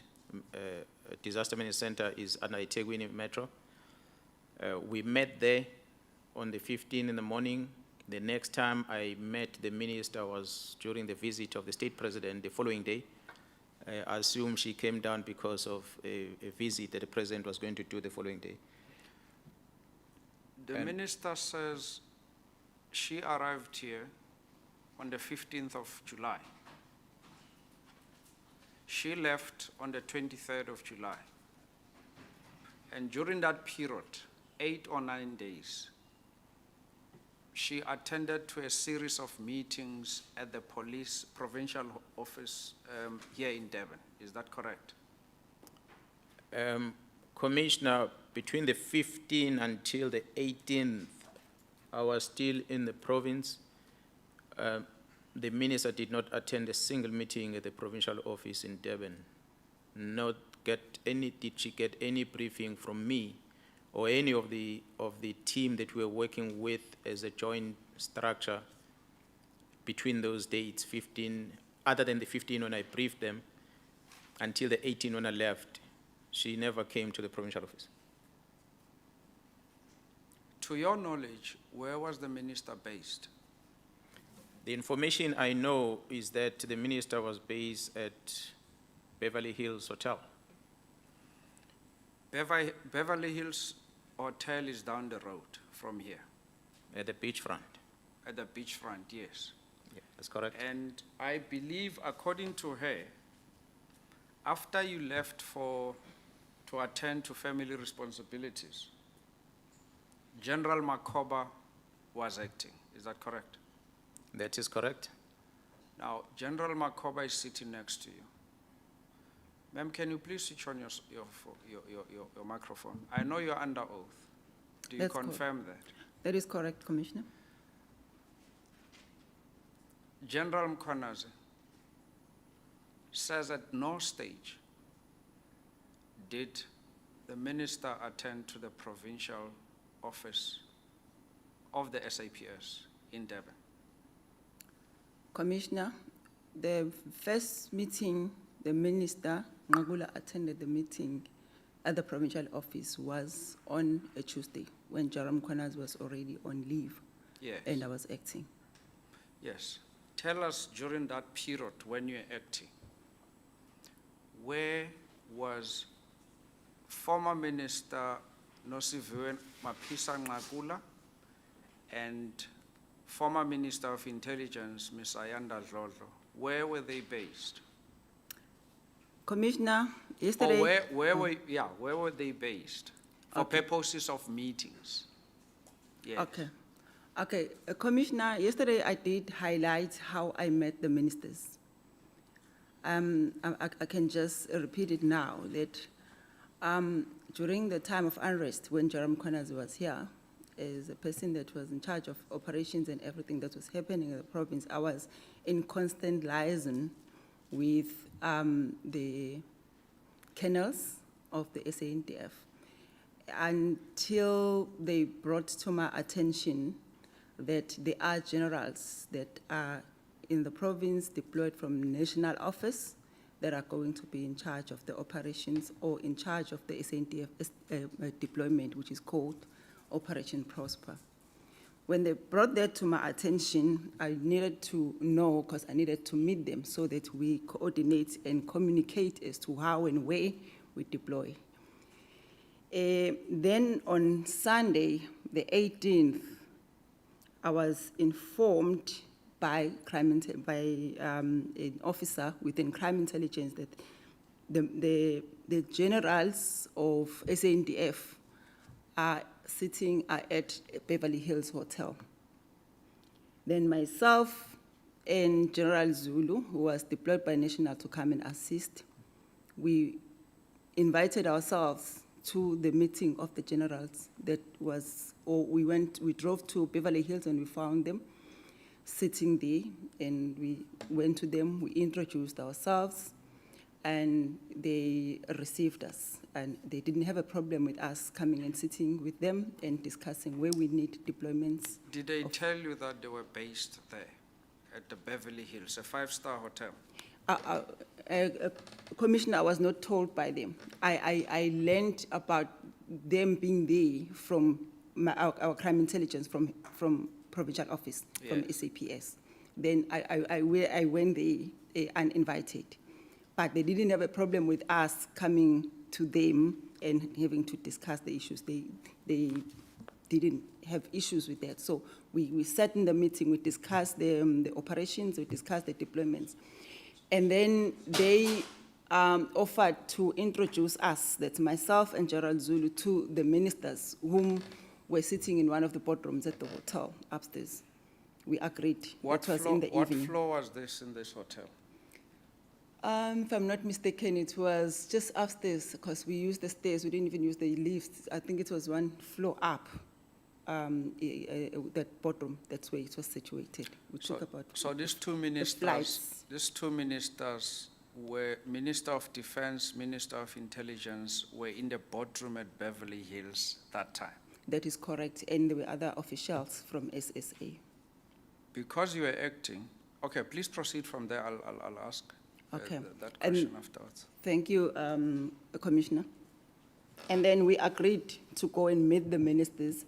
We went to this boardroom, and they also didn't have a problem with us being there. So we greeted, and they wanted to know from us what is the situation in the province. We briefed them what the situations was at the time, and the current threats that were there at the time. And it was a meeting, informal meeting, but because we were just there to be introduced, we were not privy to what else was discussed. So we had that briefing meeting with them until in the evening, and then they requested us to join them again for another briefing meeting in the morning, 7 o'clock. Which was, what date was this? On the 19th, that was Monday. 19th, yes. So we again joined the meeting on the 19th at 7 o'clock. It was a brief, again, very short meeting, because the ministers were preparing to join another meeting with the president, or with the national, if I'm not mistaken, but I think it was with the president was chairing the meeting. So we briefed them. Who was chairing the meeting? The meeting that they were supposed to join, it was a national meeting that was chaired by the president. Okay. But they was it a virtual meeting? It was a virtual meeting, yes. Yes. So we had a meeting on Monday at 7, a brief meeting. We briefed them about what was happening in the province, the threats, and the operations that we had in place at the time, and then that was it. So it was a short meeting. After that, the follow-up meetings, like I indicated, the rest of the meetings that we had, that was the last meeting that we attended at Beverly Hills on Monday, it was the second meeting. The rest of the meetings that we had with the ministers, where Minister Dlodlo was, and Minister Ngagula, and Minister Celi, then we had those meetings at the provincial office at the 17th floor boardroom. So it's only upon arrival of Mr. Cele that the meetings now took place at the provincial office? I would say so, because the meetings, the follow-up meetings that we had at provincial office with the ministers, our minister Cele was also part of. So I wouldn't say whether they were still holding other meetings at the hotel or not, but we were not part of the meetings at the hotel after Monday. But all you know, you met them at Beverly Hills Hotel?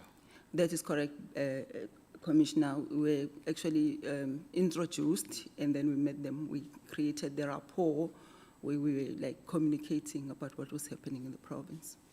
From there, we then continued with this communication and the series of meetings. Now, the minister was here. She made no mention about any meeting whatsoever at Beverly Hills Hotel. What's your comment on that? I'm not sure whether I can comment on that. Yes, but please comment. I'm not sure why the minister did not mention the meetings at Beverly Hills, because what I'm saying is factual, it's facts. So it's factual what you're saying, Yes, that you that met the Minister Mapisa Ngakula, at Beverly Hills? That is correct. Hotel. It was Minister Ngakula and Minister Dlodlo and other officials. And Minister senior- Dlodlo. Yes. And other generals from SANDF? The generals at SANDF, the actual intention of us going to Beverly Hills was to meet the generals and start discussing the operations. I'm going to read this to you, and please, General Ntlantla, I'm going to ask you this question to come in. This is a statement of former Minister of Defense, who's the current Speaker of the National Assembly, at paragraph 16.13.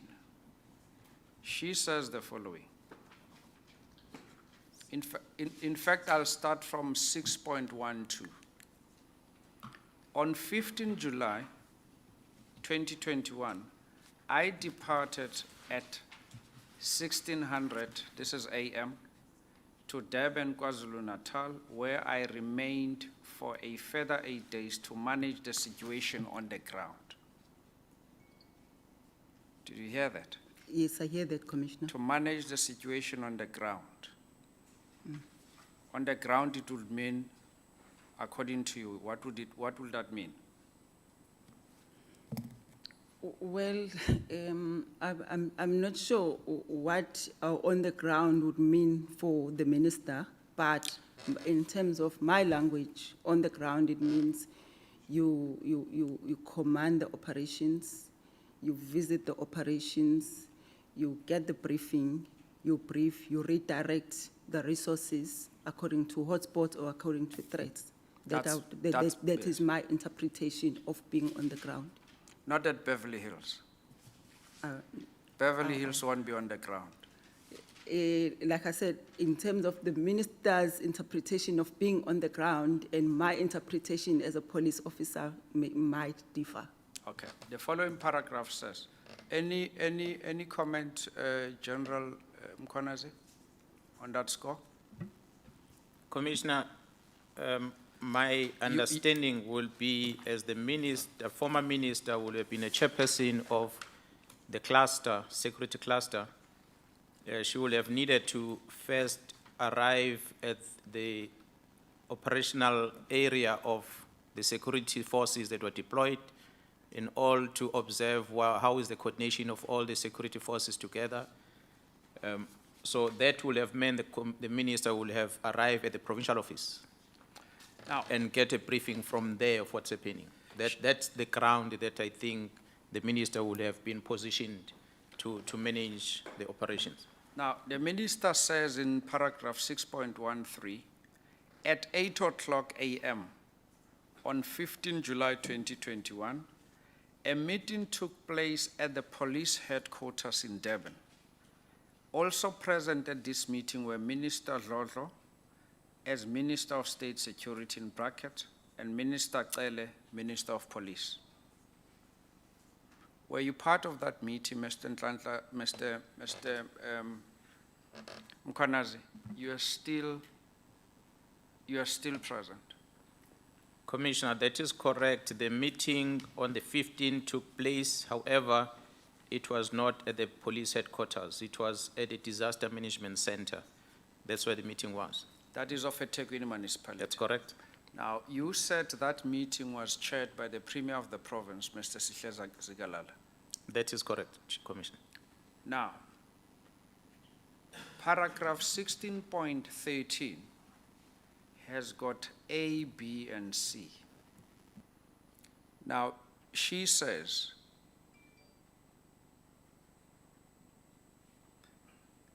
the KZN Police Commissioner, even after involvement of SANDF members at the level of generals, was, in my view, not upfront about where to deploy the SANDF, but rather kept the focus at employment of the SANDF at national key points.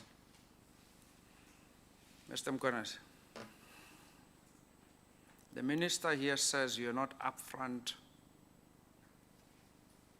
about where the SANDF should be deployed. Is that correct?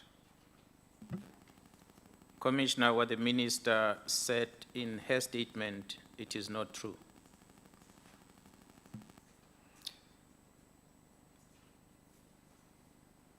General Makoba, were you part of that meeting? Commissioner, no, I was not part of the meeting, the one that took place on the 15th. Now, she says on subparagraph B, a few SANDF members were deployed to protect and secure infrastructure such as malls.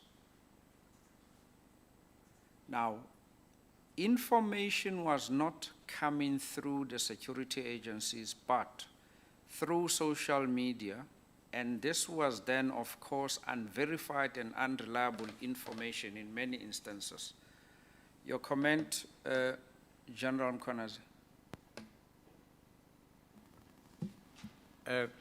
Commissioner, the minister was expressing a view.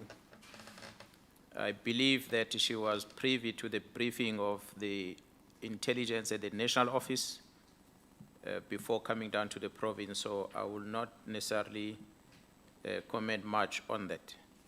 Now, listen to what the minister says specifically about you, Mr. General Mkhwanazi. At paragraph 6.14, the minister says, on 16 July 2021, the President visited KZN and was in the main receiving briefings from ministers on the ground. As the KZN Police Commissioner, in my experience, on the day, remained in the background and did not step forward. Thereafter, the KZN Police Commissioner went on paternity leave, and under the acting KZN Police Commissioner, I felt that there was better cooperation between the SAPS, SSA, and SANDF. The acting KZN Police Commissioner regularly attended daily meetings as from 17 July 2021. General Mkhwanazi.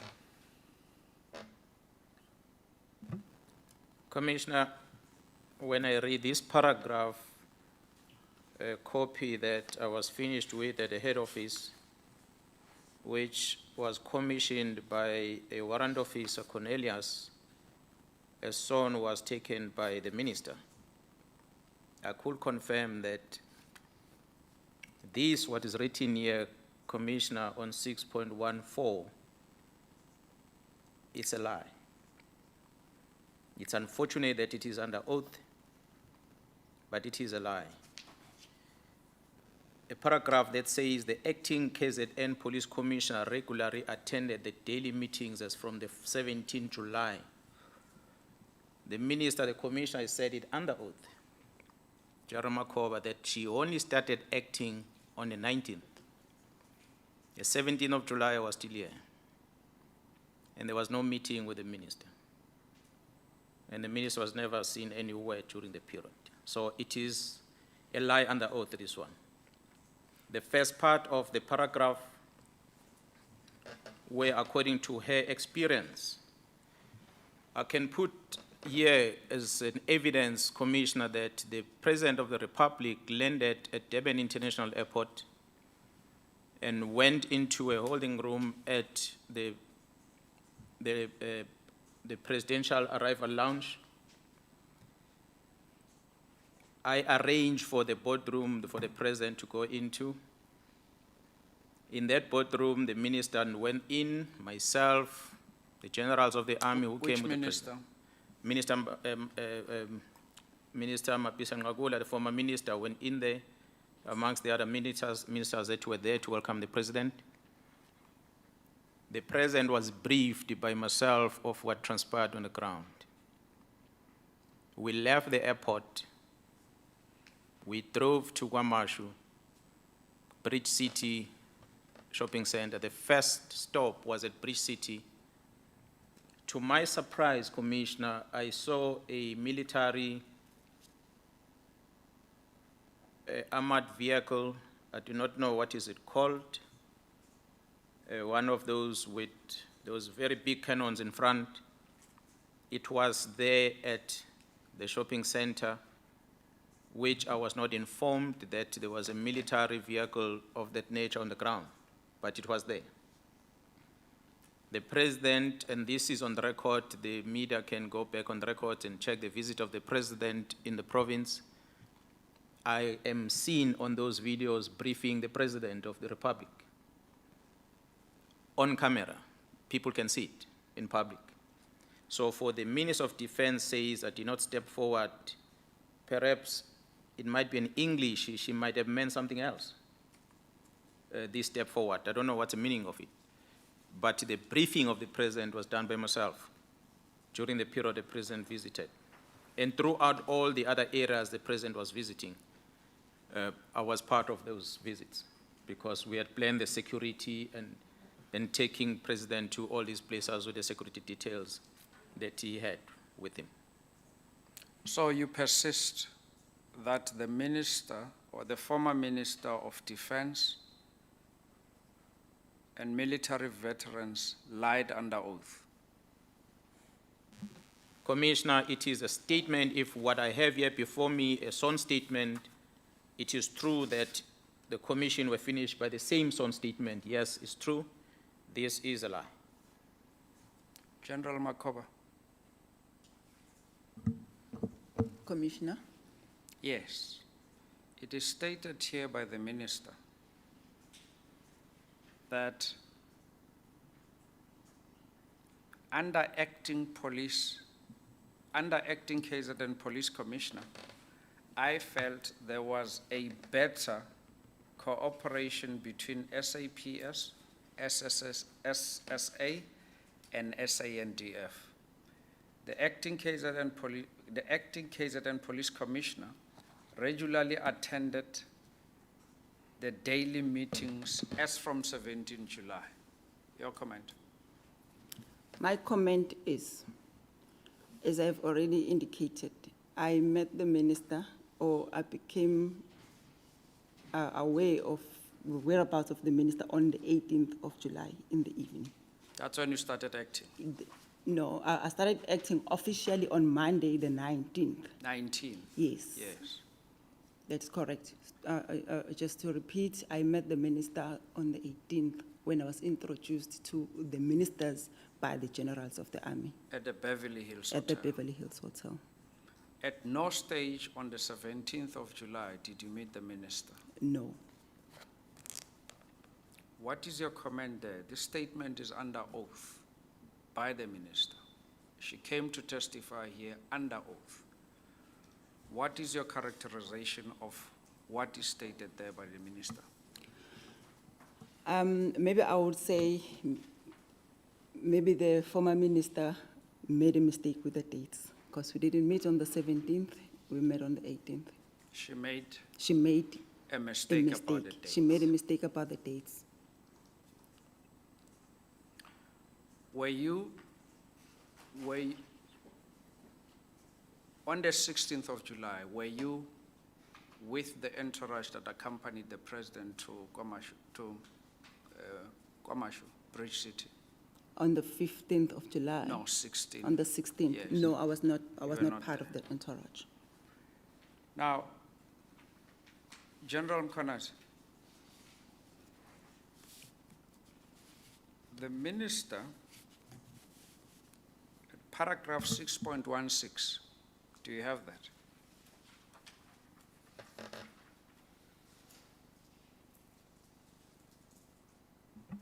Yes, I have it, Commissioner. Now, I will skip that and go to paragraph 6.20. Can you go there? 6.20. Yes, I'm there. The minister says there, furthermore, as much as we have all these laws aimed at regulating intelligence gathering and cooperation on this front with an intention to stop competition between the agencies for the attention of the president, my experience in the July events has been that we have not overcome this issue. Listen to this one carefully. The minister says there, the reluctance of the KZN Police Commissioner to share information just brought this matter home again. General Mkhwanazi, you are being accused of a serious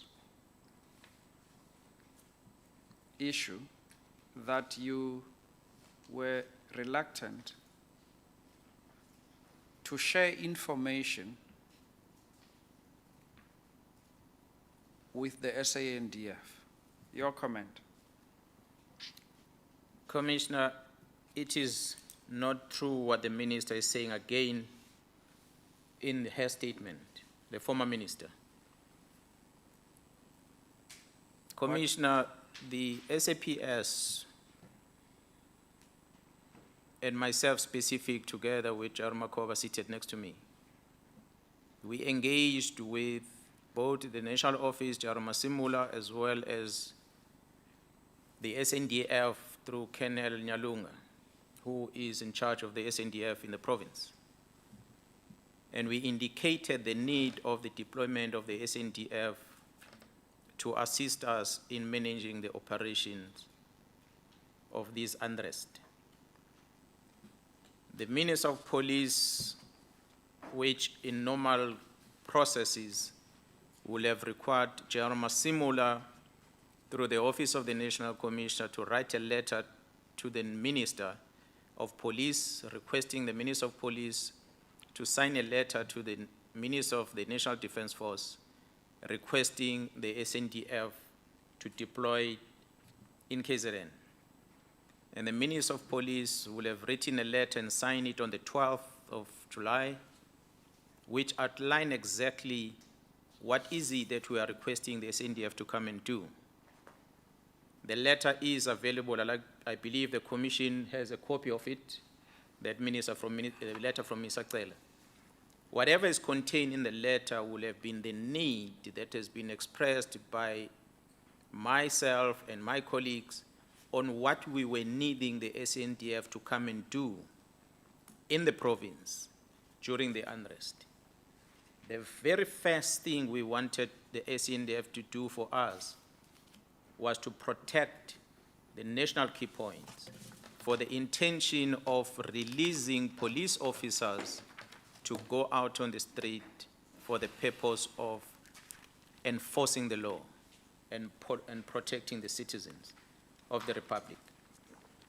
Now, the minister, as I said, Commissioner, arrived here on the 15th. I briefed her on the 15th. I did not see her after that until I left the province on the 18th of July. She only, by default, met my colleague at Beverly Hill Hotel on the 18th as well as on the 19th, before coming back to the province on the 20th, when I was not around. So what she put here in this paragraph seems to suggest that I might have interacted with her, or I might have interacted with the military generals that she came with on the 15th. I did not see them even after they arrived here on the 15th. I saw them in the briefing and they disappeared until the general only learned that they are here because they are deployed. They are not just flying in and out with the minister. Hence, she went to them instead of them coming to her. So that was the unfortunate part, that the minister is making a reference on here and bringing me under this, which is unfortunate. Commissioner, I do not know why would the minister under oath write these things. When she appeared here, she said a lot of things which was relating to the meeting we had, which I must say on record, one of the things that I requested the minister to cease from doing, because the day before coming here, she was on television and telling South Africans that over 800 SANDF members were already deployed. And I warned the minister, you do not go public and tell lie and say these numbers are deployed, because they are not here. Did you say that in those words? Exactly, in that closed meeting. What did you That's say? only one thing I can say. That Please say it again on record. No, I said, Minister, you can't go to in front of television and communicate things that are not happening on the ground. It's a lie that there are 800 soldiers here. They are not. What was the response? Well, she didn't respond. She kept quiet. This was a telephone discussion between you and the minister. That was a verbal communication in that closed meeting that she said I started telling them about things that had nothing to do with an operation, which was accusing me on when she appeared here. Sorry, is that the meeting on the 15th? There's the meeting on the 15th, the closed meeting that she wanted to talk about. Okay.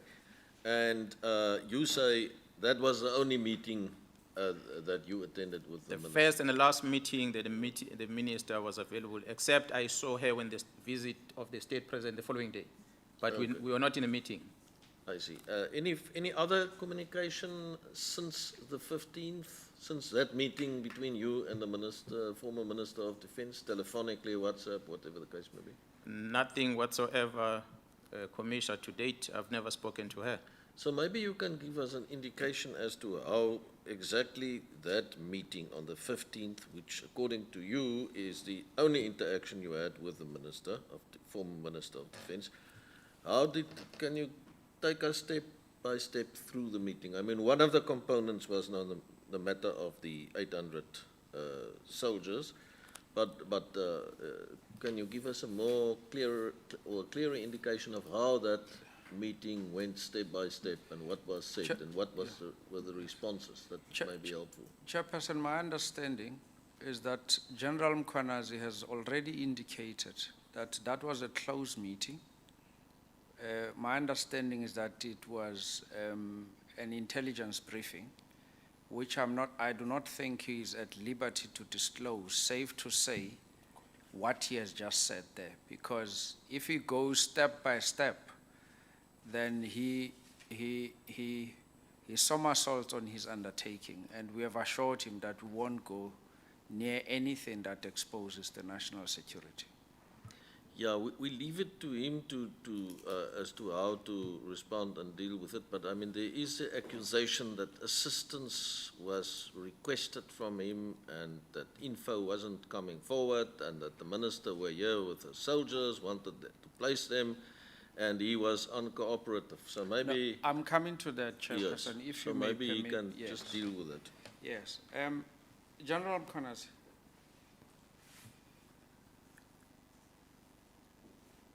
Please go to paragraph 6.9a. We seem to have missed something important there.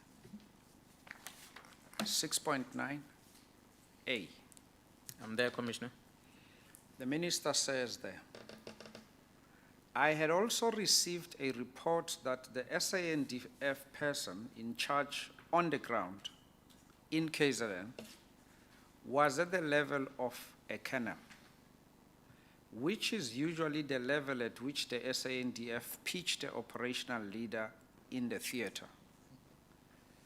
But in engaging with the SAPS hierarchy, this was proving to be problematic as they were excluding our colonel from intelligence briefings to such an extent that the SANDF was not even clear on where to deploy. Your comment? Commissioner, it is a hearsay, and to put a hearsay under oath in the statement is problematic, because then you take ownership. Nyalunga was not deployed for an operation, Colonel Nyalunga was not deployed for an operation in KZN for the unrest. Colonel Nyalunga is in charge of the SANDF in KZN on a permanent basis. Before the unrest, we've had a number of meetings with Nyalunga. So he was not deployed for an operation. He was here. Now, if there was a briefing given by the Joint Operations Division to the former Minister of Defense on the 14th, which communicated what the minister says they communicated to her, it is not true. We can submit that, and we have proof of communication with Colonel Nyalunga about where we want them to deploy as SNDF, and the challenges that Colonel Nyalunga raised it with us, which we can't disclose here, and the efforts that we took as the SAPS to assist Colonel Nyalunga as he was in charge of the SNDF to meet some of the needs that he had to mitigate challenges that he was experiencing in order for him to be able to assist us. We have all that on record available long before this briefing of the 14th. So what is contained in this paragraph 6.9, it is not true. But again, it is written as a hearsay from someone at the Joint Operational Divisions within the SNDF. When were you finished with this statement of the minister by the national office? Chair, I think we received this on Monday last week when the National Commission first appeared. 22nd of November 2021. That is correct, if I remember. The National Commission, myself, Jarma Wela, were sanctioned someone to appear, so we had already received the statement. Now, your reaction upon reading it.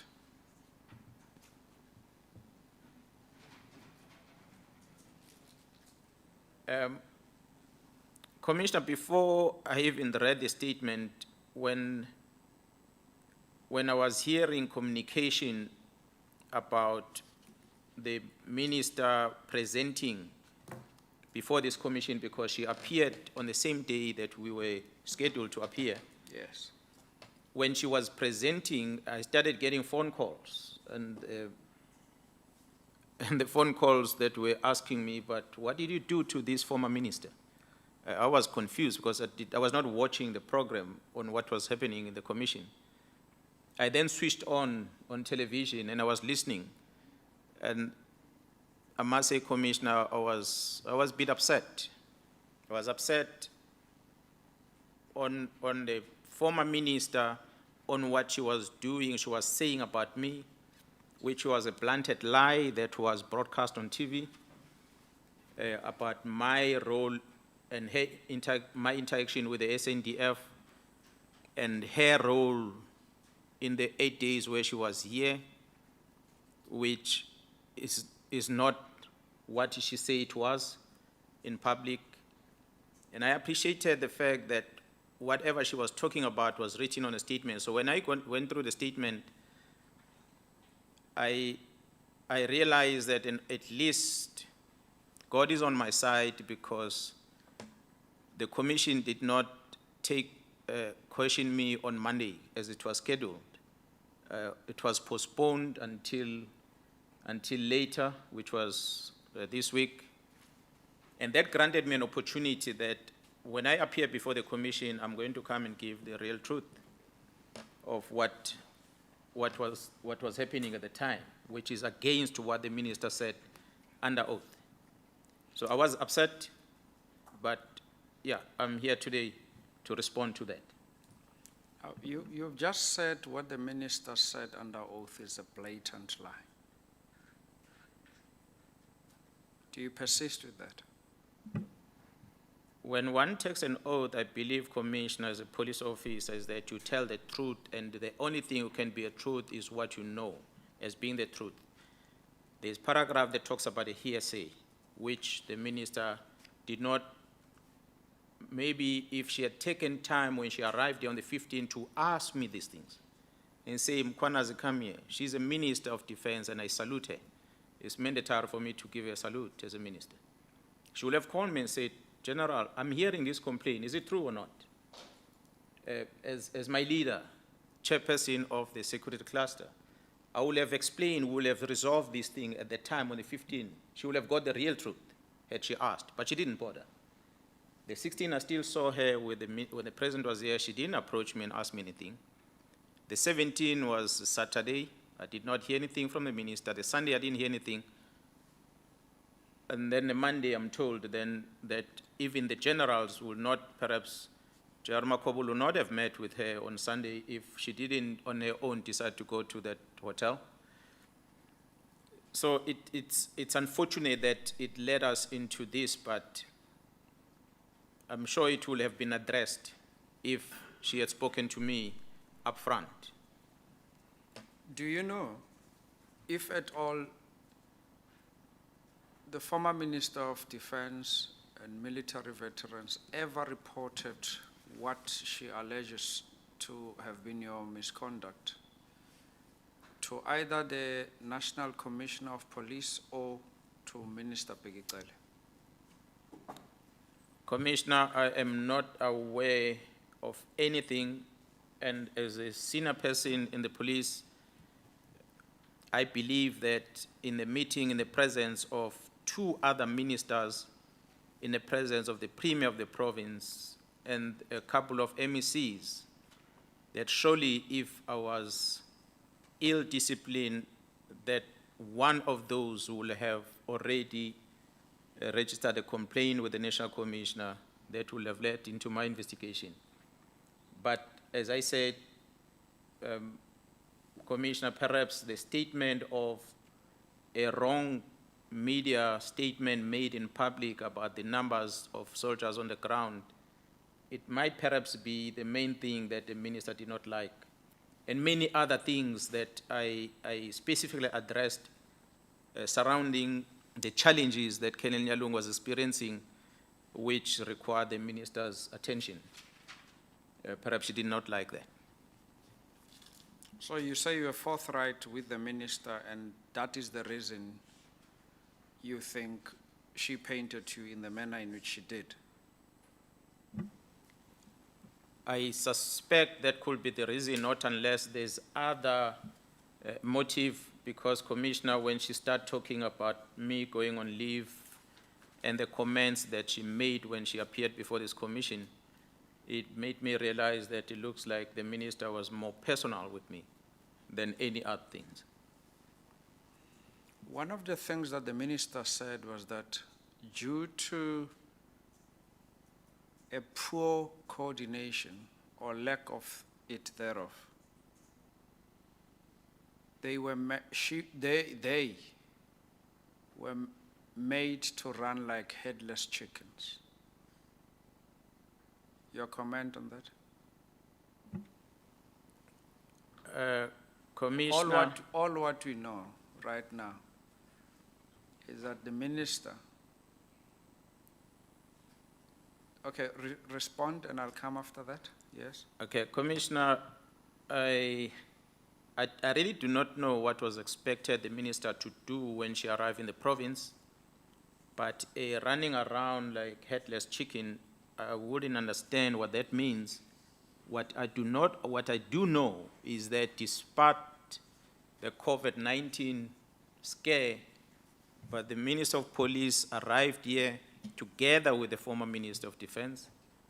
A briefing was given to them on the 15th by myself, and the Minister of Police called me and he said he wants to go to the ground to go and visit the affected areas, especially Phoenix. He wants to bring the communities together and he wants to have meetings. So therefore he needed the station commander, district commissioners to be on board.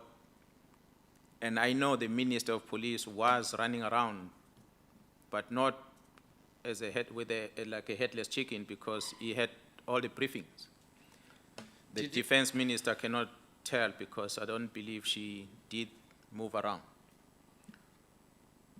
To your knowledge, did the minister, which ministers went to Phoenix?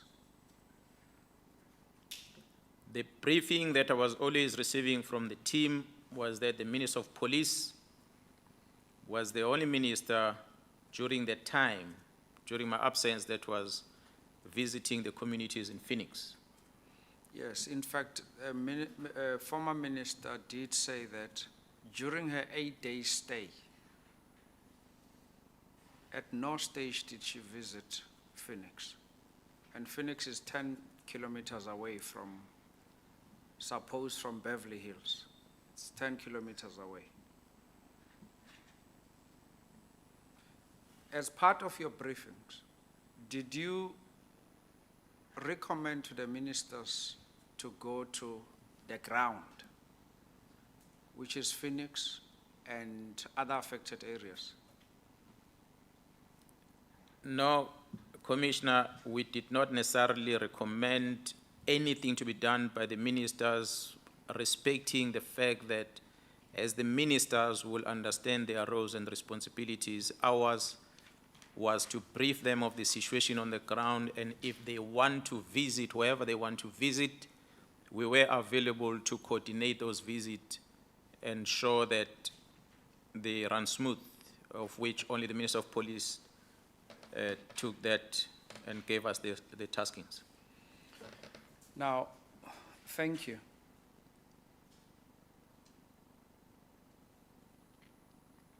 Do you have the statement of Minister of Police, Peggy Cele? Yes, Commissioner, I do have it. Let's go to it.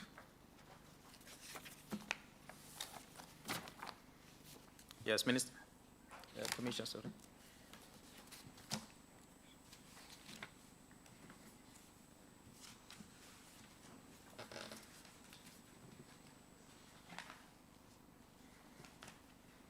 Do you have it?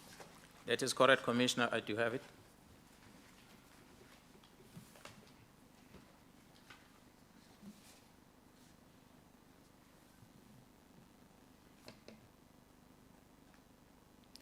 Now, remember you did confirm that at some point you acted as the National Commissioner, correct? That is correct. Now, listen to what the Minister of Police says at paragraph 16. I'm going to read other paragraphs as well.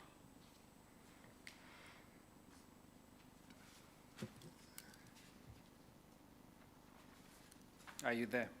Yes, I'm here, Commissioner. Mr. Peggy Cele says the following. At paragraph 16, as stated above, pertaining to the violence mainly in KwaZulu-Natal and Gauteng, for the period leading up to the outbreak thereof, and from the time that the violence broke out to the time it was brought under control, the Minister did not receive an intelligence report from the National Commissioner or the Divisional Commissioner, Crime Intelligence.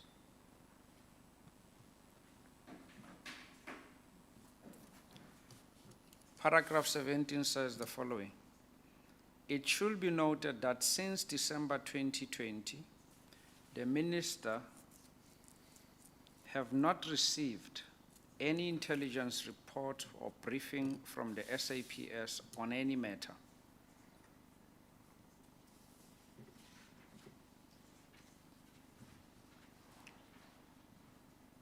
Paragraph 18, more specifically, the Minister did not receive intelligence in the form of a report or a briefing before the violent uprising from the SAPS management and or from the State Security Agency as reported. Paragraph 19, it was also reported that early warning intelligence was provided to police management, including the minister, ahead of the unrest between 9 and 12 July 2021. The office of the minister and the minister himself did not receive any such early warnings within the intelligence from the SAPS. This office has subsequently, that's paragraph 20, this office has subsequently learned that this report was seemingly distributed to inter alia, the National Commissioner General Sitole, Lieutenant General Masemola, and senior managers within the Division of Crime Intelligence.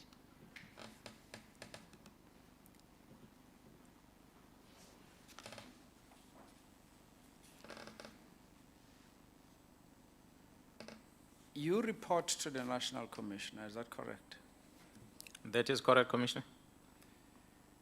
Ordinarily, if any crisis was to arise or any warning were to come from the national office, it would be transmitted to you. Is that correct? It would be transmitted to?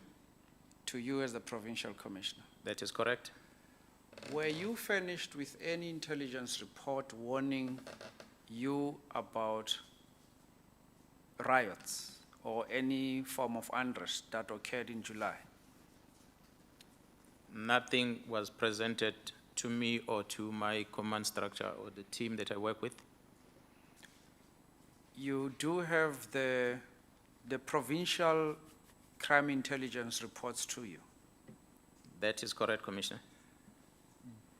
Did they furnish you with any report from national office or any report penned by them regarding any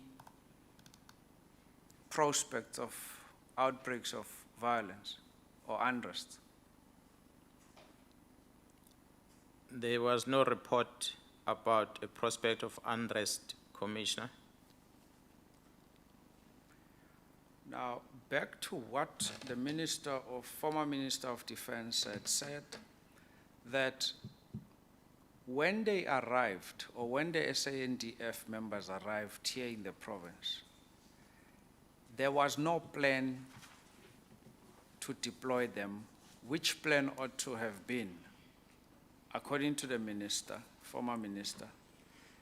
That's a plan that ought to have been prepared by the SAPS, in particular this province. Commissioner, it is not true what the former minister said. In a matter of fact, on the very same day, the 15th, the briefing that we gave them entailed our operational deployment strategy, where we needed to deploy where and why, for them to appreciate the challenges we're experiencing and the aids that we needed and the interventions that we needed from them. So it can't be true that they did not know where to go, and that is supported by communication to the person in charge of the military in the province, even before the arrival of the minister. The letter, which was signed by the Minister of Police to the SANDF, outlined exactly what is expected of the SANDF to do when they come down here. And we still stood by that. Now, you keep on saying this is not true, it's a lie, it's a blatant lie of what was said by a former minister. Chairperson, may I make this reference again to Section 22 of the Act, South African Human Rights Commissions Act. Section 22C,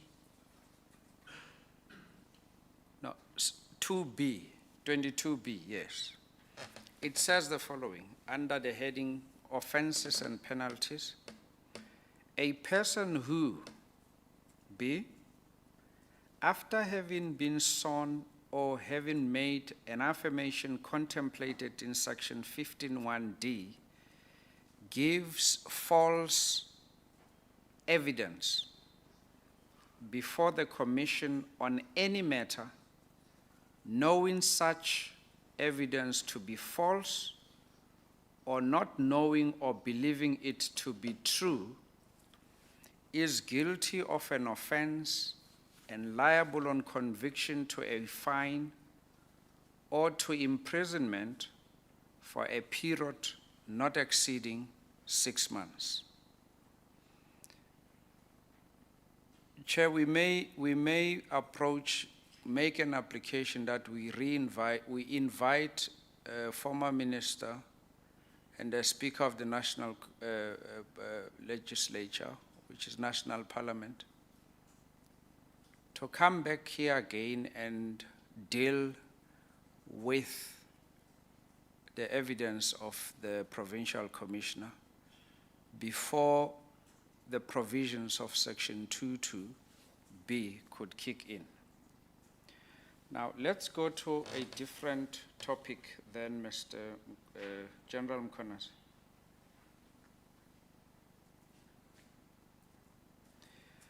Yesterday, the National Commissioner, when being asked about whether has he received reports from station commanders from Phoenix Police Station and Mountain Rise Police Station in Pietermaritzburg, the National Commissioner didn't seem to know whether those reports exist, but he kept on saying, you should know as the Provincial Commissioner. Your comment. Commissioner, ordinarily when the station commander send reports, the reports will be sent to the district commissioner. A district commissioner will then elevate that to the provincial commissioner, depending on the seriousness of the incident. Ordinarily, there will be an incident happening and the police officer on standby will attend, or duty officer will attend the crime scene, and the communication from that duty officer to the station commander, from there to the district, and it gets to the provincial commissioner. If the incident is serious, such as the unrest, then the provincial commissioner has an obligation to inform the national commission of what is happening on the ground on constant basis. But for operational support in the main, will be then engaging the necessary deputies that are responsible for providing such aid. Now, a letter which the National Commission was asked will have came from the station commander.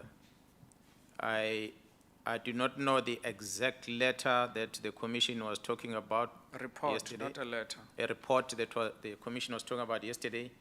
I'm not 100% sure of that. But what I know of the report that was asked by the provincial office from the station commander was to prepare a briefing, a thorough briefing, on top of what had came from the district commissioner summarizing the events of what transpired in Phoenix specific, that the station commander had to produce that report and send it to the provincial office through the district commissioner in order to prepare to brief the minister. Was it sent? Yes, it was. There was a letter that was sent through. When was it sent?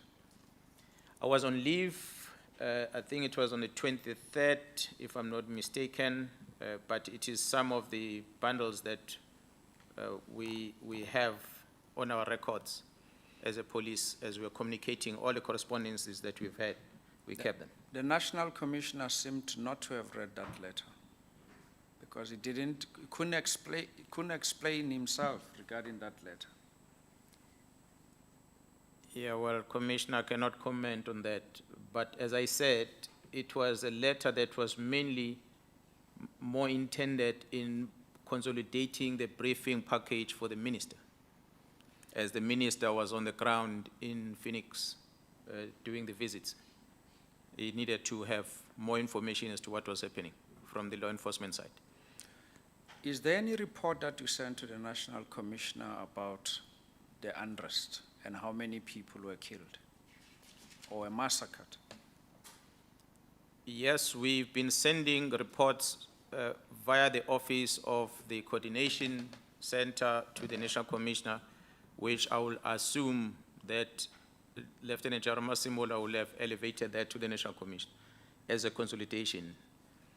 When the National Commissioner will appear before the Commission, whatever he presents will have been information from the province of KZN, Gauteng consolidated and presented to him.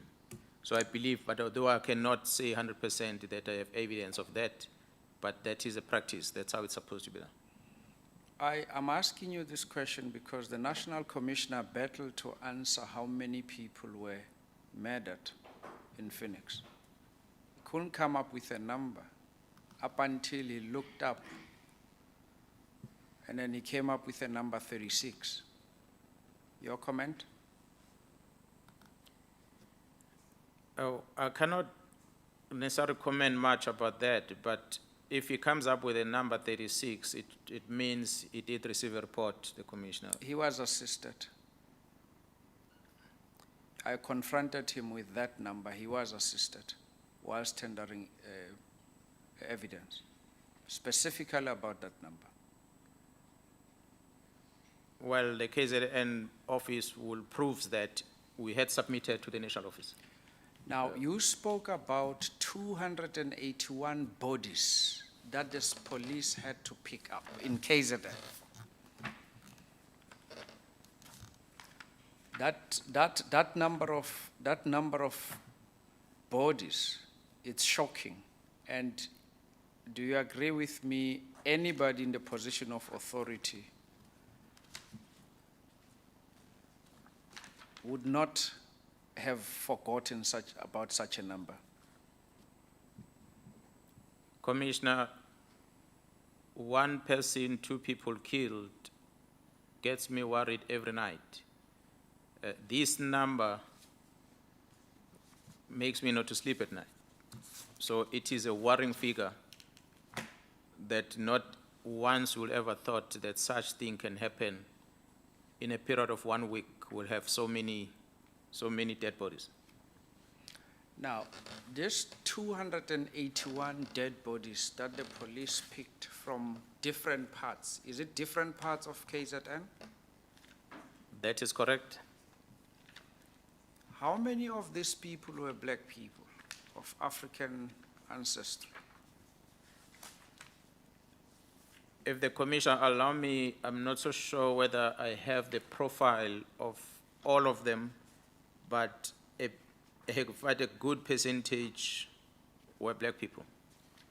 The good percentage estimate, we won't hold that against. Over 90%. 90%. That's correct. Of black people. That's correct. Were maimed. That's correct, Commissioner. Now, if it's 90%, 10% could be? Few Indians, few coloreds in the mix.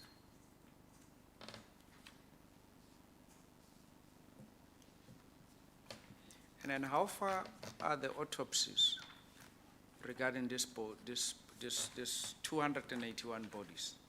Have their family members came to claim them?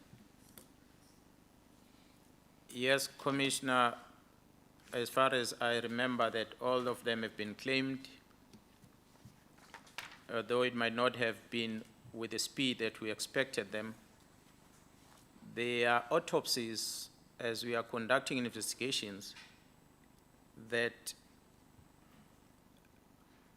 it was brought to my attention as I was discussing with the team, investigation team, together with the DPP as we were sitting and monitoring the status of investigation, that there are some autopsies that are questionable that will need to be redone. What do you mean questionable? A typical example, when a statement of the police will indicate injuries to the person, to the body. The photographers of the crime scene will indicate injuries to the body of the deceased. The video footage that we collect during the investigations will show us as law enforcement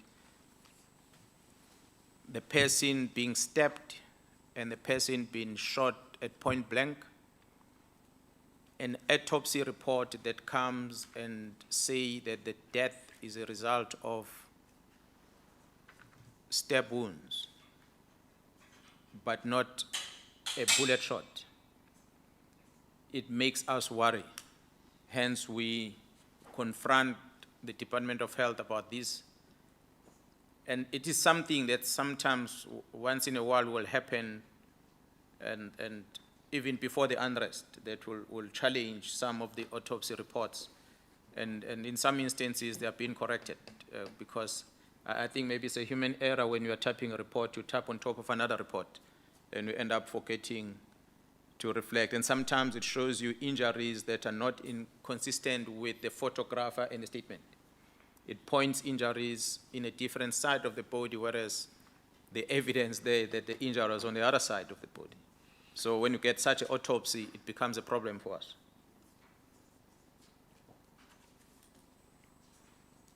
Now, given the crisis, did you, in your position as a provincial commissioner, issue provincial instructions recalling all members who were given leave during that period to report for duty urgently?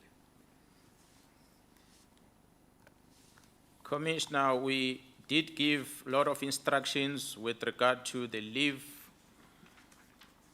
during the period, not only leave, but rest days as well. We suspended training courses that were running during the unrest. Now, the last topic from my side.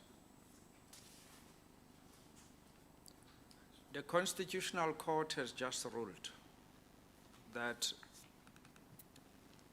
former president has to be admitted to a correctional facility. How many SAPS members were deployed in Mpangeni to attend to the possible arrest of the former president?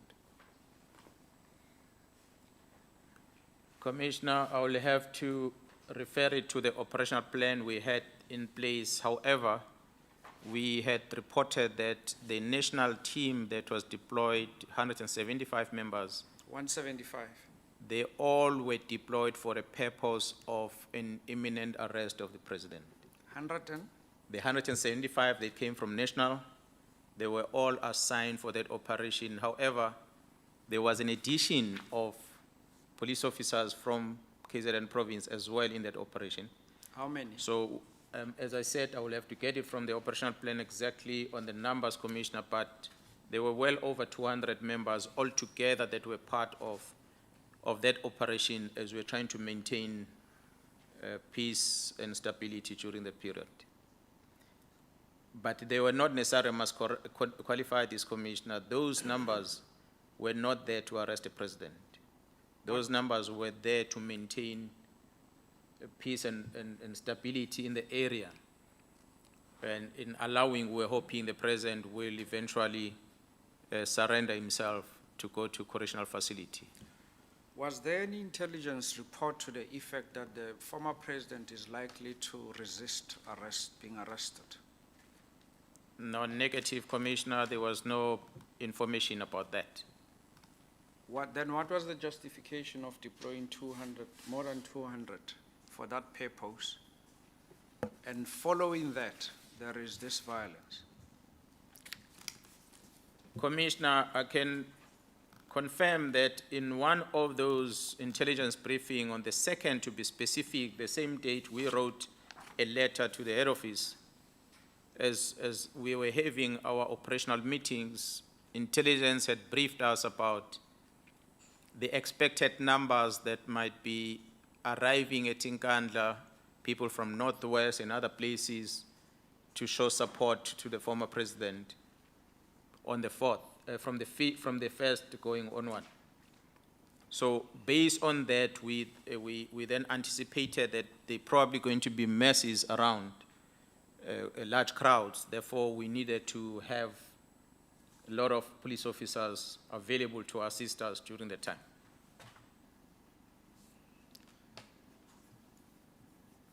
Chair, I've got no further questions to ask General Mkhwanazi and General Makoba. Thank you very much. Thank you very much. I think Mr. Jones was actually still busy when Commissioner Tooley and I interfered there. Mr. Jones? What is his Chair, I position? can confirm that the questions that Mr. Jones had have been covered. Thank you. And then, what about you? I do have just a few questions. Right. I will not please go ahead. I will not be long. Chair, thank you very much.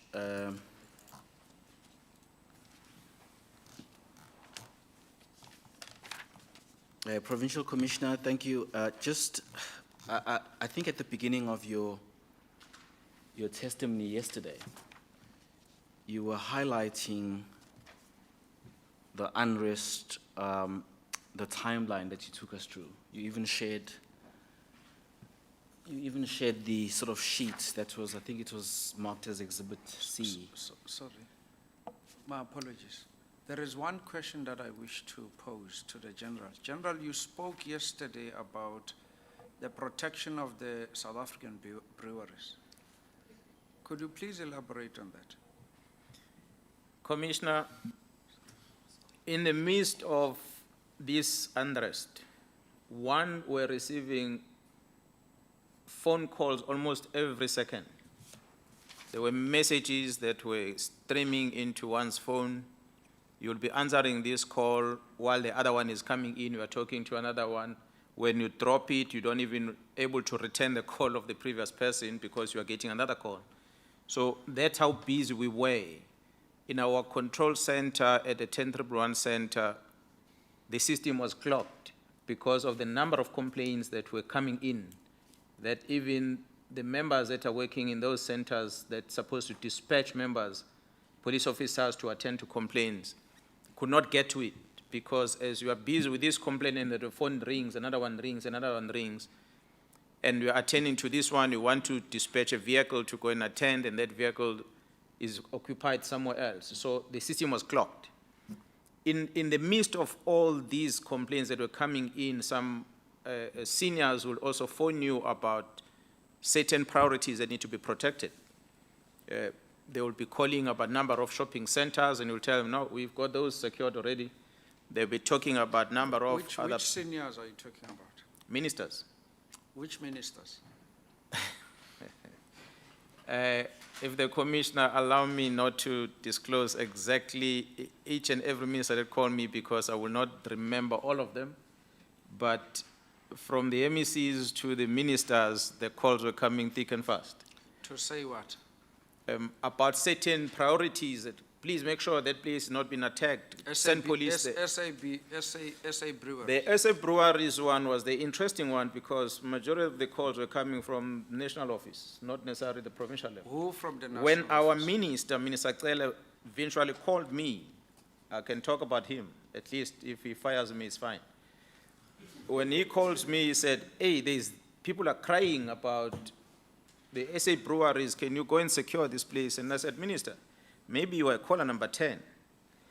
What is it that is with SA Brewers that we have to leave everything else and go and focus at SA Breweries? But then the minister explained to me what he was told, that they are saying not because of alcohol. They are saying that there are some, I don't know whether canisters or whatever that they use that contain high compressed gas, which is used to manufacture beer. That if that were if people were to set alight that, it will explode and it will destroy everything around the vicinity of 2 kilometers. So based on that, it is now a higher risk. So if it's for that reason, I end up saying, okay, let me send members over there because it appears this as a high risk. I went on Google to look at these SA breweries and be able to see this, what they're talking about. And I did see the structure, and then I appreciated. But my concern was, in any other day, that means someone can just go and set fire on that thing and explode it in any way, even if you're not in unrest. If they know it's got that risk, why is it not removed from that and go and build it somewhere else? And they said, no, but it was built long before all those other factories were put around it. So for me, if that is the case, today it still remains a high risk that SA Brewers, if that was the reason. But that was a motivation that was given to me by the minister, which motivated me to go. If it was not that, I don't think I would have gone to the SA Breweries. But I went there for that, to protect more lives from being lost, if such were to happen, because it was brought to my attention. Thank you, thank you. Yeah, no, thank you, Chair. I'll just proceed. My brother has had taken one or two of my questions, but it's fine. We are a team. I guess the follow-up, I will come back to the question that I was starting to make, and perhaps let me follow on based on your submission or your answer. And the follow-up question then, Provincial Commissioner, would be, and I think you've started to address my question, but you indicated as well that approximately 98 or 89 malls and shopping centers, and you were giving us a breakdown of the destruction that happened across the province.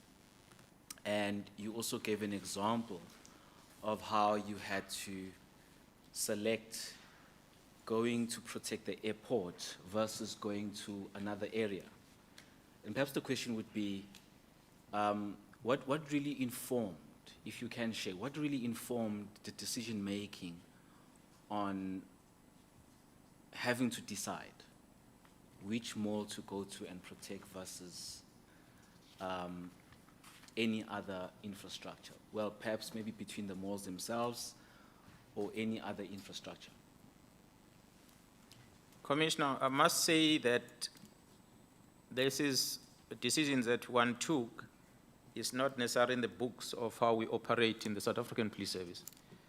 The SAPS, as I said, the Constitution tells us what to do, but the how, it's something that we determine on our own.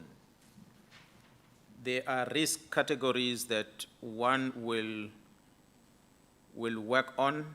The SAPS KZN does not necessarily have a direct responsibilities of national key points. National key points are a responsibility of another division of the SAPS at the national level, and some of the national key points are being looked after by the owners of those key points. And other governed critical infrastructure also is not the responsibility of the SAPS in some instances, but in some of it, yes, such as the legislature, we are responsible for security. But as I say, that responsibility is not necessarily, though it's SAPS, but it's not SAPS KZN. It is SAPS national. So as a SAPS KZN, maybe through my experience or having been exposed to the divisions that are responsible for these national key points, it was easier for me to prioritize the important things of government that needs to be secured if you appear to be in a state of war. You secure those so that the livelihood can still continue thereafter. That was the reason why I gave those instructions in order to prioritize the deployments. And you also gave an example, an interesting example of how, I think it's the Pavilion Mall that was also protected. That is correct. And you mentioned, I can't recall the name now, the task force or something to the that special effect. task force. Special task force. That's correct. I so happen to have been trying to find, essentials, and I was able to see what you described yesterday in as far as the special task force protecting that particular mall. Now, maybe lastly on the protection of malls, and I understand what you're saying in terms of having used your experience in as far as knowing which strategic infrastructure, etc., to have prioritized. Are there any other examples of shopping centers that you can recall offhand that, were saved because of your intervention, or could one then assume that if 89 were destructed or set alight, etc., that the rest throughout the province were then protected because of your interventions together between your members and that of private security? Commissioner, I may not recall, I put the figure of 89. There's quite a lot of them. There are a lot of them around the province that were secured by the police, working with security in some instances. But in many instances, especially at the Tegwini district, there are many of them that were protected by the police alone, and there was no security at all. I will not recall quite a number of them, but the priorities, Commissioner, was more on the food distribution places first before the shopping center, before the mall, because we needed to make sure that the children will still have food when this thing is done. The children can still be able to access the medical medication that they need. People can still access the hospital if it's required. So our priorities was there. Whether the shop is standing or is not standing, as long as the food distribution center is secured, we can still serve the population on the street the food so they can go and prepare to eat. So when we felt comfortable in the security of those obvious between us and the security, we then extended our operations then to the shopping centers. But shopping centers, we then had to prioritize them. That's why we went to the big ones. We secured the big ones that we felt they're strategic. The smaller ones, when we had resources, when the army started deploying, we were able to also secure some of them. But majority of the smaller ones that are sitting within the townships, we unfortunately could not protect them because they were right there in the middle of the chaos, and people were coming in all different directions to attack them. And majority of them has still not been fixed to date. Okay. Now back to the question that I was asking earlier. You indicated when you gave us the timeline that there was some role played by the media in terms of congregating once the judgment was actually handed down.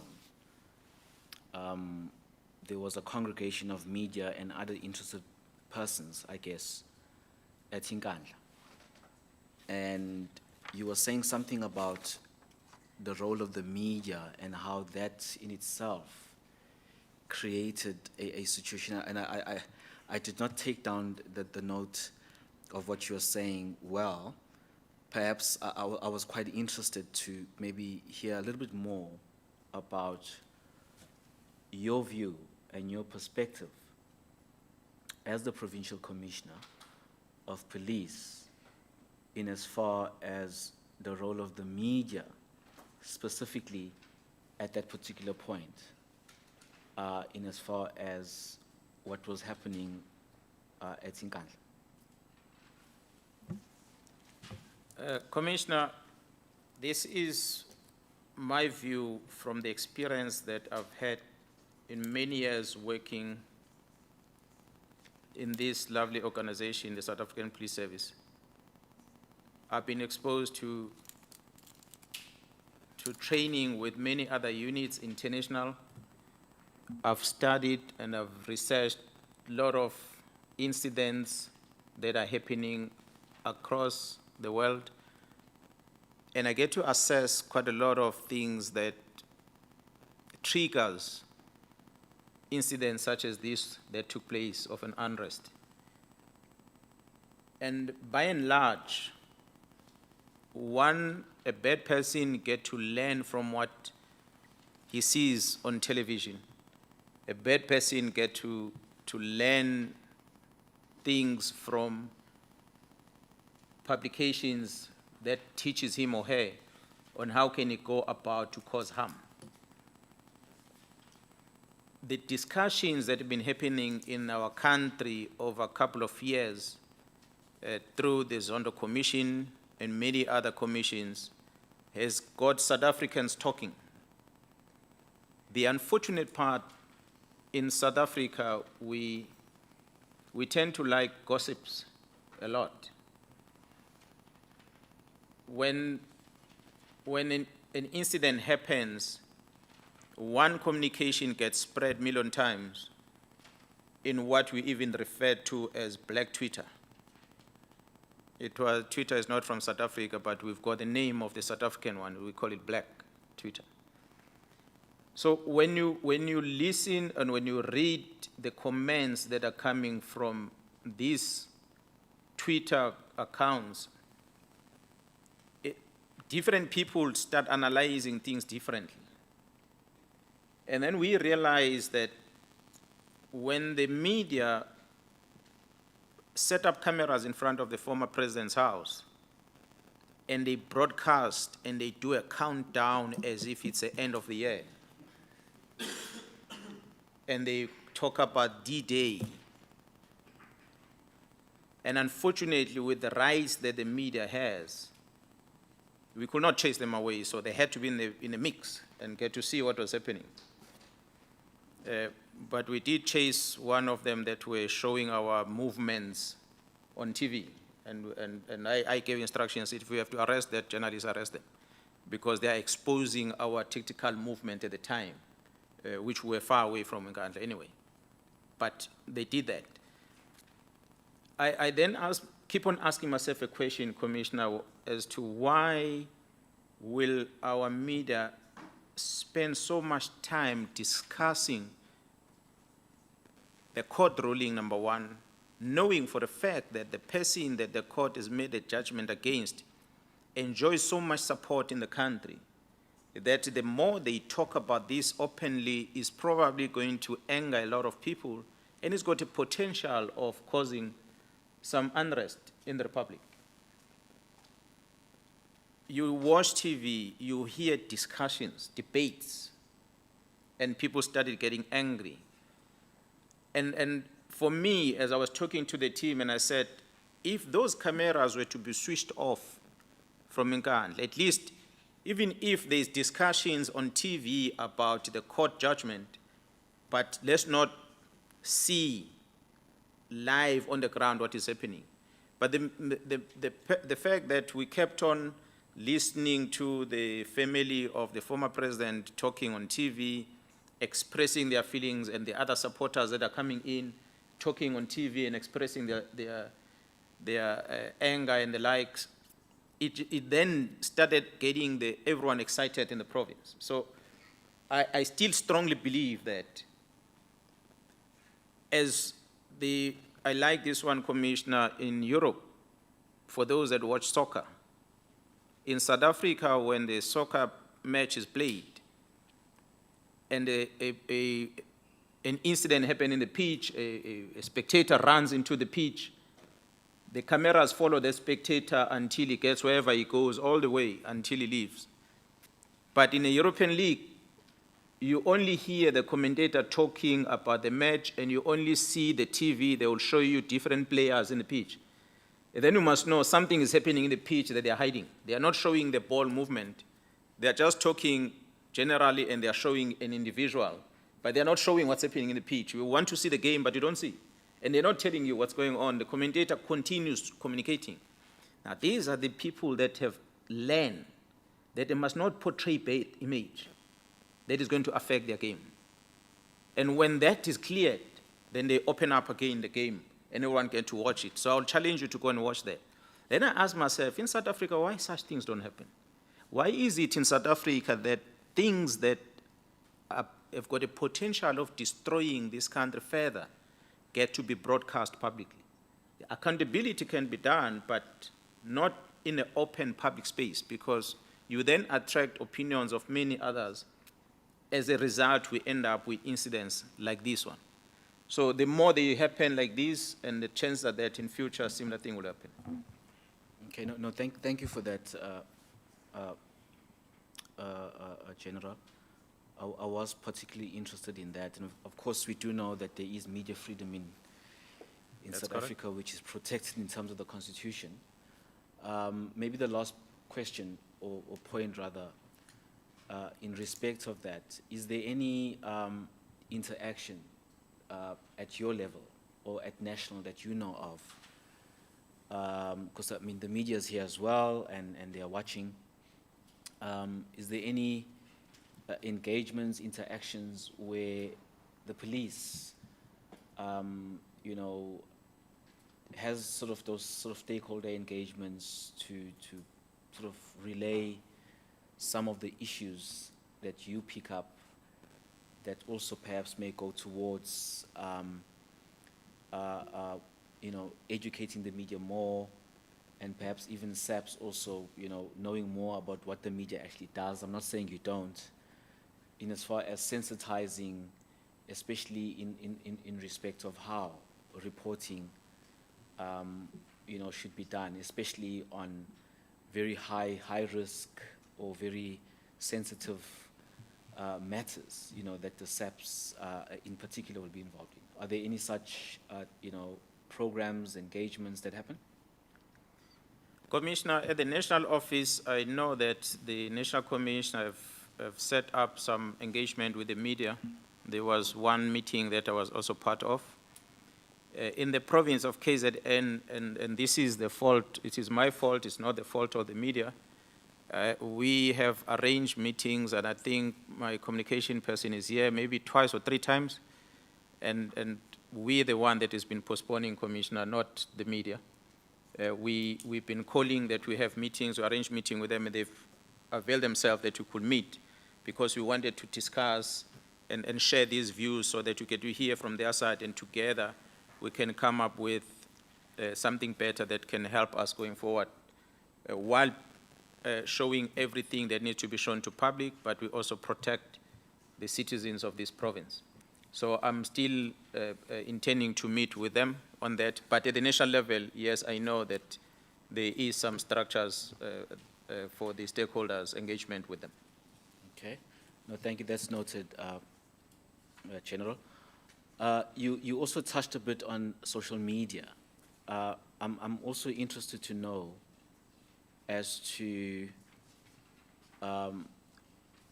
you know, especially from a crime prevention and also perhaps from a crime resolution perspective, what is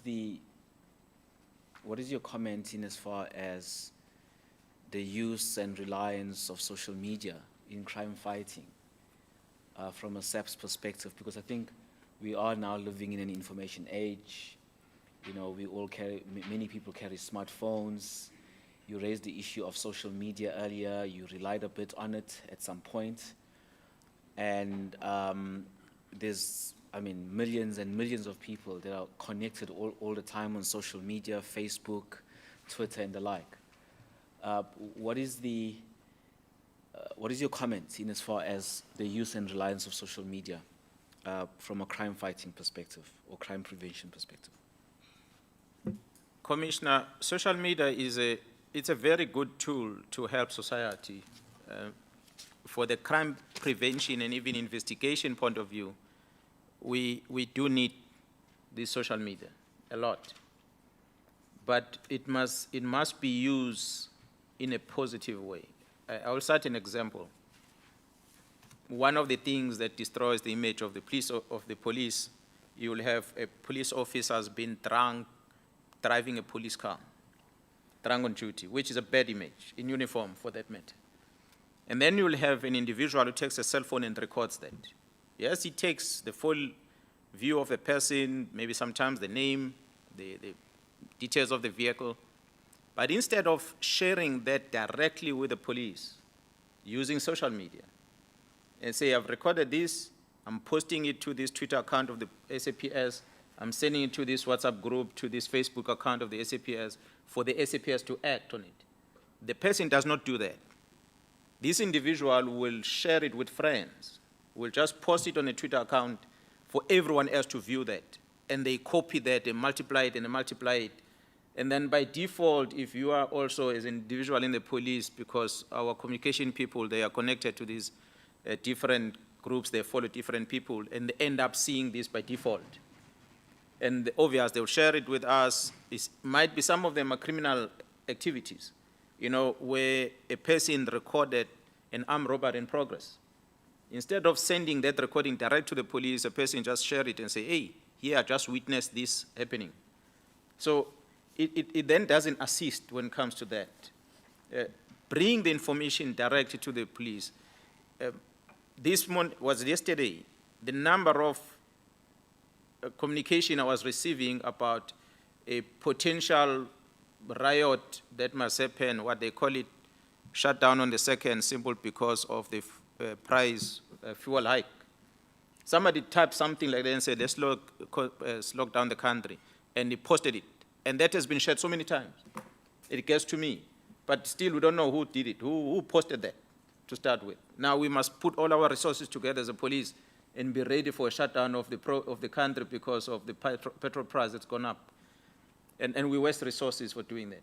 But someone will know that so-and-so posted this to this account. Instead of taking that and send it direct to the police and say, so-and-so has created this thing, police, deal with him or her. Then we'll prevent crime.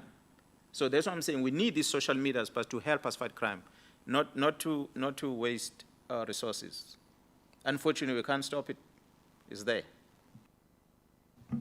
Yes, no, thank you, General. I guess it is an issue that's going to be a challenge, and I think it's something that must be perhaps looked into even more, because I think we are in an information age and we cannot avoid. And I think the National Commissioner also did mention, I think, when he was asked, that there are some partnerships which are being striked with some of the social media companies. I recall him making reference to Facebook and the like, which can also assist, you know, police in terms of tracking down and trying to identify in the course and scope of your crime fighting, you know, perpetrators and the like. And I guess the same applies to the other, you know, social media platforms. I've just got two questions left, Chairperson. The one is specifically relating to, General, you made mention of an instruction or directive for the protection of police stations, if I recall well. Did I capture your testimony correctly? That is correct. Now, were there any, as far as you recall, were there any police stations that became victim to looting and any other destruction that happened in July? No, there was none of them, although there was an attempt, but none was successful, beside a police vehicle that was set alight. Okay, so there was just an attempt, but not one which can be classified as having been destructed, destroyed, or looted. Yeah, correct. Okay.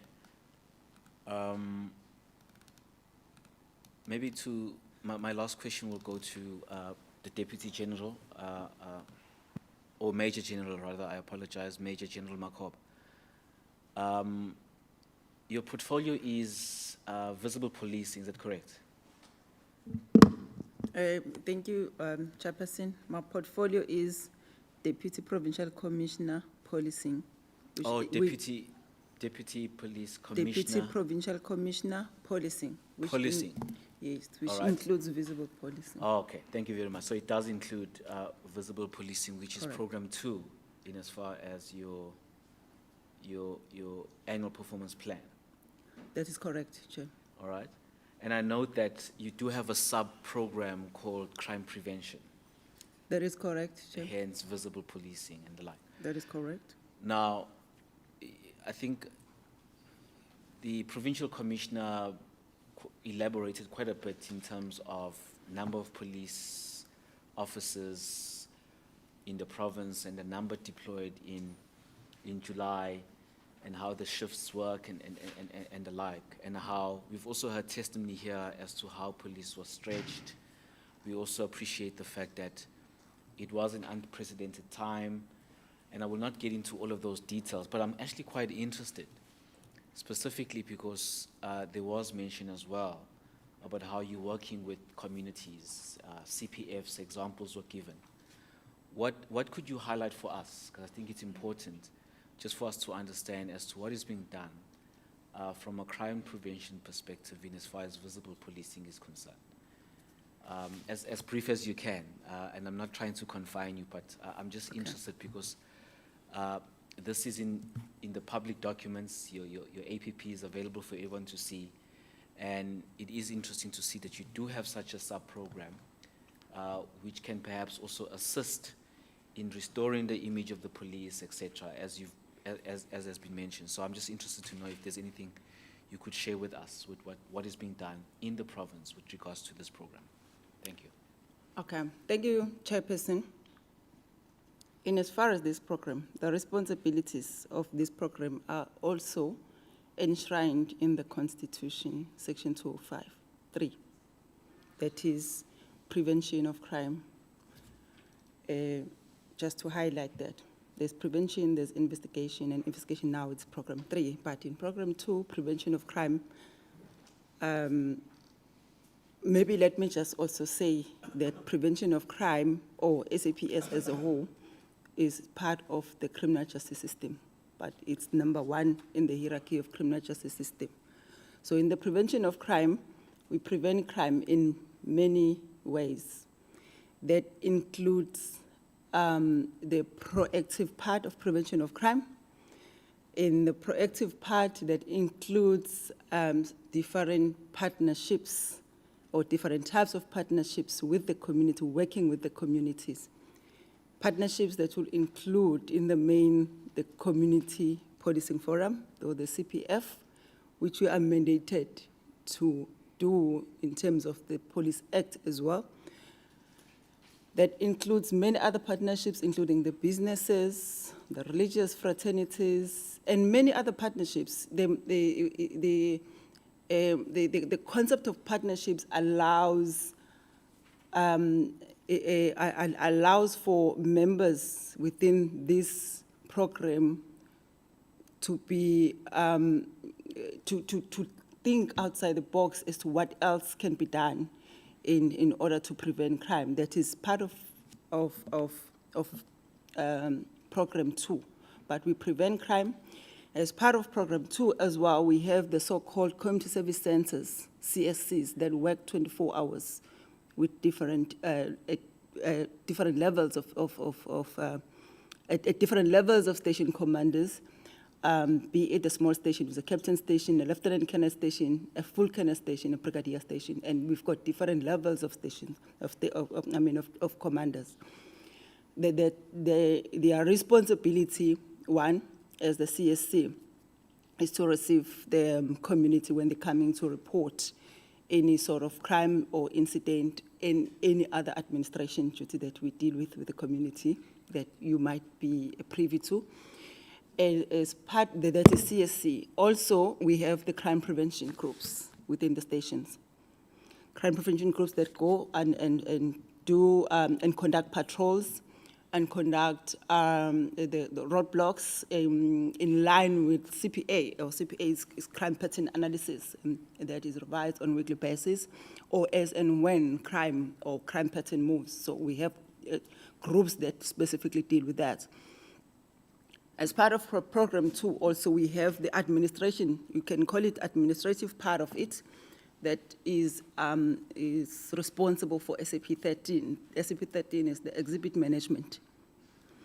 Exhibit management, we've got the section that deals with DFO, designated firearm officers. That is all part of Program 2. Also, just briefly going back to CSC, we also have custody management that is responsible for ensuring that the arrestees, people that are arrested, are kept safe, and we prevent anything that might happen. So the visible policing is vast, or Program 2, that is at stations. But it doesn't end there. Program 2 goes as far as specialized units of the SAPS. That includes police emergency services, the K9s, was affectionately known as dog unit. We have highway patrols. We have accident unit that's all part of Program 2. As part of Program 2, we also have the public order policing. That it's part of Program 2, POP, the TRT, Technical Response Services. Thank you, Chairperson. Can I stop there? But it is very vast. No, thank you very much for your elaborate answer. I think it's quite clear. It was quite important for us to capture that as well, just to know as to what exactly falls within that scope. Chairperson, I've got no further questions. Thank you. I'll hand Thank over you to very the- much. To the panel. Chair, perhaps the last one from my side. Yes, please just be mindful that Yes. the evidence team is now leaving us with very little time to ask questions, because I understand we only have until 7, so let's just conclude. Sincere apologies, Chair. General Mkonas, you say you had to decide which malls to protect, which ones to leave, to ban. What was your consideration in that respect? Which one to protect, which one to let ban? Commissioner, in as far as malls are concerned, we look at those that are big, number one, those that attract large crowd of people in average, that there should be a priority. And as we went down in terms of that rating, we then secured them. That's why you're going to find a priority of securing Pavilion before you secure La Lucia, as an example.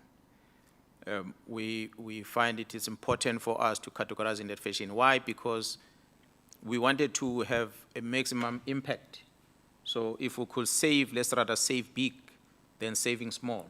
So that's why we decided to go to a bigger shopping, even if it's not a mall, but a shopping center where a lot of shops around.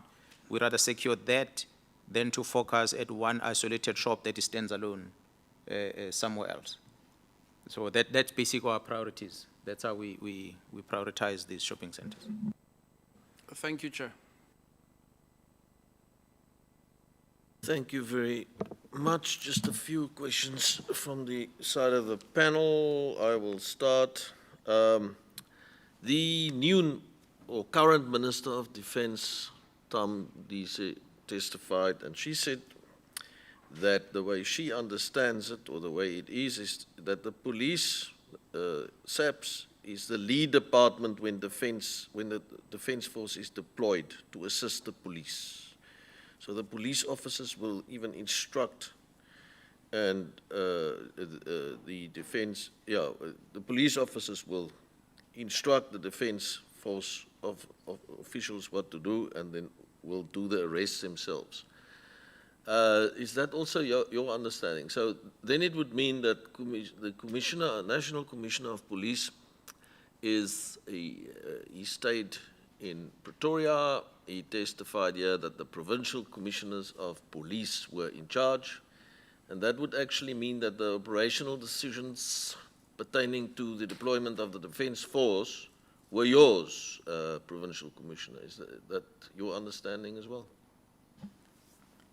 Commissioner, in terms of the deployment, the question the Commissioner is asking is in twofold. I will say on one part, yes, on the other part, no, not really.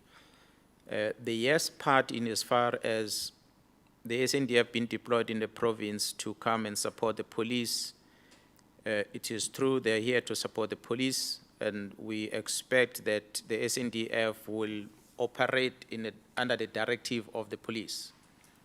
But the word instruct, I say no to it because, number one, although we are in the civil environment as police officers, but we are still commissioned officers that are commissioned by the president. So in a parliamentary setup like the SAPS, we still carry the ranks that are carried within the SANDF. As a result, a police officer, even if he's a police officer on the ground, but if he's in the presence of a senior soldier, he can't give that soldier instruction.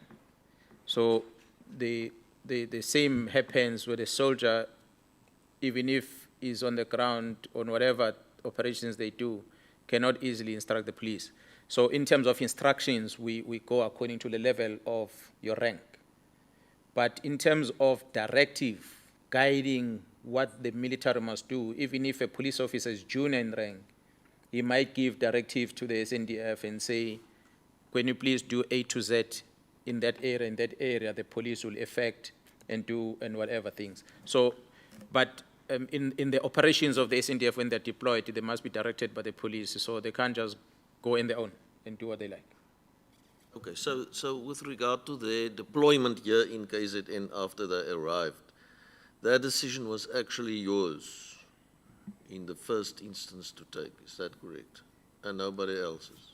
The first thing that I was expecting, Commissioner, is that Colonel Nyalunga, as a person in charge of the SANDF in the province, whom when we were sending the request we were communicating with, when the additional forces are coming down to the province, they are going to report to him. He is going to come to us and report to us and say, I've got additional forces, here they are.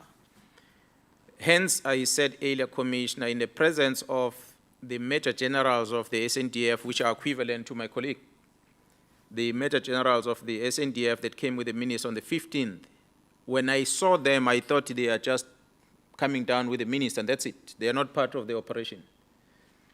And hence the generals did confirm that she was surprised to learn from the colonel that there are generals now that are deployed that are now in charge of an operation. The generals who did not come to her to say, here we are, or through the colonel to say, introduce us to the commission and say, we are the one now deployed to take charge of the military side of things. They didn't do that. Instead, they went to the hotel, and hence the general had to go and meet them at the hotel. So it was then skewed, because it was like the military is in charge. We are now following the military. If I was still here at the time, I would not have allowed it. Thank you. Yes, that clears that up, I think. Second question is the functioning of the community police forums. You know, there is a view that if we really had well-functioning community police forums throughout KwaZulu-Natal, it would actually have been a very easy task, maybe for the police in collaboration with them, to have curbed what happened much easier. What would be your comment on that? Commissioner, that is true. The provincial board that we have currently, I've had meetings with them, and I've shared these views with them, the concerns that I'm picking up on the ground, that the purpose of the existence of that structure, which is mandated in the Act, is not being fulfilled, and the election of the officials to represent communities, the officials to be the link between the police and the community. We're talking about a person who's going to say to the community, here is a new station commander, here are the police officers working in this station for the community in that area to see and meet them. Here are the contact details of this police, and that's how they're working.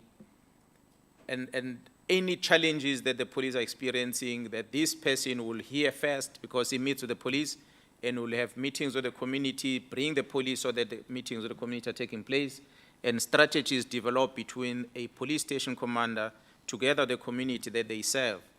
I still feel that there is a disconnect between that person which we think as a police is appointed by the community, that person seems to be appointed by a certain section of the community. And even after he's been elected as a chairperson of the CPF in that locality, that person does not give feedback to the community for the community to understand the challenges faced by the police in different operations that the police are executing. So we have an opportunity that we now have to appoint select a new representative of the CPF in the province. We do hope there's going to be extensive consultation. The communities are really going to come together and demand to be informed about the operations of the police. Because these are the platforms where the police should be able to brief the communities about the status of cases that we are investigating, as an example. But if we don't have those platforms working well, mainly because of maybe the failure from the communities as they are electing the representative, or the failure from us as a police to see to it that there's quite a reasonable participation of community in the CPF structures. But it is something that we are working on, Commissioner. We hope as we have these coordinating structures also set by the MEC in the province to link the communities and the police, that we're going to strengthen these partnerships going forward. Yeah, because that was exactly what I wanted to suggest. I suppose to a very large extent it is the task of the police, or the duty of the police, to make sure that these CPFs function properly, and that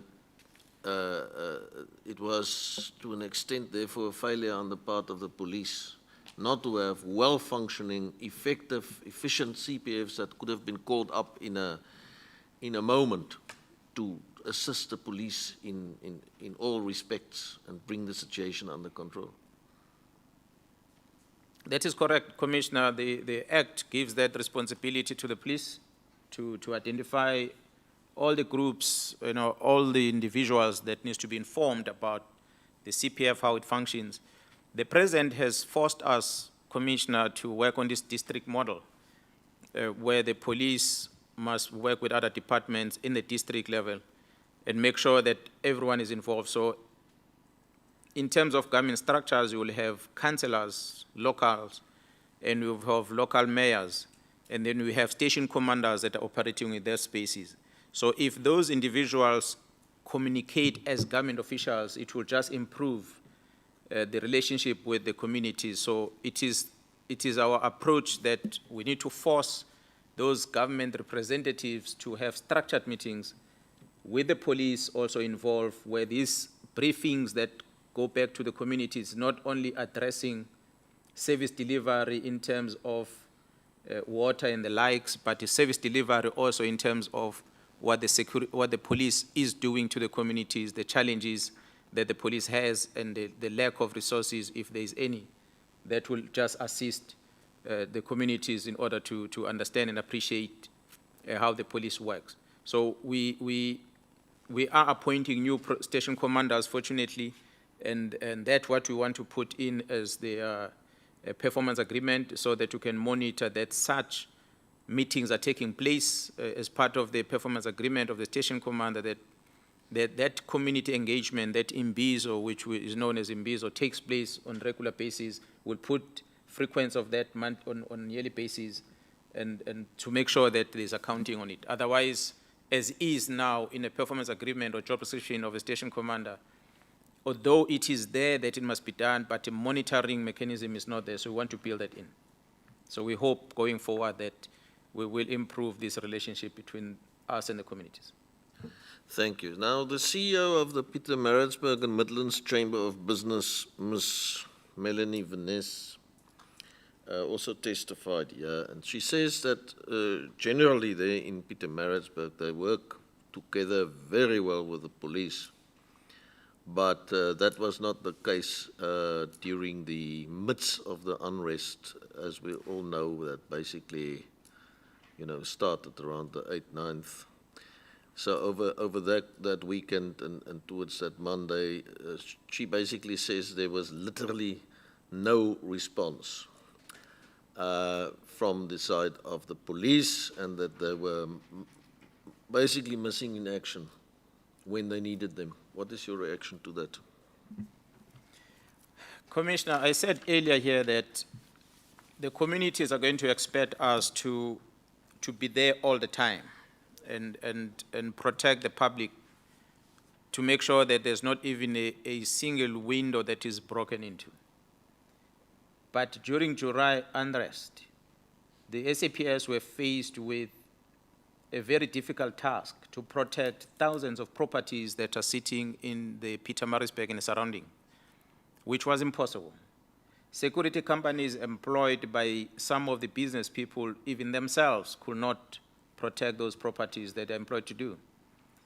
The SAPS in Pietermaritzburg protected quite a lot of properties. I'm sure that CEO should have appreciated that at least the community of Pietermaritzburg are still able to buy essential things from the shops that were not looted. They are still able to enjoy life by going out to do businesses. The road infrastructure is still open. The entry on the freeway is still drivable by trucks that are conveying goods. If those things are not, if the police were not there, all those would have been destroyed, and all those would have burned down.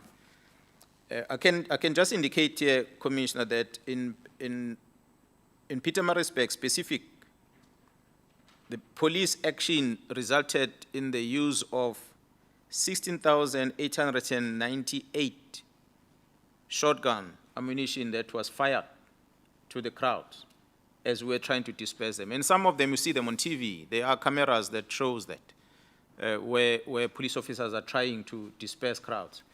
So it is just unfair for her to say that.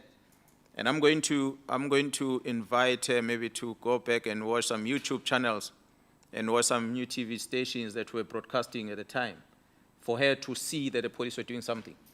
If she says there was no action, it means she perhaps might have been in a different part of the world. But she's entirely talking about Barnsley Road, where she says there's lots of businesses there next to the river, and most of these businesses were destroyed. So she's specifically referring to the police absence, as I understand her, there.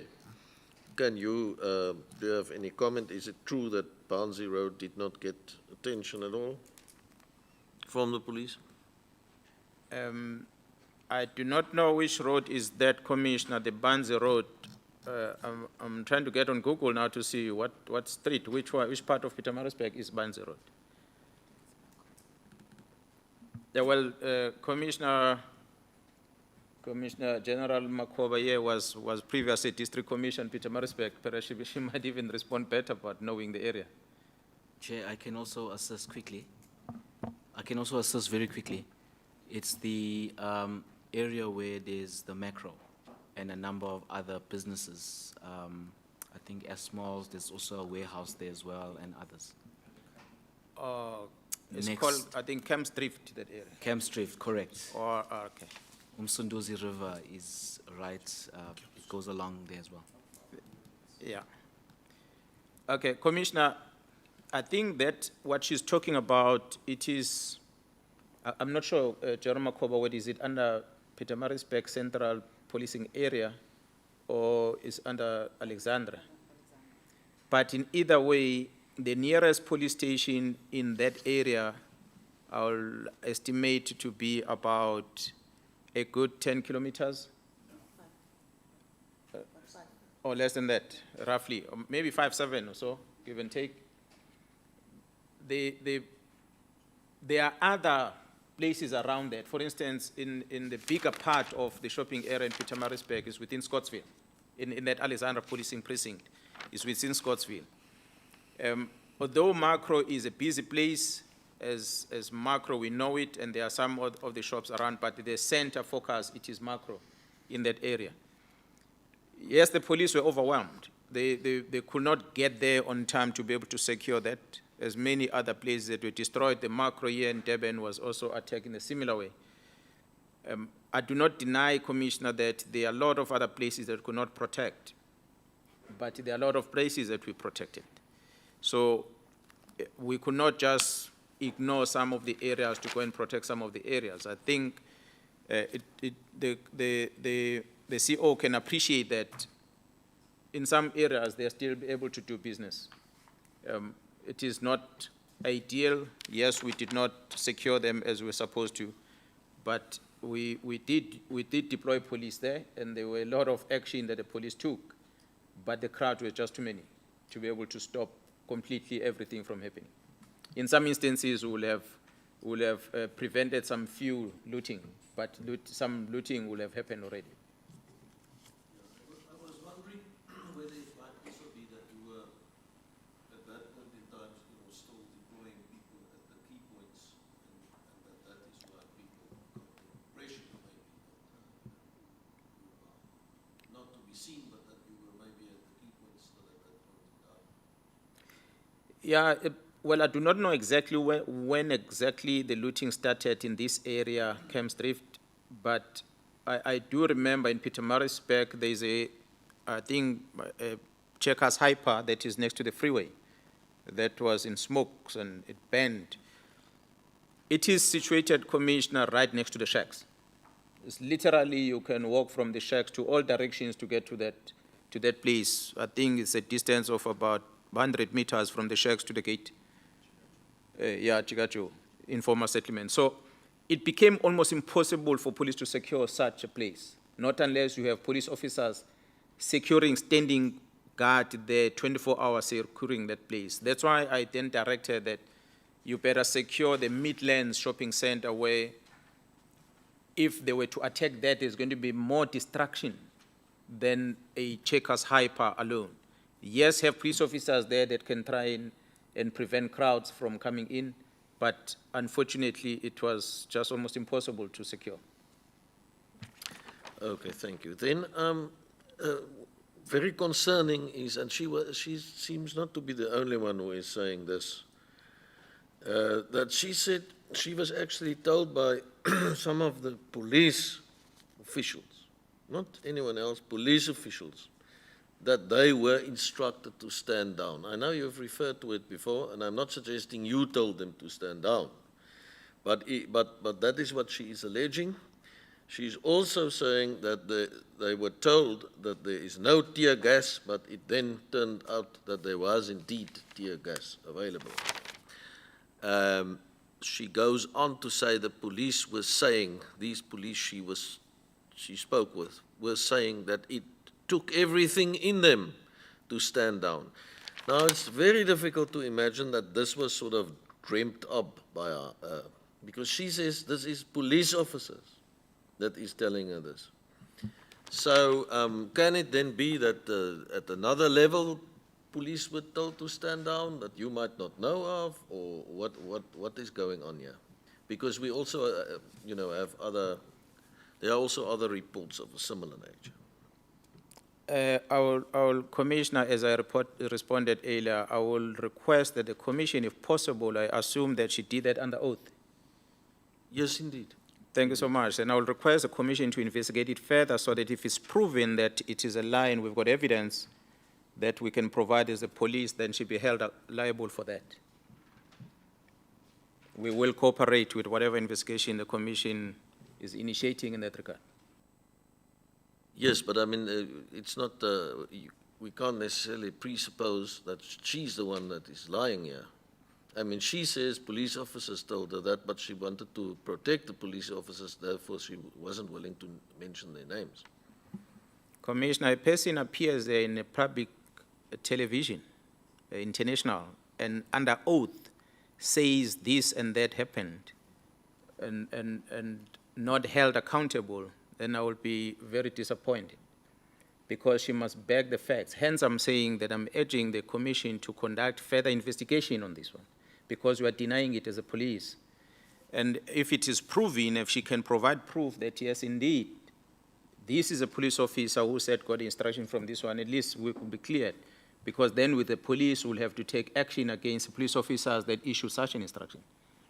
As it stands, I do not know what her name is, but when we heard about that, I asked the district commissioner again, whether was there such an instruction issued, and he still said to me there was never such, because we never issued such an instruction to police officers. So if she has evidence of that, she will have to provide. The pity is that maybe as a police we might consider instituting some action that is going to force her to tell us the truth.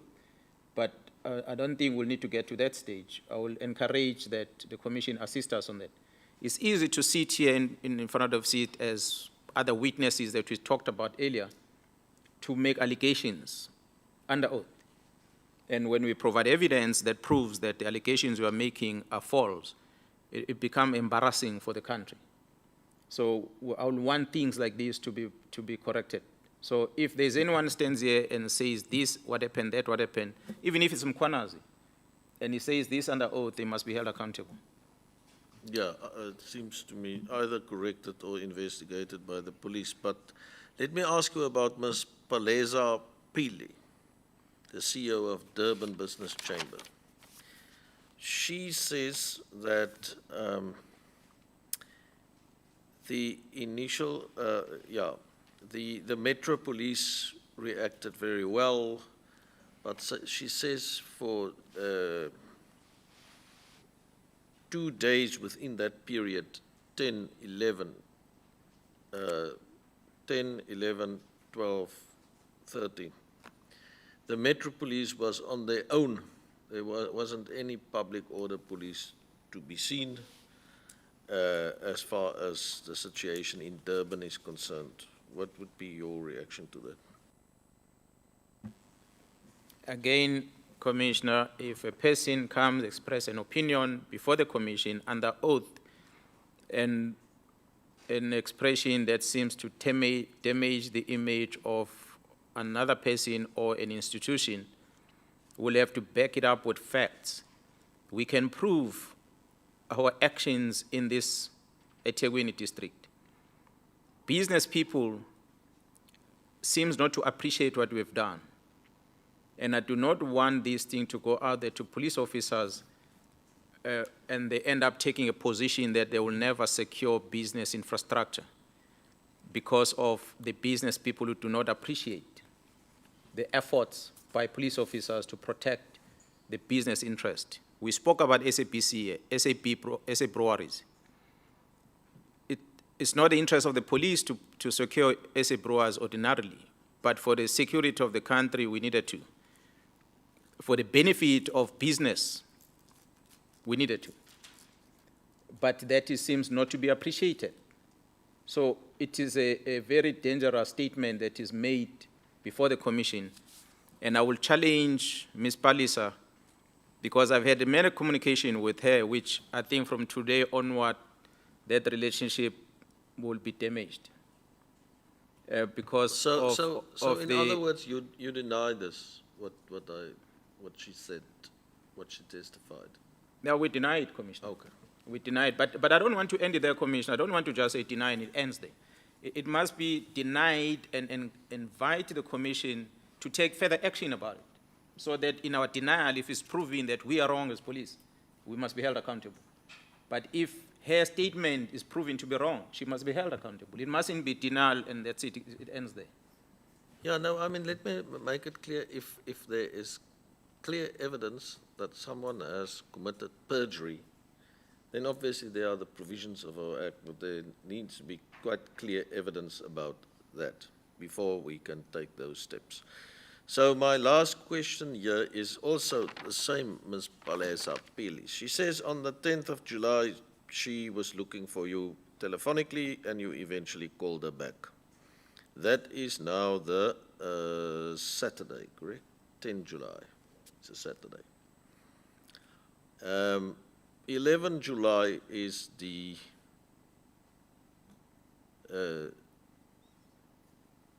Sunday. Let me just see. There were 2 days. I'm not exactly sure now whether, but I think it was the Sunday and the Monday that she was looking for you telephonically and calling you. But she says, and your generals, she said you and your generals had your phones completely switched off. She couldn't get hold of you at all. And then the Tuesday, things were calm and your phones were on again. She could get hold of you on the Tuesday. I will deny that, Commission. I'm going to invite her to produce a proof or her telephone conversation, telephone calls. You can get it from the service provider. She must download that, where she shows my number, where she called me, and I will want to invite investigation that can show on a telephone. I'm using a Vodacom line. Vodacom will show whether during the period was my line communicating with the nearest tower showing that it is on? Because if it is proving that my phone was never off, that means she will have committed another perjury. Then I'm going to invite the commissioner to take action on that. Yeah, well, you know, I mean, we're also putting these things to you to obviously give you an opportunity to reply to it, because I think those weren't put to you, and it did implicate you in a way. So that's why I'm putting it to you, and you have replied to that now. You've made use of the opportunity to reply. Yeah, Commissioner, I wanted to, like I'm saying, I'm giving an evidence that she's using a phone, telephone, cell phone. Mine, you can trace it, whether was it on or not. And I'm sure if she used a cell phone, hers will also be proving the phone calls that she was making on record. Yeah. Should No, probably be I there. mean, rest assured, the Commission will, you know, Yeah, just for will record. deal with matters that it Just for believes record, need further attention. Just for record, Commissioner, my phone is on divert to my PA. Anyone can call me now. If it rings and I don't answer, it gets diverted to my PA. So if you get a message or a voice call not answered, it will have been in the PA side, not mine. That's why I don't even listen to voice notes, because I don't get anybody leaving a voice message for me. Palisa, Miss Palisa even has my number, has got WhatsApp. She's been communicating with me. And I said to Commissioner that on the 10th when she called me, and I said to her, in terms of managing the trucks, this is what I'm proposing, which did not happen. From that Sunday, there were a lot of calls that were coming in. And I said before this commission earlier, that while I'm still busy talking to this one on the phone, and there are other ones that are coming in, and by the time I drop the call, I've got 5 missed calls.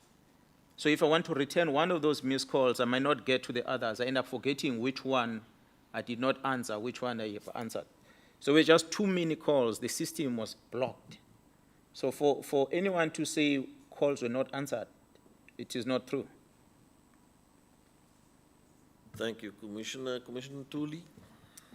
Thank you, Chairperson. General, the advantage of coming in this late is that most of my questions have been covered, but nonetheless, I do have a few questions for you. The first relates to your GPS system. When asked about the date on which you went to Phoenix, you told the Commission that you do not recall and you would have to check your GPS system.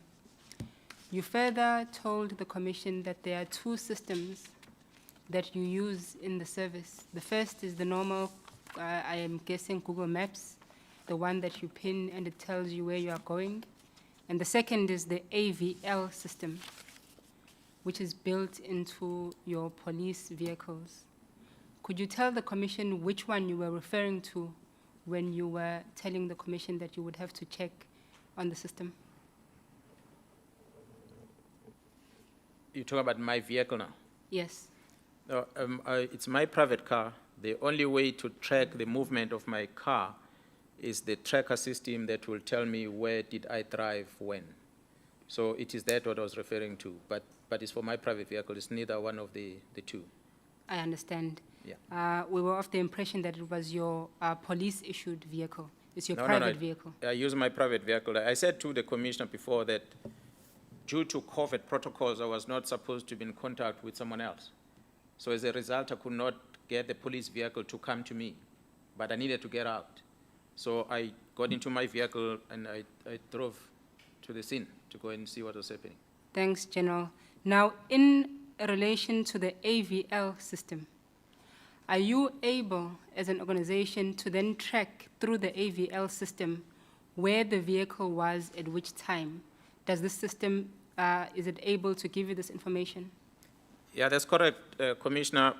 Unfortunately, it won't be all the vehicles because, as I said, some of the devices might not function at a specific time due to maybe wear and tear or whatever dysfunction of the system. But in some instances, very same police officers, they fiddle with the system so that it does not operate, so that they can be able to do things that they're not allowed to do with their vehicles. But by and large, we have installed these devices in all police vehicles in order for management to be able to track the movement of the car, to compare whether the vehicle was in a place where it's supposed to be at any given time. So it helps us with not only the investigation, for also to respond to complaints. If you make a phone call at a 1011 center, and you are saying you need a police response at a particular area, they are able on GPS to see which vehicle is closer to you through using that AVL system.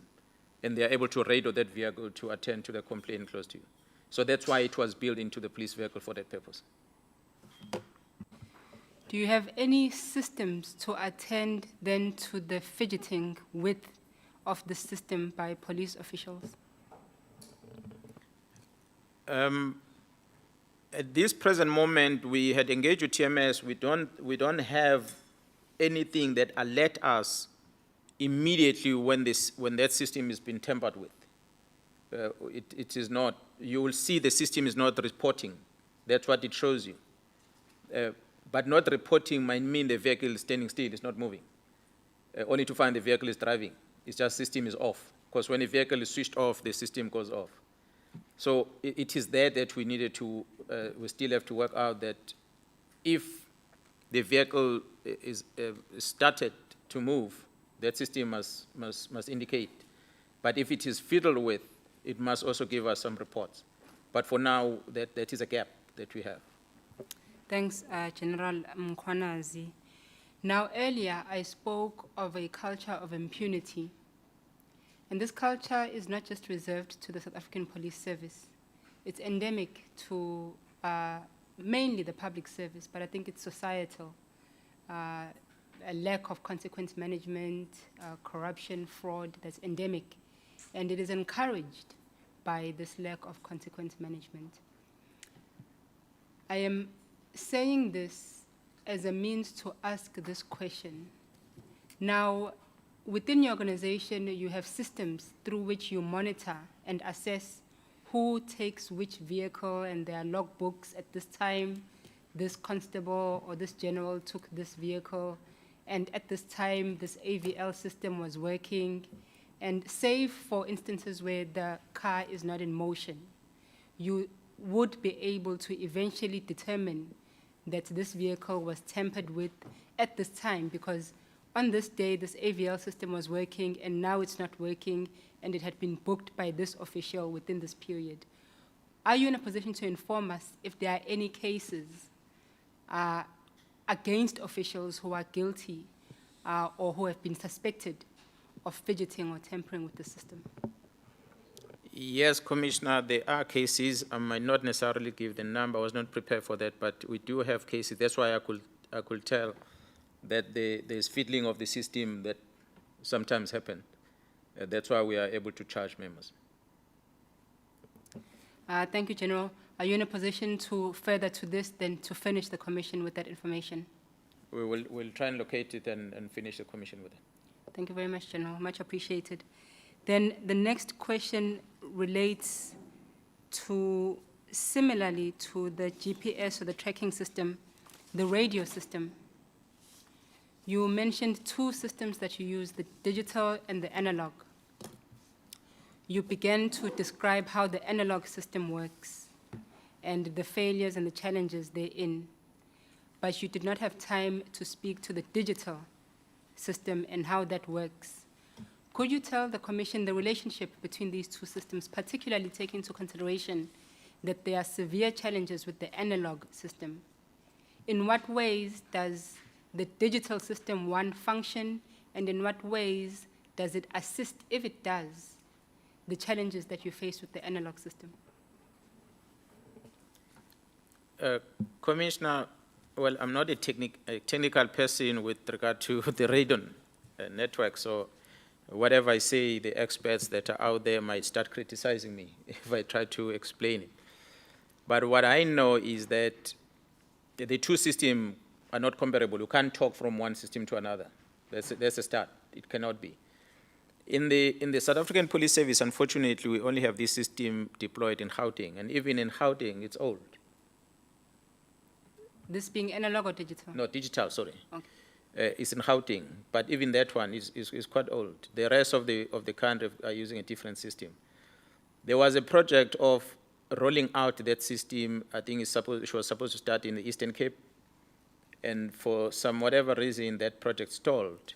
I understand that there's been a lot of investigation in terms of corruption regarding the awarding of a tender that was to install that in the Eastern Cape. I think that what might lead into the stopping of the project. But in terms of what has been done to assist us in terms of this radio network, I think the division supply chain is in a better position, and TMS is in a better position to respond to that. But what I can tell is that on the digital communication, life is much easier. You are able to have a private conversation with someone on the radio. You are able to locate a radio piece easily, unlike analog. You've got a function of like a telephone that you can dial a person without necessarily keying a radio. Nobody will hear. You dial an individual and talk direct to that person, like you're using a cell phone. So it has functions like those. And there are some digital radio networks that uses communication towers of cell phone networks that is a radio, but you communicate through those networks. So that's an advantage of a digital system, because it allows you to talk on a small piece of a radio from here. You can talk to someone in Mosina or Cape Town, but the analog you can't. You have to put quite a number of repeaters all the way to get there. So that's why I'm saying the advantage of having a digital system is quite big. But the technical part of it, I think the expert would better explain that. And are you using the analog system more than the digital system currently, or the other way around? The digital is only in Gauteng province. Oh, you did. The rest of the country is analog.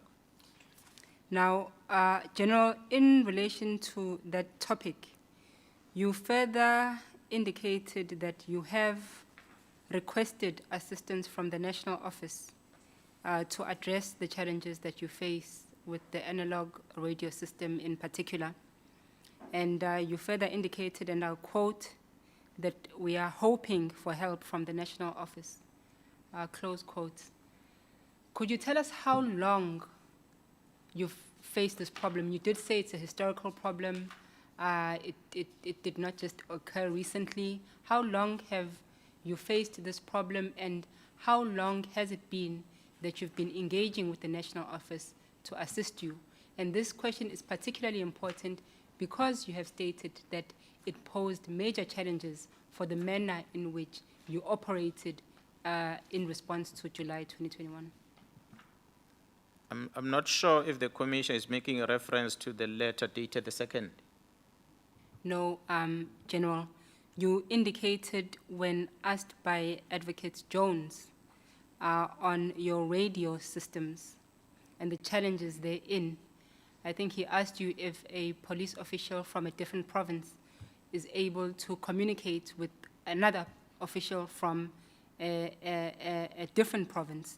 And in that conversation, you further indicated that there are challenges with the analog system, and these challenges are historic. Do you remember that? Yes. You further indicated that you have told the national office about these challenges. Do you remember that? Yes, I said we have made requests in the past, not on behalf of me as a provincial commissioner, but while I was still at the national office. I see. Were you making that request on behalf of KZN or in general at the national office? No, in general in the police, not only in KZN. I was not in KZN when I started talking about this. Understood. So when was it that you lodged this request for assistance? Yeah, Commissioner, I was at one stage the commander of the Special Task Force. One of the applications that I remember would have made at the time was the radio network, the radio system that you needed to have. Special Task Force members, the individual must have a radio. The ones in Durban, in Pretoria, and Cape Town must be able to talk to each other when they get to an operation. But each one of them must have a radio and the hairpiece. So as we started struggling with those, we were putting applications and requesting. As I was moving up the ranks and moving away from the special task force and get complaints from the members on the ground, and we'll share those concerns. So to remember the exact date or the specific application, I will have to go back to archives to check in any application that were ever made before. But it is also after the Marikana Commission. It's one of the recommendations was there by the panel of experts, and I was a member of that expert, where it is recorded as a member of the expert, I will have written that, signed that report, which also says we need to sort out the radio system in the police. Thanks, General. That's very helpful. In your view or observation, what is the cause of the delays in the organization attending to this matter, particularly for its important role in assisting your officials in the conduct of their duties?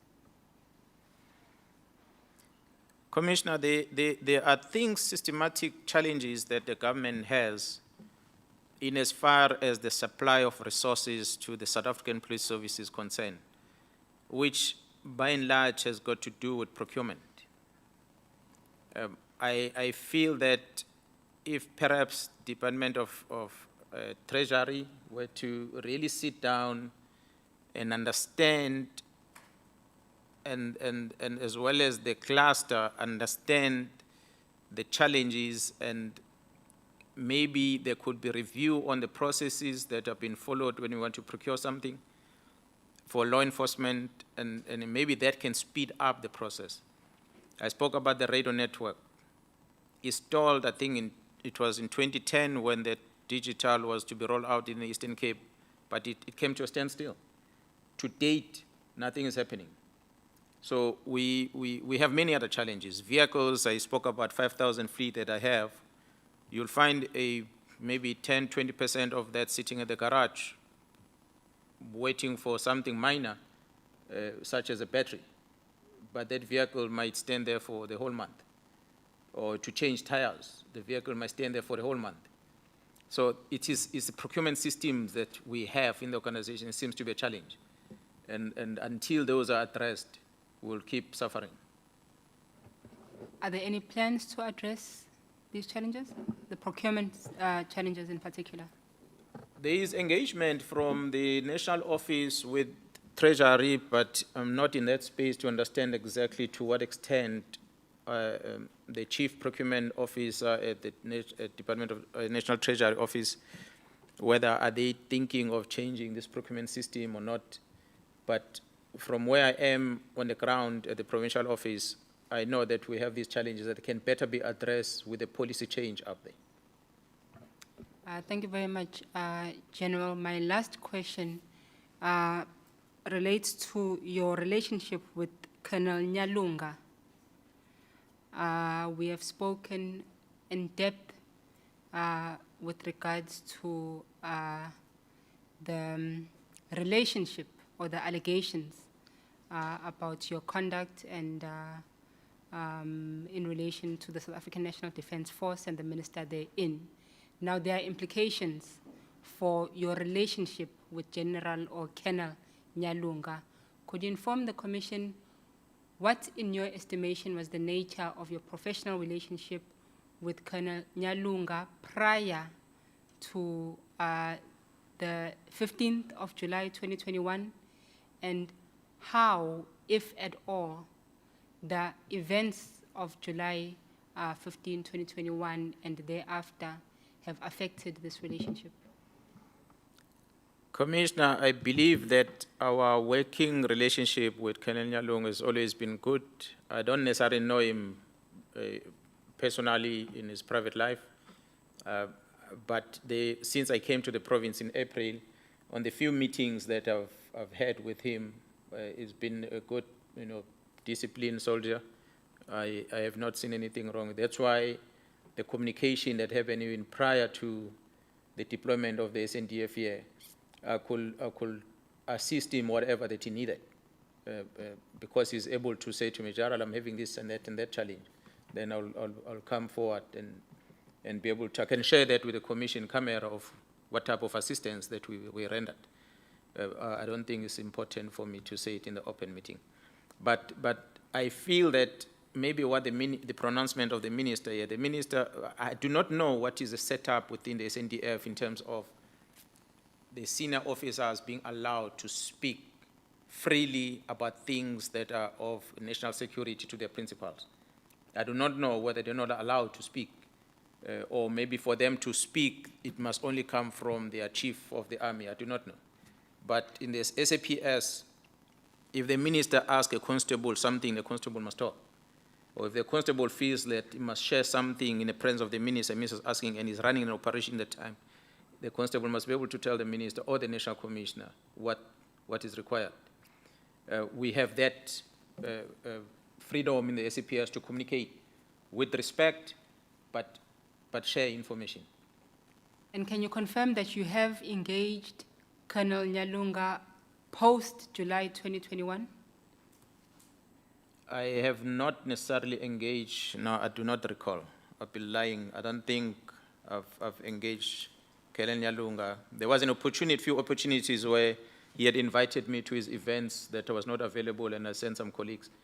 The mere fact that he invites me to his events, that shows the relationship. But unfortunately, I had to make an apology because I had other commitments. So a person who doesn't have a relationship with me will not invite me to his event, as an example. Thank you very much, General. That's Thank you. all from me, Chairperson. Thank you, Chairperson. I've just got two questions. The number of questions have been asked and answered. We had the NPA here last week Thursday, I think. And when we asked them, they must give us the total number of arrests in the province.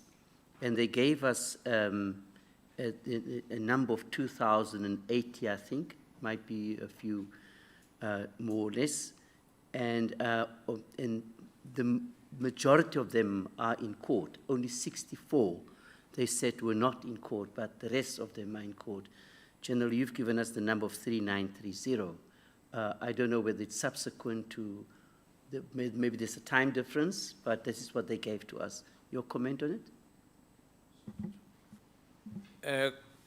Commissioner, I do not know the figures that the NPA gave you and the timelines of the figures of the arrests, so it becomes difficult for me to explain what they were referring to.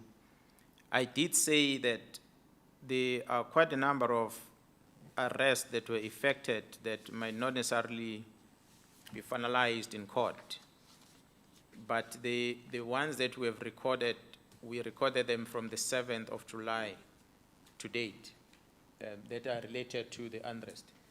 I do not know then the NPA numbers that they were talking about is for what period. So I will have to then compare the notes so that you can be able to tell. Because for any arrest, there's a case docket.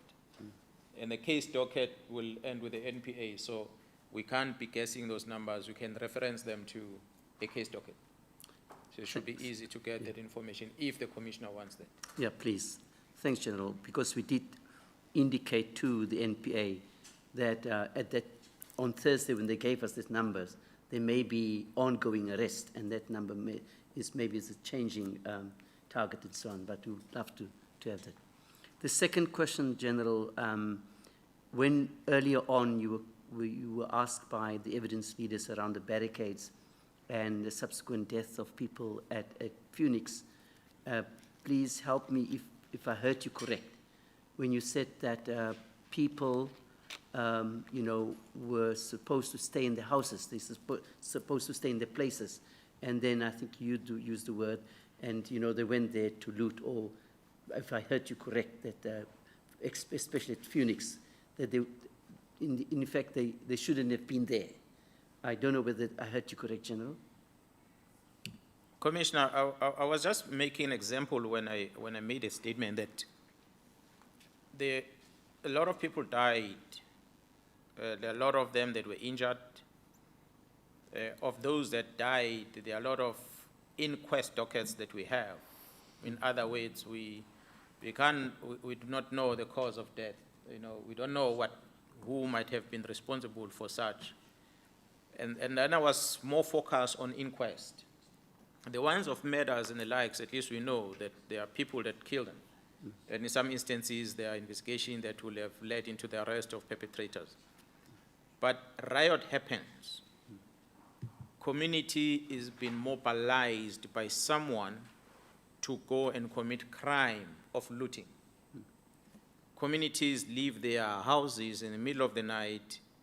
They take it to the street to go and break into the shop or whatever property to steal whatever that doesn't belong to them. You go and steal a couch. You don't have a house to put the couch. But you take the couch and you bring it back in front of your shack and you park it in front of the shack. The question was, why did such individual leave the house to go to the shop and steal a couch and bring it back here? What gets into your head? So you are lucky that you bring the couch back, but someone did the same thing, but on their way back or in the process of stealing, fell and was stumbled upon by other people and ended up dying. Now, the police officer must be held accountable for the death of that person. The police officer must then explain why he could not prevent the death of that person. Whereas this is an individual who left the house and went to commit crime, in the process died. And we find it difficult as a police to be held accountable for such. But we're trying to pass a message to the community that there seems to be a lifestyle that has been out there to our society where they just disregard the laws of our country. They just don't respect anything that it is said they must respect out there. It is someone else's property, but you want to take it for free. So while you are doing that, you get hurt, you get injured. Whatever drives you to do that, there are those that went to steal food. You could justify and say they were hungry, and they died in the process. Maybe the society might forgive that. I might forgive that. But there are a lot of them that went to steal fridges, solar panels at macro. You steal such items because you want to sell them. You go to ATM machine to bomb it because you want to take money, and you go to the bottle store to steal alcohol because you want to drink, and you see it on social media, you're enjoying it. But in that process, people die. So something is not right in society. So that's a message I was trying to communicate, that we need to have a discussion. We need to have a debate about this and find out exactly how do we fix it going forward, because the prisons are full. Yeah. Police cells are full. And there's repeat offenders. Yeah. Rehabilitation system seems not to function. And the question is why then? What should be done? No, thank you, General. The reason I asked that question was specific, and I understand fully what you're saying. And I think we need to have that discussion, that debate. I was asking in the light of Phoenix in particular, because some of the people whose cars were burned and who were injured were actually people that stayed in Phoenix.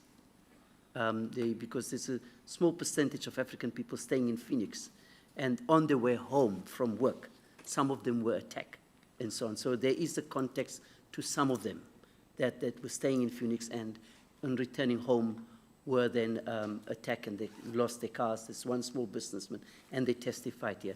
So I do understand that, and maybe same thing about what happened at Khan Road corner as well, and so on. But as I said, some of the questions have already been answered.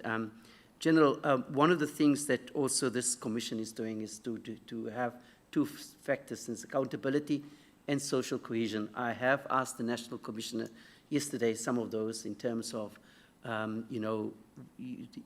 the building the trust and the confidence in the South African Police Service. It's also our responsibility to do that. And I would say what I said yesterday to you as well, General, that there are many men, many women in blue and men in blue, as you started your testimony yesterday, to say that there are many women and men in blue that were boots on the ground, that have sacrificed a lot of time, sleep, and traumatized, but assist in helping to bring the unrest to an end.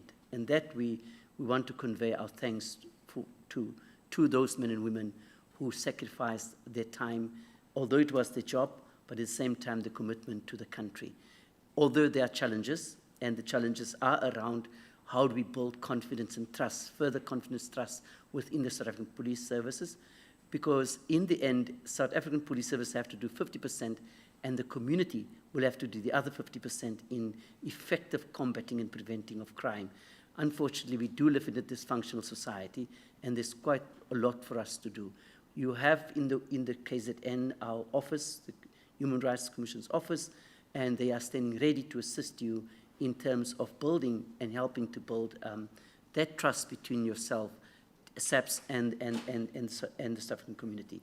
Also, from the South African Human Rights Commission, we do have an MOU with the South African Police Services, and through that, our office here, we could possibly assist to build and rebuild the trust and the confidence of the community within the South African Police Service. But at the same time, also, General, you have to deal with some of the challenges within the service, amongst a few rotten apples that may still be around and creating more problems for the South African service, and in terms of breaking down the trust. Thank you, General. Thank you, colleagues.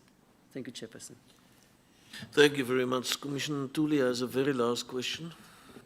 Yes, I do, Chairperson. General, Advocate Stene asked you about the calls you received with regards to guarding the South African breweries. And it further transpired that the reason was not to guard the alcohol itself, but the gases that are contained within that building.